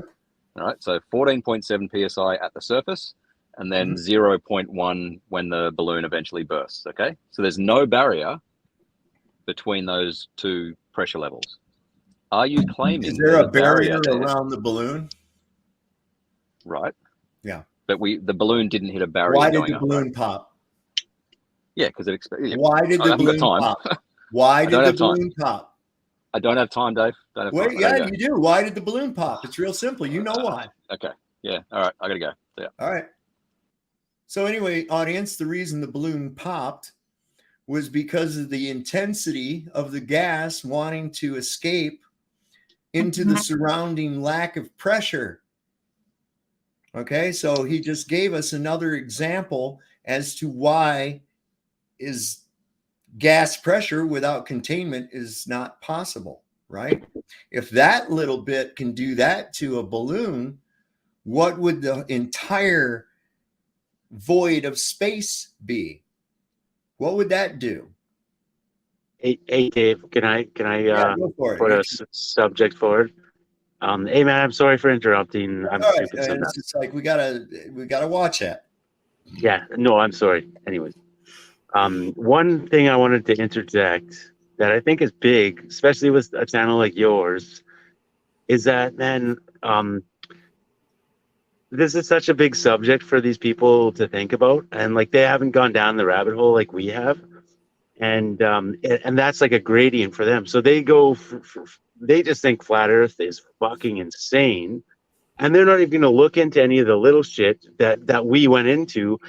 And that's one thing that one time I called into McToon and he like deleted the video the next day because I went down this rabbit hole with him, and I was like, well, like, and I started as like, I'm not a flat earther, McToon. I like your channel. You seem respectable, but like, man, we all started on a gradient of this whole truth thing, and we all started at one point, and we all started with just like one thing that like blew our minds a little bit, where we kind of looked into it, and then we realized it was true, and then you keep, you know, following the rabbit and going down the hole, and then you realize everything, and then you keep going down and keep going down, and we're just introducing them from they're all just normies. Like Ruhif is just 100% normie, so he cannot believe the government would lie. He cannot believe, so he can't even fucking comprehend that any of this is fake. He just thinks we're retarded for believing it.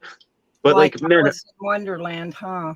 yeah, like, but we almost should like bring in like, okay, like start them off small. Okay, like, do you believe in any conspiracies? Like, is there one conspiracy that you believe in? And like, and then bring them into like the ones that the government has admitted, like the Tuskegee experiment. Oh, come on, man. They're never gonna go there, Bearsworth. He's just wasting your fucking breath with them. Okay? Well, no, but I think we're wasting our breath trying to just dive into the deep end, and because they need a gradient too. Well, they're given that. No, let's look at it realistically. Let's look at it realistically, Bearsworth.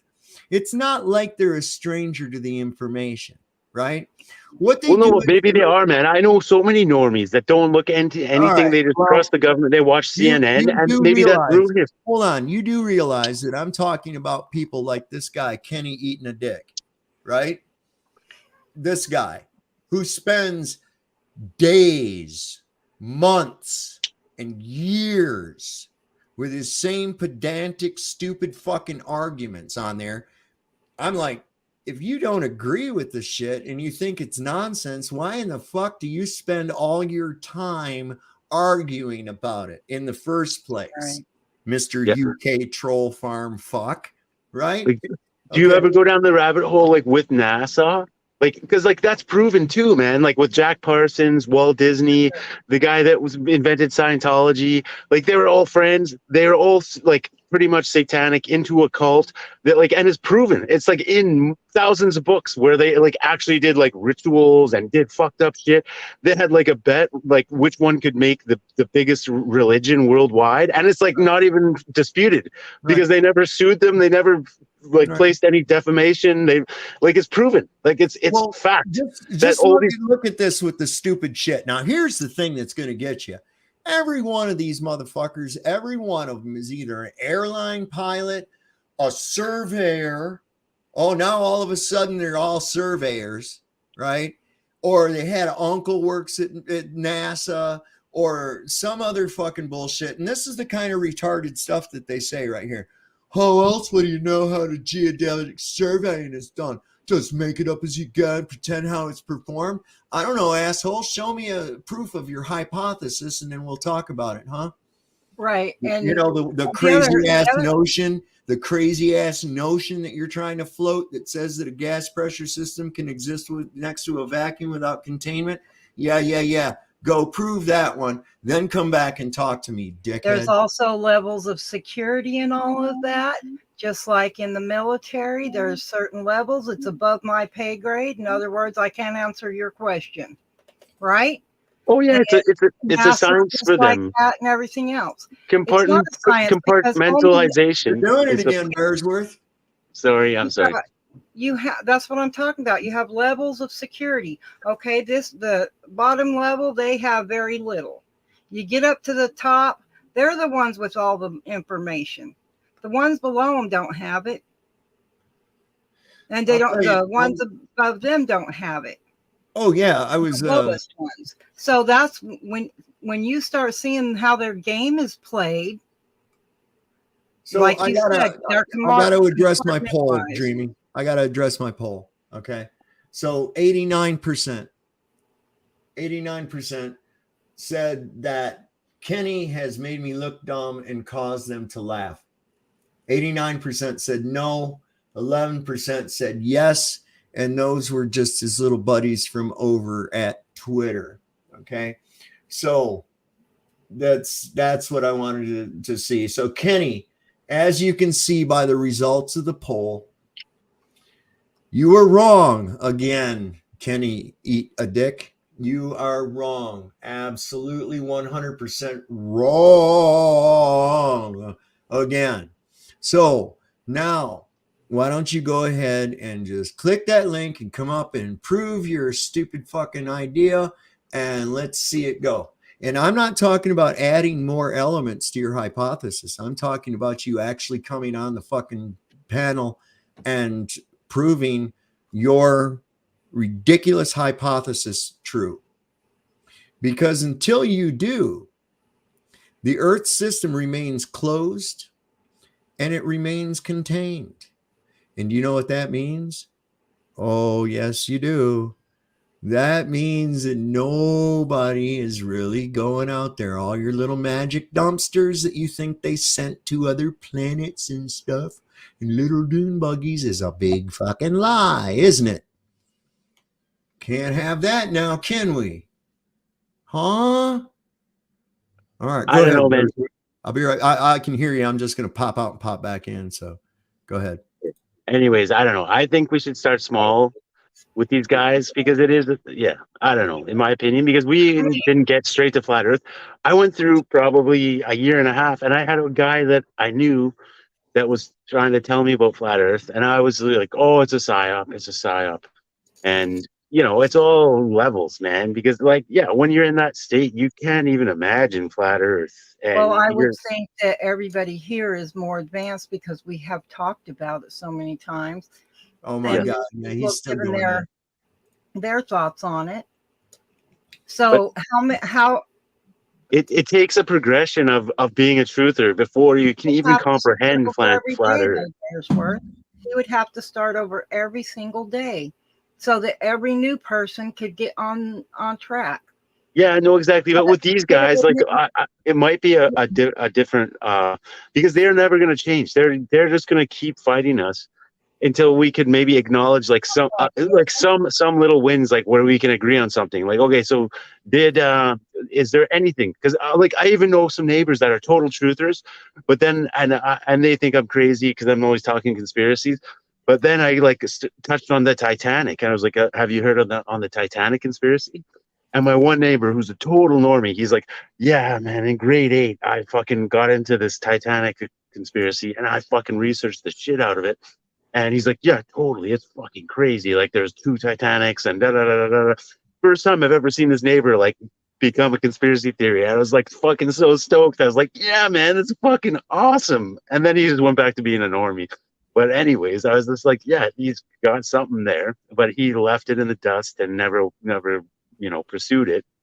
But yeah, he knew everything about the Titanic. He knew that there's bankers and that there's 2 Titanics and that the one was probably sunk. But anyway, sorry, go ahead, Dreamy. I was gonna say the quickest way to find out somebody's lying to you is they're telling you the truth. So you have to really use a lot of discernment to decipher whether or not the information you're being fed is the truth. It's just like whenever Rufy was up here and kept saying, "You'll agree with me." No, he was trying to get you to agree with him without realizing it. It's a communication tactic. No, why don't they just be fucking honest? Why don't they just be straightforward? They can't. It's impossible for them to. That shit, fuck you with your gaslighting me with your black swan bullshit philosophies, bro. Look, and the bottom line is this: I can't dry my clothes with water. Okay? There's a claim that I can say 100% is true. I don't ever have to fucking prove that otherwise because it's fucking stupid. Right? I wasn't finished. When you're using your black swan philosophy bullshit on me, when it comes to something that's absolutely 100% known to be impossible, I don't want to hear that gaslighting bullshit, man. Either prove your fucking claim or don't. Until you prove this ridiculous claim, it still remains nothing more than a claim. And that's it. But with people with like Ruhif and McToon, they're never going to change until you can get. That's what I think, the slow progression, man. Like, get them to admit on a small conspiracy, like anything, any little one. Like, maybe it's just like GMOs are bad. What the heck do you think the globe is if it wasn't a conspiracy? Well, no, but because they're never, if they can't get the smallest fucking conspiracy, they're never gonna get flat Earth. They're never gonna get the fucking biggest conspiracy out there. If they can't get, okay, GMOs are bad, or like there's fucking airplanes spraying in the sky, or that like our government doesn't fucking like us and wants the best for us, like, and that's what they all believe. They don't, Bearsworth. Don't be fooled. Are you easily fooled that way? They're not that dumb. Well, okay? I just know people in my family who are that dumb. So listen, nobody's that stupid. Oh, my mom is, man. Well, how often does your mother talk about flat Earth with somebody? Whenever I'm over there. Yeah, right. Is that 24/7? No. Oh, that's right. These assholes like eating a dick, fucking Kenny eats a cock. That guy, he does this 24/7. He's been on there a few years now doing this shit. You mean to tell me that he's been exposed to all the information, his own shit proven wrong, and he still continues on? Do you really think he's that stupid? No, I think a lot of them are, man. The programming is strong. I think the programming is so strong. It's his job, bro. It's his fucking job. I believe that. Some people are paid and they're making money. Holy Yeah. goddamn. He's part of a UK troll farm, bro. Oh, I'm sure of that. Yeah, yeah, people like that for sure. Yeah, All right. but like That's Ruhif, all. do you think Ruhif is part of a UK or some, getting paid, or do you think his just programming is really strong? No, nobody's programming can be that strong. I And know also, some people, man. My mom is I already fucking know. I insane. know. Do you think McToon's stupid? Yeah, McToon is one that I think knows it. I think he course knows he that there's knows. some fucking holes in it. And Yeah. he There is said, a and term, a he word says the same. called willful ignorance, and that's the way I see it. These people are willfully ignorant if they're anything. They choose to be that way. It's a choice. If you notice, McToon uses the same goddamn tired ass bullshit every time, and it gets fucking knocked down, and he still goes with it. It's because it's his job. Same thing. Listen, when I go like this and say I'm done now, okay, that means that I'm done. All right. Okay. I guess I have to actually denote when I'm done to people. All right. See, this really throws me off my train of thought, Bearsworth. I can't have that, man. I'm You sorry. can't just keep doing it and saying I'm sorry. You got to stop doing it, man. Okay. Okay? Thank you. I mean, I'm not being pissy. I'm just saying, come on, man. So, given that fact, and knowing that these retards use the same goddamn arguments every time, over and over and over. I've had that retard Kenny Eats a Dick. I've had that fucking idiot ask me, well, what causes the gradient? I know at least 50 goddamn times now. I know I have. And I give him the same answer every time. Does he think that for some reason that I'm going to give him a different answer? No, it's because that's his job. He goes by a fucking script. He puts out the shit that he's supposed to put out. And there's no way in the world that he's that goddamn stupid that he hasn't got it by now. Okay? So he's just a willing asshole. That's all it is. Him, Jizz, the fucking electric dildo that was here, they're just willing dicks. That's all. Okay, I'm done. Okay. Yeah, no, I don't know. I'm not into it as big as you. I call into your show and that's about it. So I don't know the, the real shit of actually the people doing it all the time. But I do think the monetary thing, like with McToon, I do think he could be like not actually a part of anything.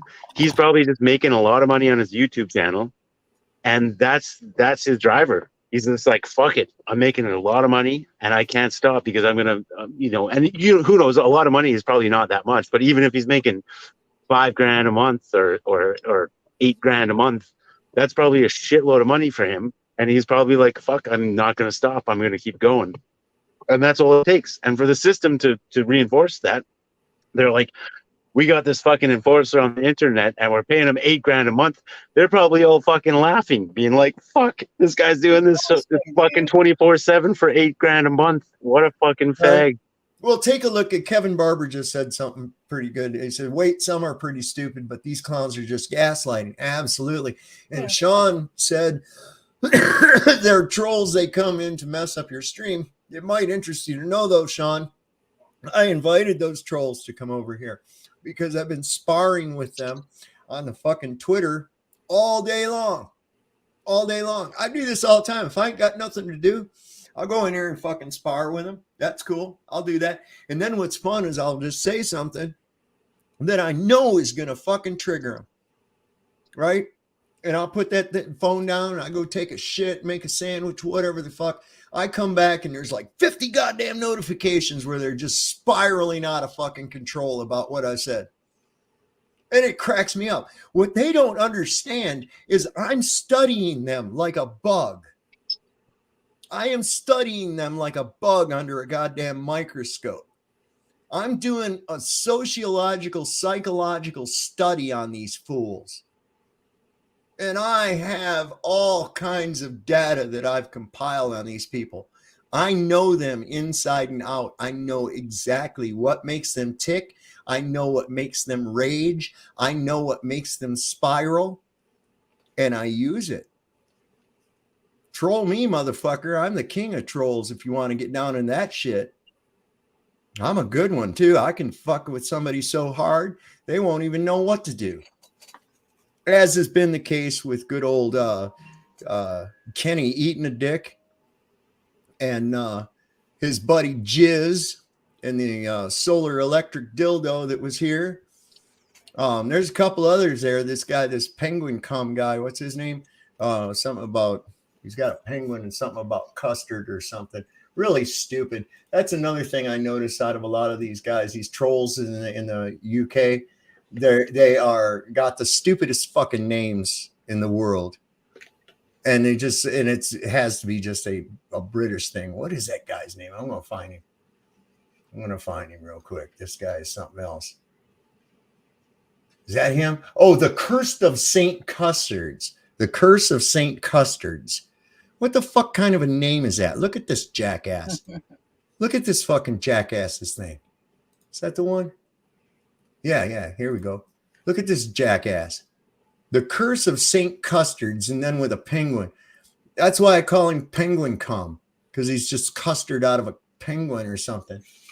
And the only thing they ever have is some fucking retarded shit that they say 9 out of 10 times, some kind of of an insult. Now, this is the one that I love too, because the commonality that I found with these ass wipes is that they go, "Oh, what's your education level?" What the fuck do you mean education level? What's that matter? I'm already running. They want to know how dumbass. retarded you are compared to them. Right. They've been educated to death, you know. Yeah. Now Are you asking me how indoctrinated I am?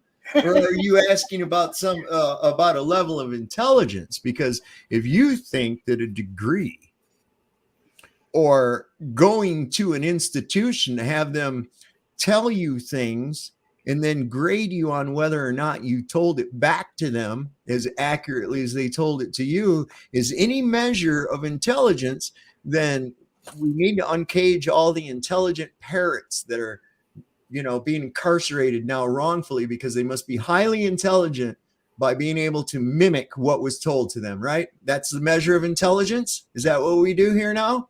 Man, that's a perfect example of explaining to these people, because that's what they believe. It is. They all believe that because you have some piece of paper sanctioned by the wizard, that for some reason you just go up and then because of some ceremony and a guy giving you a piece of paper means that you're smart, right? What would happen if somebody went all the way through all the indoctrination program, right? They go all the way through it, but for some reason they end up not being able to go and get that little piece of paper from them, and they don't have the little piece of paper. They went ahead, they went through it all, they got great grades and everything, but then they still haven't gotten that little piece of paper yet.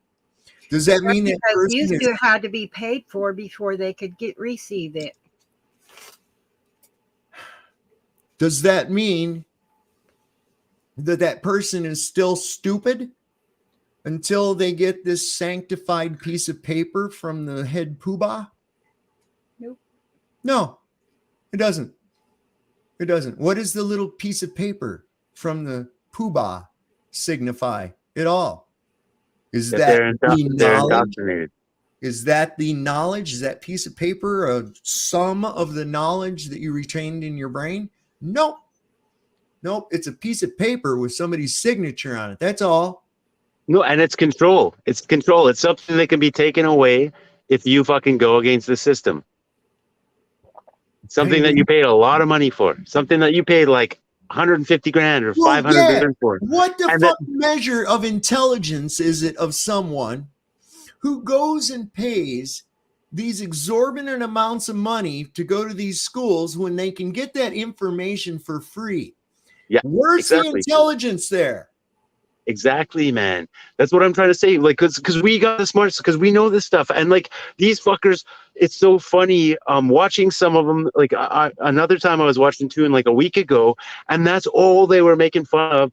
I don't know. He had some guest on, and they were talking about all the flat earthers, and they were saying, going through their credentials, and they're like, oh yeah, so look at this what's the awesome guy Wits It Gets It.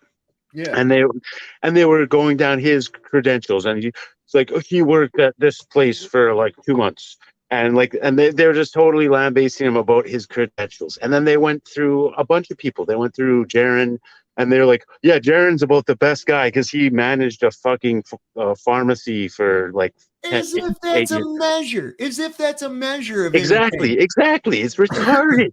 And it's actually a measure of stupidity. If you're gonna go to a fucking university, but it's all a system, and it's all connected, because we see the control system, these motherfuckers that are part of the system that all get into these places. They probably get in for free because of their mommies and daddies and JFKs and fucking and all the fucking hoity-toity people, Trudeau's, and they get in for free. They don't pay a dime. They don't actually pass any of the courses.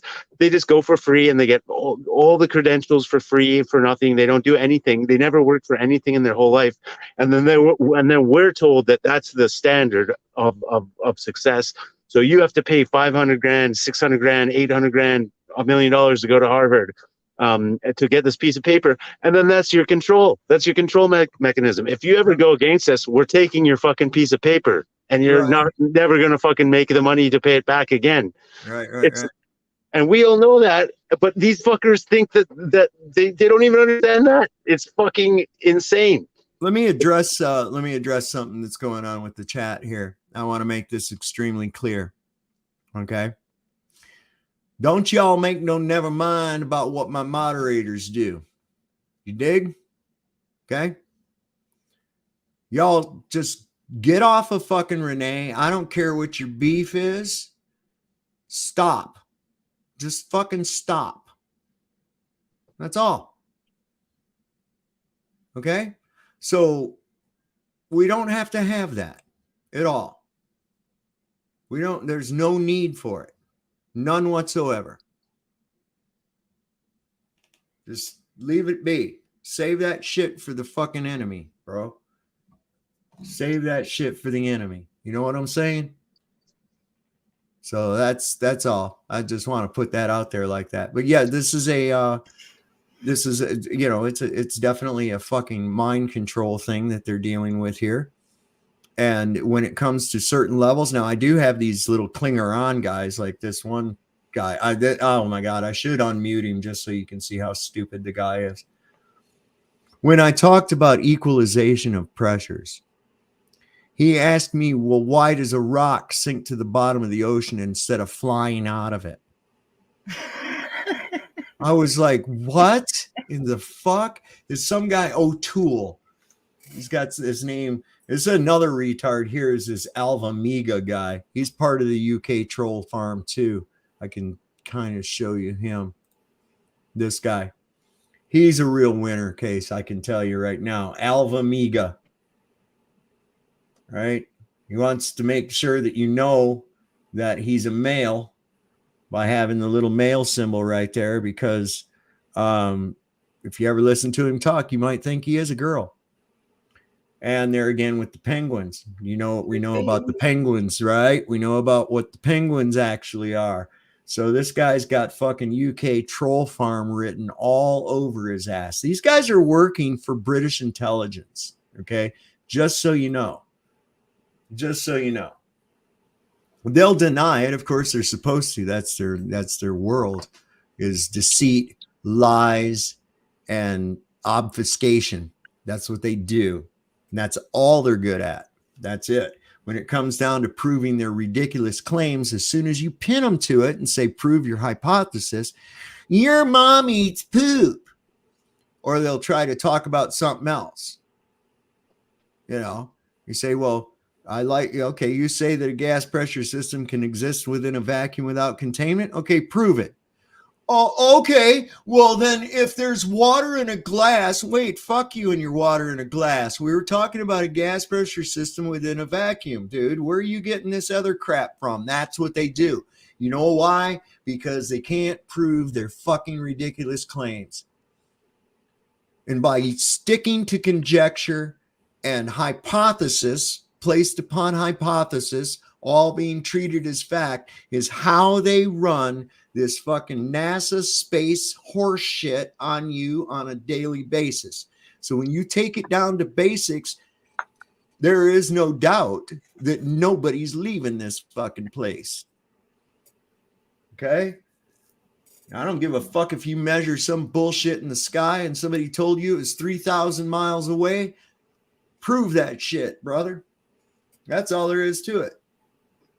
That's a ridiculous claim. To claim that the moon is 240,000 miles away, 250,000 miles, but I can see it with such clarity and detail.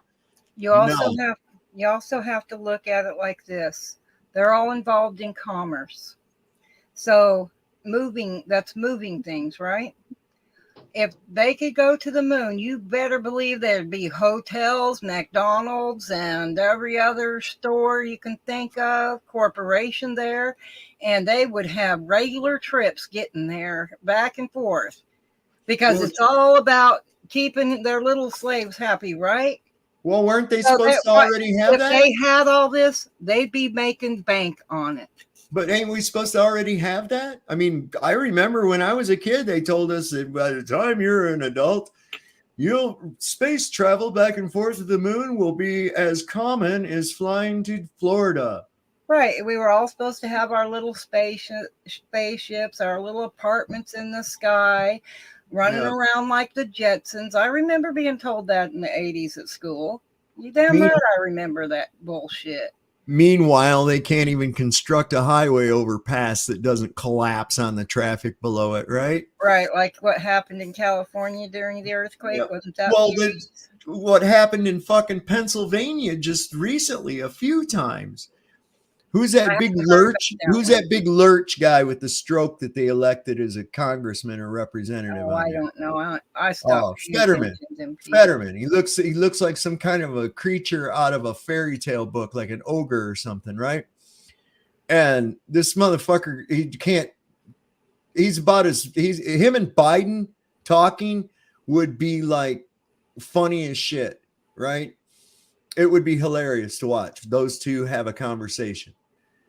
And I just laughed my ass off. But anyway, it's in his thing, and he was trying to get a whole bunch more money into his state to fix because these overpasses were collapsing on fucking traffic, man. And it's like, yeah. And I know even in Detroit, man, there's places where, in a lot of places, that you can get nailed by just a piece of falling concrete at any moment going under these overpasses and shit. And I've seen it happen. I'm not fond of them or bridges. No. Oh, Leanne is afraid. She's terrified of bridges. When I took her over the Blue Water Bridge in Detroit, it goes over to Ontario one time, and she was like, "Oh my God, I hate bridges." This is a big suspension bridge going over the Detroit River. She's like, "Oh my God, I hate bridges." I said, "Look down there. You can see those Great Lakes boats coming in and out." And she's like, "I know." I was like, so finally we're about halfway across, and I says, "God damn, look at all those big rivets and bolts. They're getting kind of rusty, man. They've been there a long time. I sure hope they hold." And she's like, "Shut up, shut up." Yeah, I'm not fond of bridges at all. And a really, really bad bridge is the one between Astoria, Oregon, to the island, to Long Island. I think it's Long Island. And that bridge goes way up high in the sky. Ships can go underneath it. And they have to close it when it gets really windy. You can't go up on that bridge at all. They close the gate and you can't go up there. Thank you, ZXL. Thank you, ZXL Master, bridge, for bringing that to the attention of our audience that may not be aware of what we know about the penguins. We have to be very quiet because when we talk about them too much, they start pooching on the stream. And many of my longtime viewers have actually witnessed this happen on more than one occasion. So, yeah, we've got that. But anyway, I just wanted to make penguins, this. What's that? Sorry, penguins seem a lot like pandas. Like they're probably, I don't know, not real. Like not real, but like maybe, I don't know. Have you heard the panda one where it's like they're probably like they're not in any ancient texts. They're not in like they're only like in any text from like 120, 150 years ago. There's like, you know, China's got things about dragons, about everything's documented about China, but there's nothing about pandas past 150 years. And that, like, a lot of people, and I kind of think that they're like probably a genetically made thing as for profit. So like they probably started this breeding program to make this fucked up animal, and then they created this whole scheme to make money for the fucking endangered pandas. And they're just like something that they engineered. They're not an actual wild animal that came out of China. It's something that was engineered. That's an interesting one to look into. So look, Kenny's melting down on Twitter. I looked in my fucking little bell on there. I don't know if y'all have Twitter or not, but there's a little bell. It shows your notifications, right? That thing was reading like 20 plus. And he says, David's response was something like, the math works at 45 degrees, don't care about the rest. Well, why the fuck would I? If I'm felling a tree and I use my 45-degree angle and that tells me how tall the tree is and therefore where it's going to hit on the ground, why would I need to measure the height of the tree at 60 degrees? Does it somehow going to shrink in reality or something? Is that what's really going on, Kenny? Kenny eating a dick? Is that really what you're thinking? You're going to go and laugh about that, right? Okay. This is that's why I tend to hang out with more people that are positive or that are all learning together and whatnot, without all the, you know, trying to just keep sticking a stick in the spokes, you know. It's like their way of throwing their little fiery darts to keep everybody engaged in the negativity. Yep.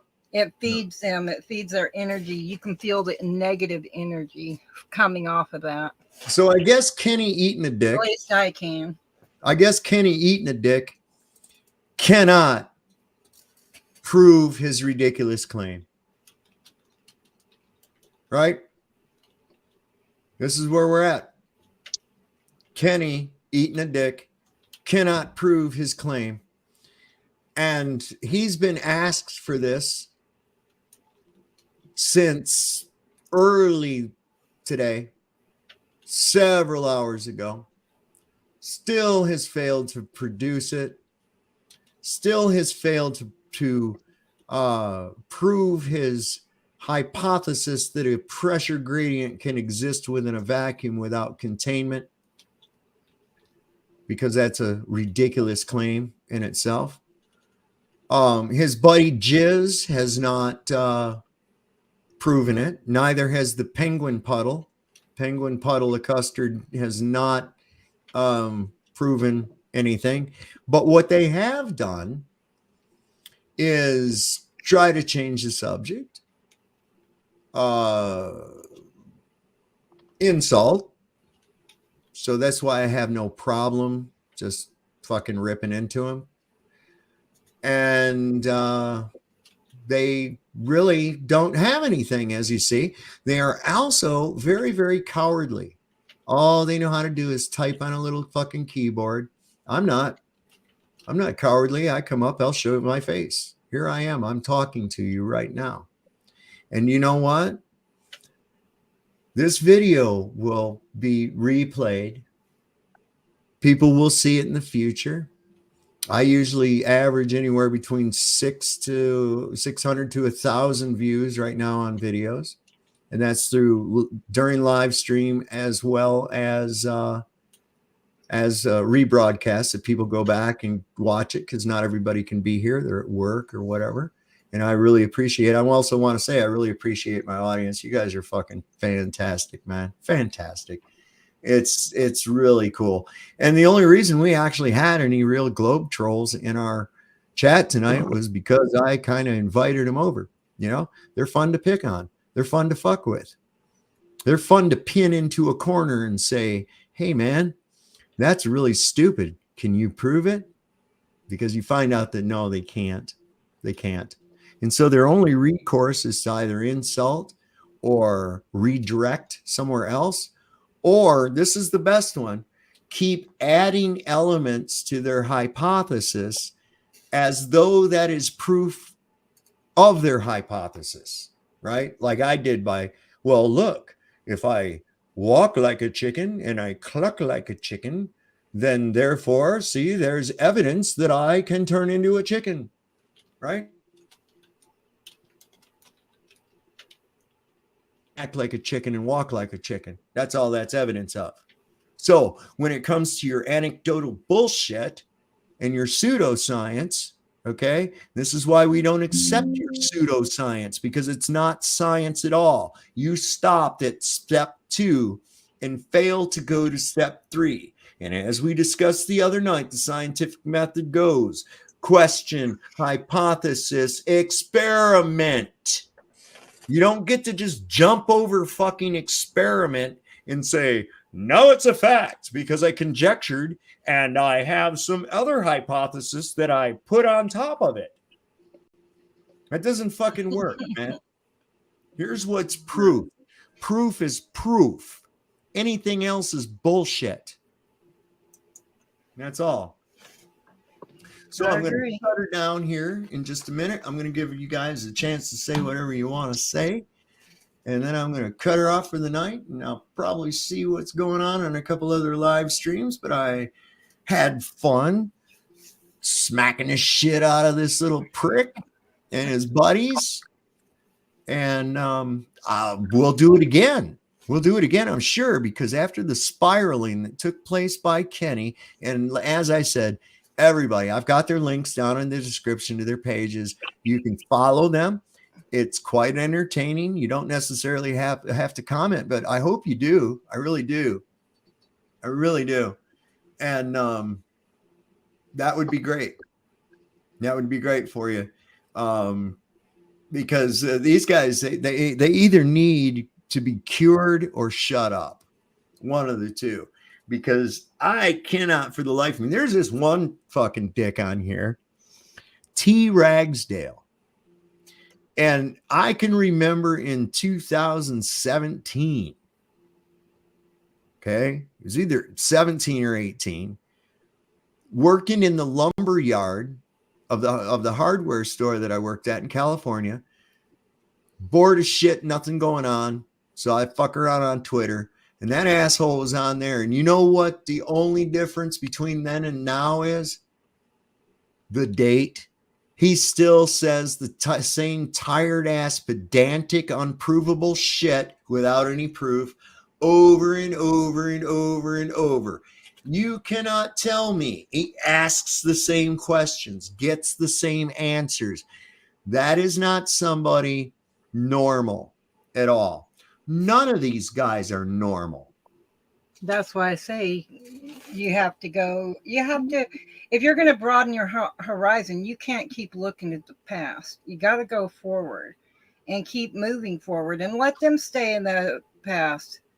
The best way to piss somebody off is to let them know that whatever they say or do doesn't bother you. Smile and keep on trucking. Kenny's been freaking out. He's just been freaking out like crazy. I bet you he's going to have to soak his fingers in ice water tomorrow. He clipped part of here where we were talking. And yeah, here it is. He clipped that part about where I said they're part of British intelligence. Listen, I'll tell you what, I'd rather be thought as part of British intelligence than just plain fucking crazy. Because you can't tell me that a normal person who doesn't think the earth is flat is going to spend every day arguing about it. You cannot convince me of that. Not whatsoever. So that person is either working for someone or they're just fucking crazy. Maybe both. Maybe both. That's what Maybe I was both. gonna say. But I'm sorry, but Probably takes a little of both to live old- with what they think. poor old Kenny. Poor old teabagging rag. Post teabagging rag. I've got him muted because he's so irritating. I mean, the last few exchanges I've had with him, I'm like, shut the fuck up, Rags. You've been on here for years saying the same tired nonsense. Go away. You know, I already got you figured out. Fuck off. You know? And that's where there's a lot of them, man. There really is a lot of them. And we showed that one night how the ones from Facebook that I had blocked, and then I went off Facebook for a long, long time. And then when I went back and reactivated my account, I went and looked at my block list, and all those people's names had disappeared and reverted to bots, names of bots and shit. All the way through there. There was only 2 real fucking people out of the entire 3-page list. I'm not shitting you. These assholes used to go by bikini. They used to go use these bikini in their names back around 2017, 2018. On Twitter, they used this bikini moniker within their name somewhere. And they were easy to spot. And a lot of times what you find out is some of these guys are 2 and 3 accounts acting like they're 3 people. That's pretty interesting to see too. But old Kenny been flipping his shit on here. I just looked at the latest one. There's already 7 more fucking notifications, man. This guy, his fingers, he's going to have to soak them in ice tomorrow. He has been so busy raging and flipping his ass out on here. Let's give him a push over the edge, everybody. Go on and, you know, talk to Kenny and see if you can't bring him down from his fantastical little goddamn ball fantasy. And him, and you get in there with him, you get all the guys with it. I guarantee you. They're all in there. One big club, baby. Where you find one, you find all the rest of them. It's fun. So if you ever want to practice your flat earth, if you ever want to practice your flat earth skills and spar with these fucking guys, it's a great place to do it. I don't take any of them seriously whatsoever. And that's why I have so much fun with it. You see? And they do. They take it extremely serious. I don't see them as any kind of a consequence because as I predicted, I don't know if y'all heard that, but another flat earther got his wings. My phone, every time somebody signs up on the Flat Earth app, it makes this pop noise. And like I said earlier, I've been seeing that thing go off on an average between like as little as 3 and as many as 7 times in an hour, all through the day. And every time I hear that, that's another person that's come over to realize. And that's why I say there will be a tipping point by next year. Absolutely. Absolutely. Because people are seeing through all the nonsense, the lies. They realize that everything they've been told is bullshit. They realize that at every given moment, you're being pissed on and told that it's rain. And it's come to a point where people are not going to put up with it at all anymore. And we're seeing that. I mean, those little pops I hear on that, and you have to remember, folks, those are just the people that got the app. That's only a percentage of people that are coming to the truth of our realm. And I think it's fantastic. And meanwhile, Kenny Suckadick and all of his little bathhouse buddies, every last one of them is panicking. And I find it very amusing. I really do. I find it so amusing to watch people like that, evil people. And I will say that Kenny Eat a Dick is definitely a fucking evil person. Anyone that would engage in the practice of deception is an evil person. Yeah. Okay. Who's the father of the lie? Satan. Okay. And so what do you want to do? Do you want to emulate Satan? Is that what you're doing by telling these lies and trying to fool people and trick them? Is it you're trying to emulate Satan? Why? Is he your master? He must be, or you wouldn't be trying to emulate him. Right? Well, that's pretty much brings it down to brass tacks, don't it? And this ain't a simple case of, oh, I'm mistaken and accidentally thought this dumb shit. No. Because as I stated, any conscious human being that has listened to this argument long enough will come to the realization. That's all there is. What do you got, Bearsworth? What do you say? Hey, Dave, can I ask you a question? No. No? Go ahead. Yeah. What do you think of, have you seen that Dr. Siva guy? And I don't want to plug anybody, like, but he seems kind of promising. He does seem promising. I'm suspicious of his fame. I'm a little suspicious of his history, and he invented email and all this. Of his fame. Siva, I forget his last name. I don't know. Yeah, I know who you're talking about, but I mean, listen, anytime somebody comes out of nowhere and blows up.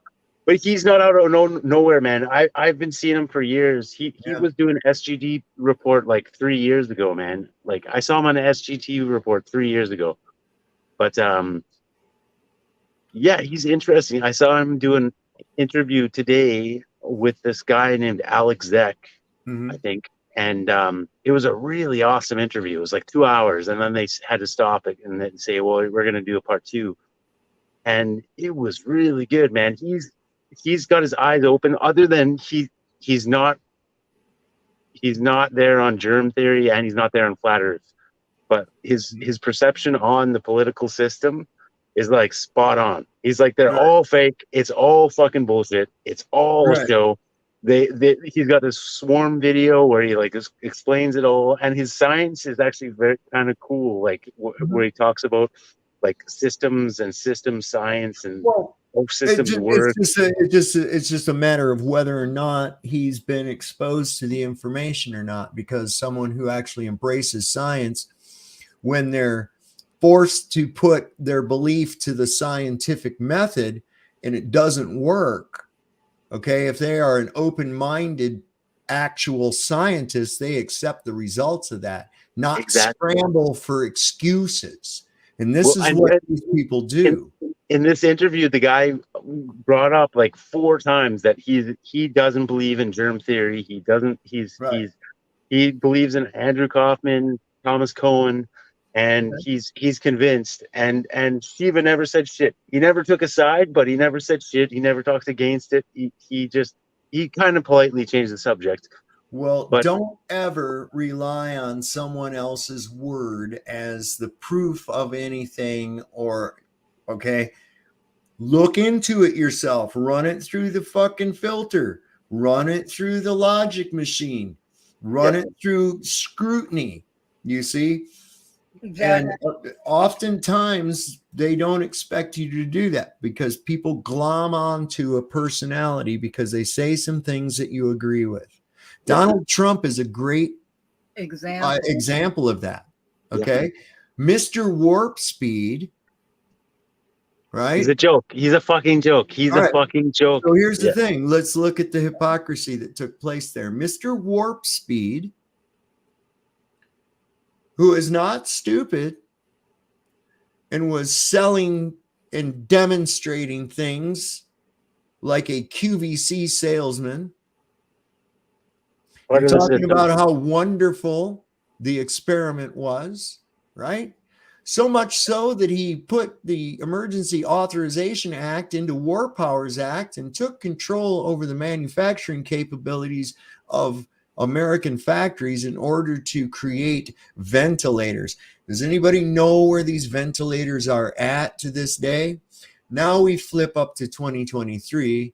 People came to the realization about the bullshit of the last 3 years, right? And so what do you think Donnie's telling all the people now? We're not going to tolerate it. It's funny how this follows an election pattern, blah, blah, blah, blah, blah. 180 degrees from his position at the time, right? 180 degrees. But people don't see that. They won't look at it, right? Because he's better than Biden. He's way better than Biden. Let me tell you what, a ham sandwich is better than Biden if that shit is real and what we're doing. A punch in the face is better than Biden. So I also want to address the XL Master said, in the beginning, God created the heavens and the earth. That used to be true, ZXL. That's another Mandela. It's now heaven, singular, and the earth. That's an interesting one. Another one. Why is there only one heaven now instead of the heavens? Why not plural? Why was that change? Mandela, I guess, for lack of a better term. We should say Ed McMahon. I like that better. The Ed McMahon effect. He was Bob Barker. Yeah, Bob Barker. That's what happened. Yeah, maybe Biden is actually Bob Barker. Oh my God. I know that Mike Pence is actually Brace Bannon from the Johnny Quest show. I mean, you can see that. That's actually for real. But this is the thing. You stick to what you can prove. And when you come to a point with these fucking retards, look at here, 11 more notifications. Let's see what he's got. He's got clip. Seriously, that's awesome. Clip. That's hilarious. Oh, this is great. You know, yes, I encourage for Kenny to eat a dick, for him to, yes, please share clips of my show. I am grateful for the publicity, and I hope that you will keep doing it. That'll probably get me some more subscribers. Thank you, Kenny. That was really sweet. And I think that the electric solar dildo here is doing something with clips too. That's cool too. Thank you. Thank you so much. How many ounces of silver are in an electric solar dildo? That would be a question for her. I would imagine that would be a question for her. I'm assuming it's a her because of the feminine looking avatar. Okay. It looks like the kind of avatar that a Karen would use, like a chick. And so I'm assuming their gender to be female. I don't really know. I don't really care. To me, they're just a fucking dick. So that's what I see. But I do want to give them props and a shout out for sharing my material. And I'm hoping, hey, who knows, the subscriber count can go up. I look every day, it's higher. Every day it's higher, almost up to 1,000 guys. And we're getting there. We're getting there, man. So I want to thank Jody Solel, also known as the Solar Electric Dildo. I want to thank you so much for your contributions here tonight and providing me with material to make people laugh at. That's one of the things we like to do here. We like to have a good time and joke and everything. So Jody Solel from Twitter, Solar Electrics. Another one you'd probably all would like to go over and talk to on Twitter, I'm sure. And just be in awe of them flexing their intellectual prowess. I mean, I really want you all to embrace that. And of course, Kenny over there, Grizz has kept his mouth shut. He's pretty smart. He's pretty smart tonight. Kept his mouth shut now for a long fucking time. So he's pretty smart, but I still want to give him props. And that's why I left the link to his Twitter here in the description of this video. You can find both Kenny, the intellectual giant that we witnessed in our chat, that for some reason would rather type than be able to put his thoughts out in person. And of course, the rest of our little crew that showed up. M-Ball, that's great. I really do hope you will videotape yourself sitting in your yard with a globe measuring sunsets. Okay. I'm not in complete understanding of your experiment that you suggest, and I am requesting a demonstrational video so that we can perform this awesome test ourselves at home. So whenever you get a chance, and tag me in it so that I know that you've uploaded this demonstration of this experiment. Okay. So Deborah Clark, are you talking to me? Are you talking to me? What app? Flat Earth app. Oh yeah, the Flat Earth app. Yes, the Dave Weiss Flat Earth Sun Moon Zodiac Clock app. My God, what a wealth of information that thing has on it.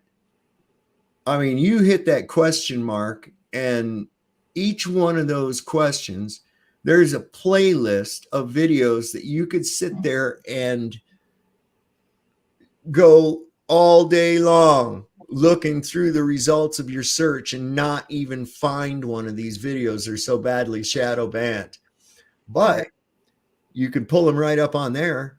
I often download them to keep them in an archive, and there's a new video daily that comes out. There's a whole nother internet archive of shit. There's books. There's a link to a curvature calculator. There's another one that explains your azimuthal grid of vision. And you can, man, and they're awesome for. I'm terrible. I'm a plumber, and I've like dropped my phone into septic tanks and fucking destroyed my phone like every fucking 5 months, and I still get it for free every time. I just re-sign in and fucking I don't get charged every time. I just like put in my fucking email and fucking and then I went and looked and see if I could get a version for the PC, and there's not a version of it for your PC as of yet.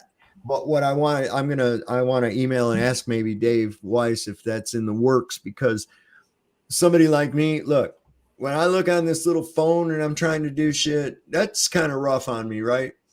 So I, like you were saying, I went ahead and I downloaded it to my tablet, and it didn't charge me for that either. So I have it on my phone and on my tablet. And my tablet, of course, is much bigger, so I can actually see everything that's on the screen very well. And it really is great for when I'm trying to show a demonstration, or somebody has a question and I pull up one of those videos that answers the question. It is a great app though too, man. Even just for men, being a flat earther for a while, man.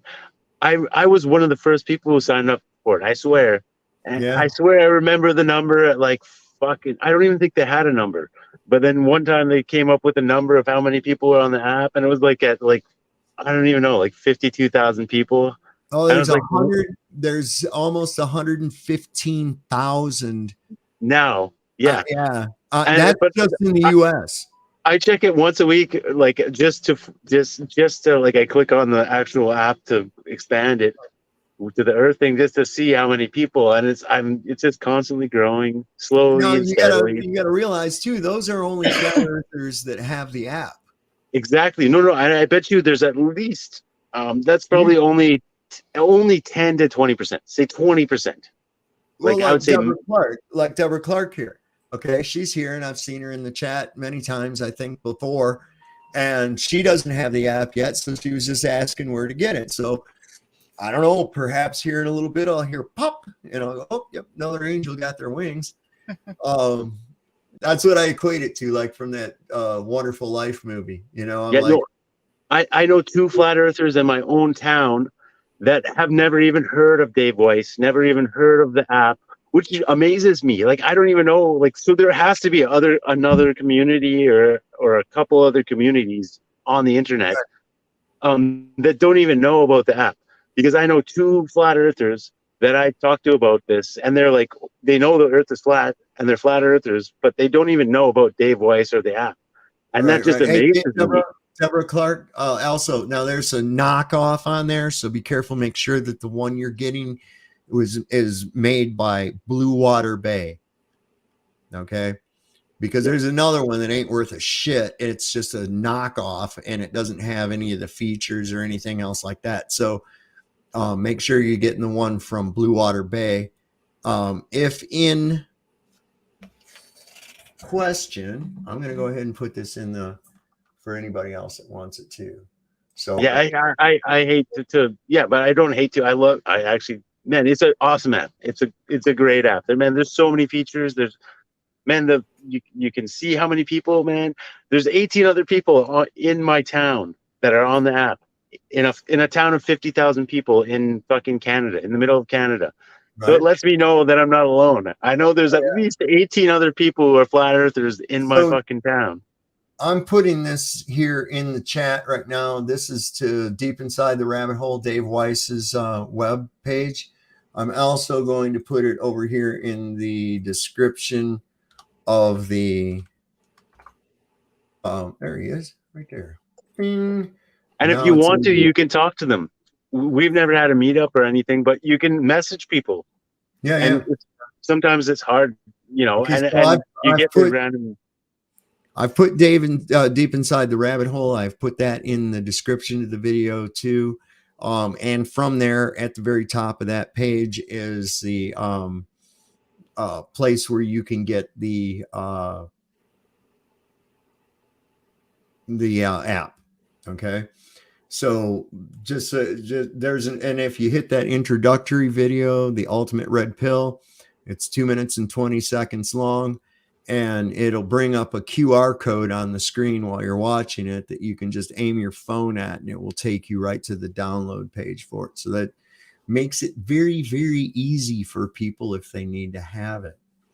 So I'm going to wrap it up here, guys. And so I'm going to just give you a brief go around, and then I'm going to get off of here. And it's 1:51. I looked at that, made that decision at a palindrome time. That means that it's cool. So Dreamy, what do you got for us, love? Just have a good night and keep an open mind. But don't be fooled by all the deceptions. Yes. You know. Be discerning, man. It's a world of deceit. You're absolutely right. Good night, y'all. Much love. Good night, Dreamy. Bearsworth, what are you going to leave us with here tonight? Yeah, same thing, man. No, thanks for having me on. Sorry to interrupt. You're getting better. You're getting better. Anyway, yeah. Yeah. Life is good, man. Don't get too bogged down in the fucking in the conspiracy world too, man. Live your own life and get out there in nature too, and yeah, try and connect with source and whatever you can do to yeah, don't get too bogged down in the conspiracy shit. It's fun and it's cool and I love it, but yeah, sometimes you need to, you know. But anyways, right, there is no that. Thanks for coming on, Bearsworth. Yeah. So as ZXL says, there is no free one. The version that we're looking for is the one from Blue Water Bay. I believe it's $2.99, but you can put it on all your devices, which is pretty handy for me because I've always got one charging or the other and don't always have them with me. And as I said before, my tablet, my Samsung SC5A or whatever it is, it's got an extra big screen on it. So when I'm showing somebody about that, you can really see the demonstrations. And let's face it, a lot of my friends are around in my age, but I have friends of all different ages, including all of you wonderful people in my audience tonight. I want to thank everybody that showed up tonight. I'm going to go through and give us a shout out list and see who's still here with us. Ooh, not so many. Thrash Smith, ZXL, Saddle Bum, and Dreamy Lynn. Deborah Clark is here with us still. God bless you all for being here still. Let me see who else I've got. Glenn from Boston. Who else am I missing? Anybody? Saddle Bum. RPB 3456. And I think that pretty well covers everybody. Carrie Skates, if you're still here, and Kevin Barber. And all my wonderful regulars and new people, welcome. And thank you for subscribing. Make sure that you hit that like button on your way out.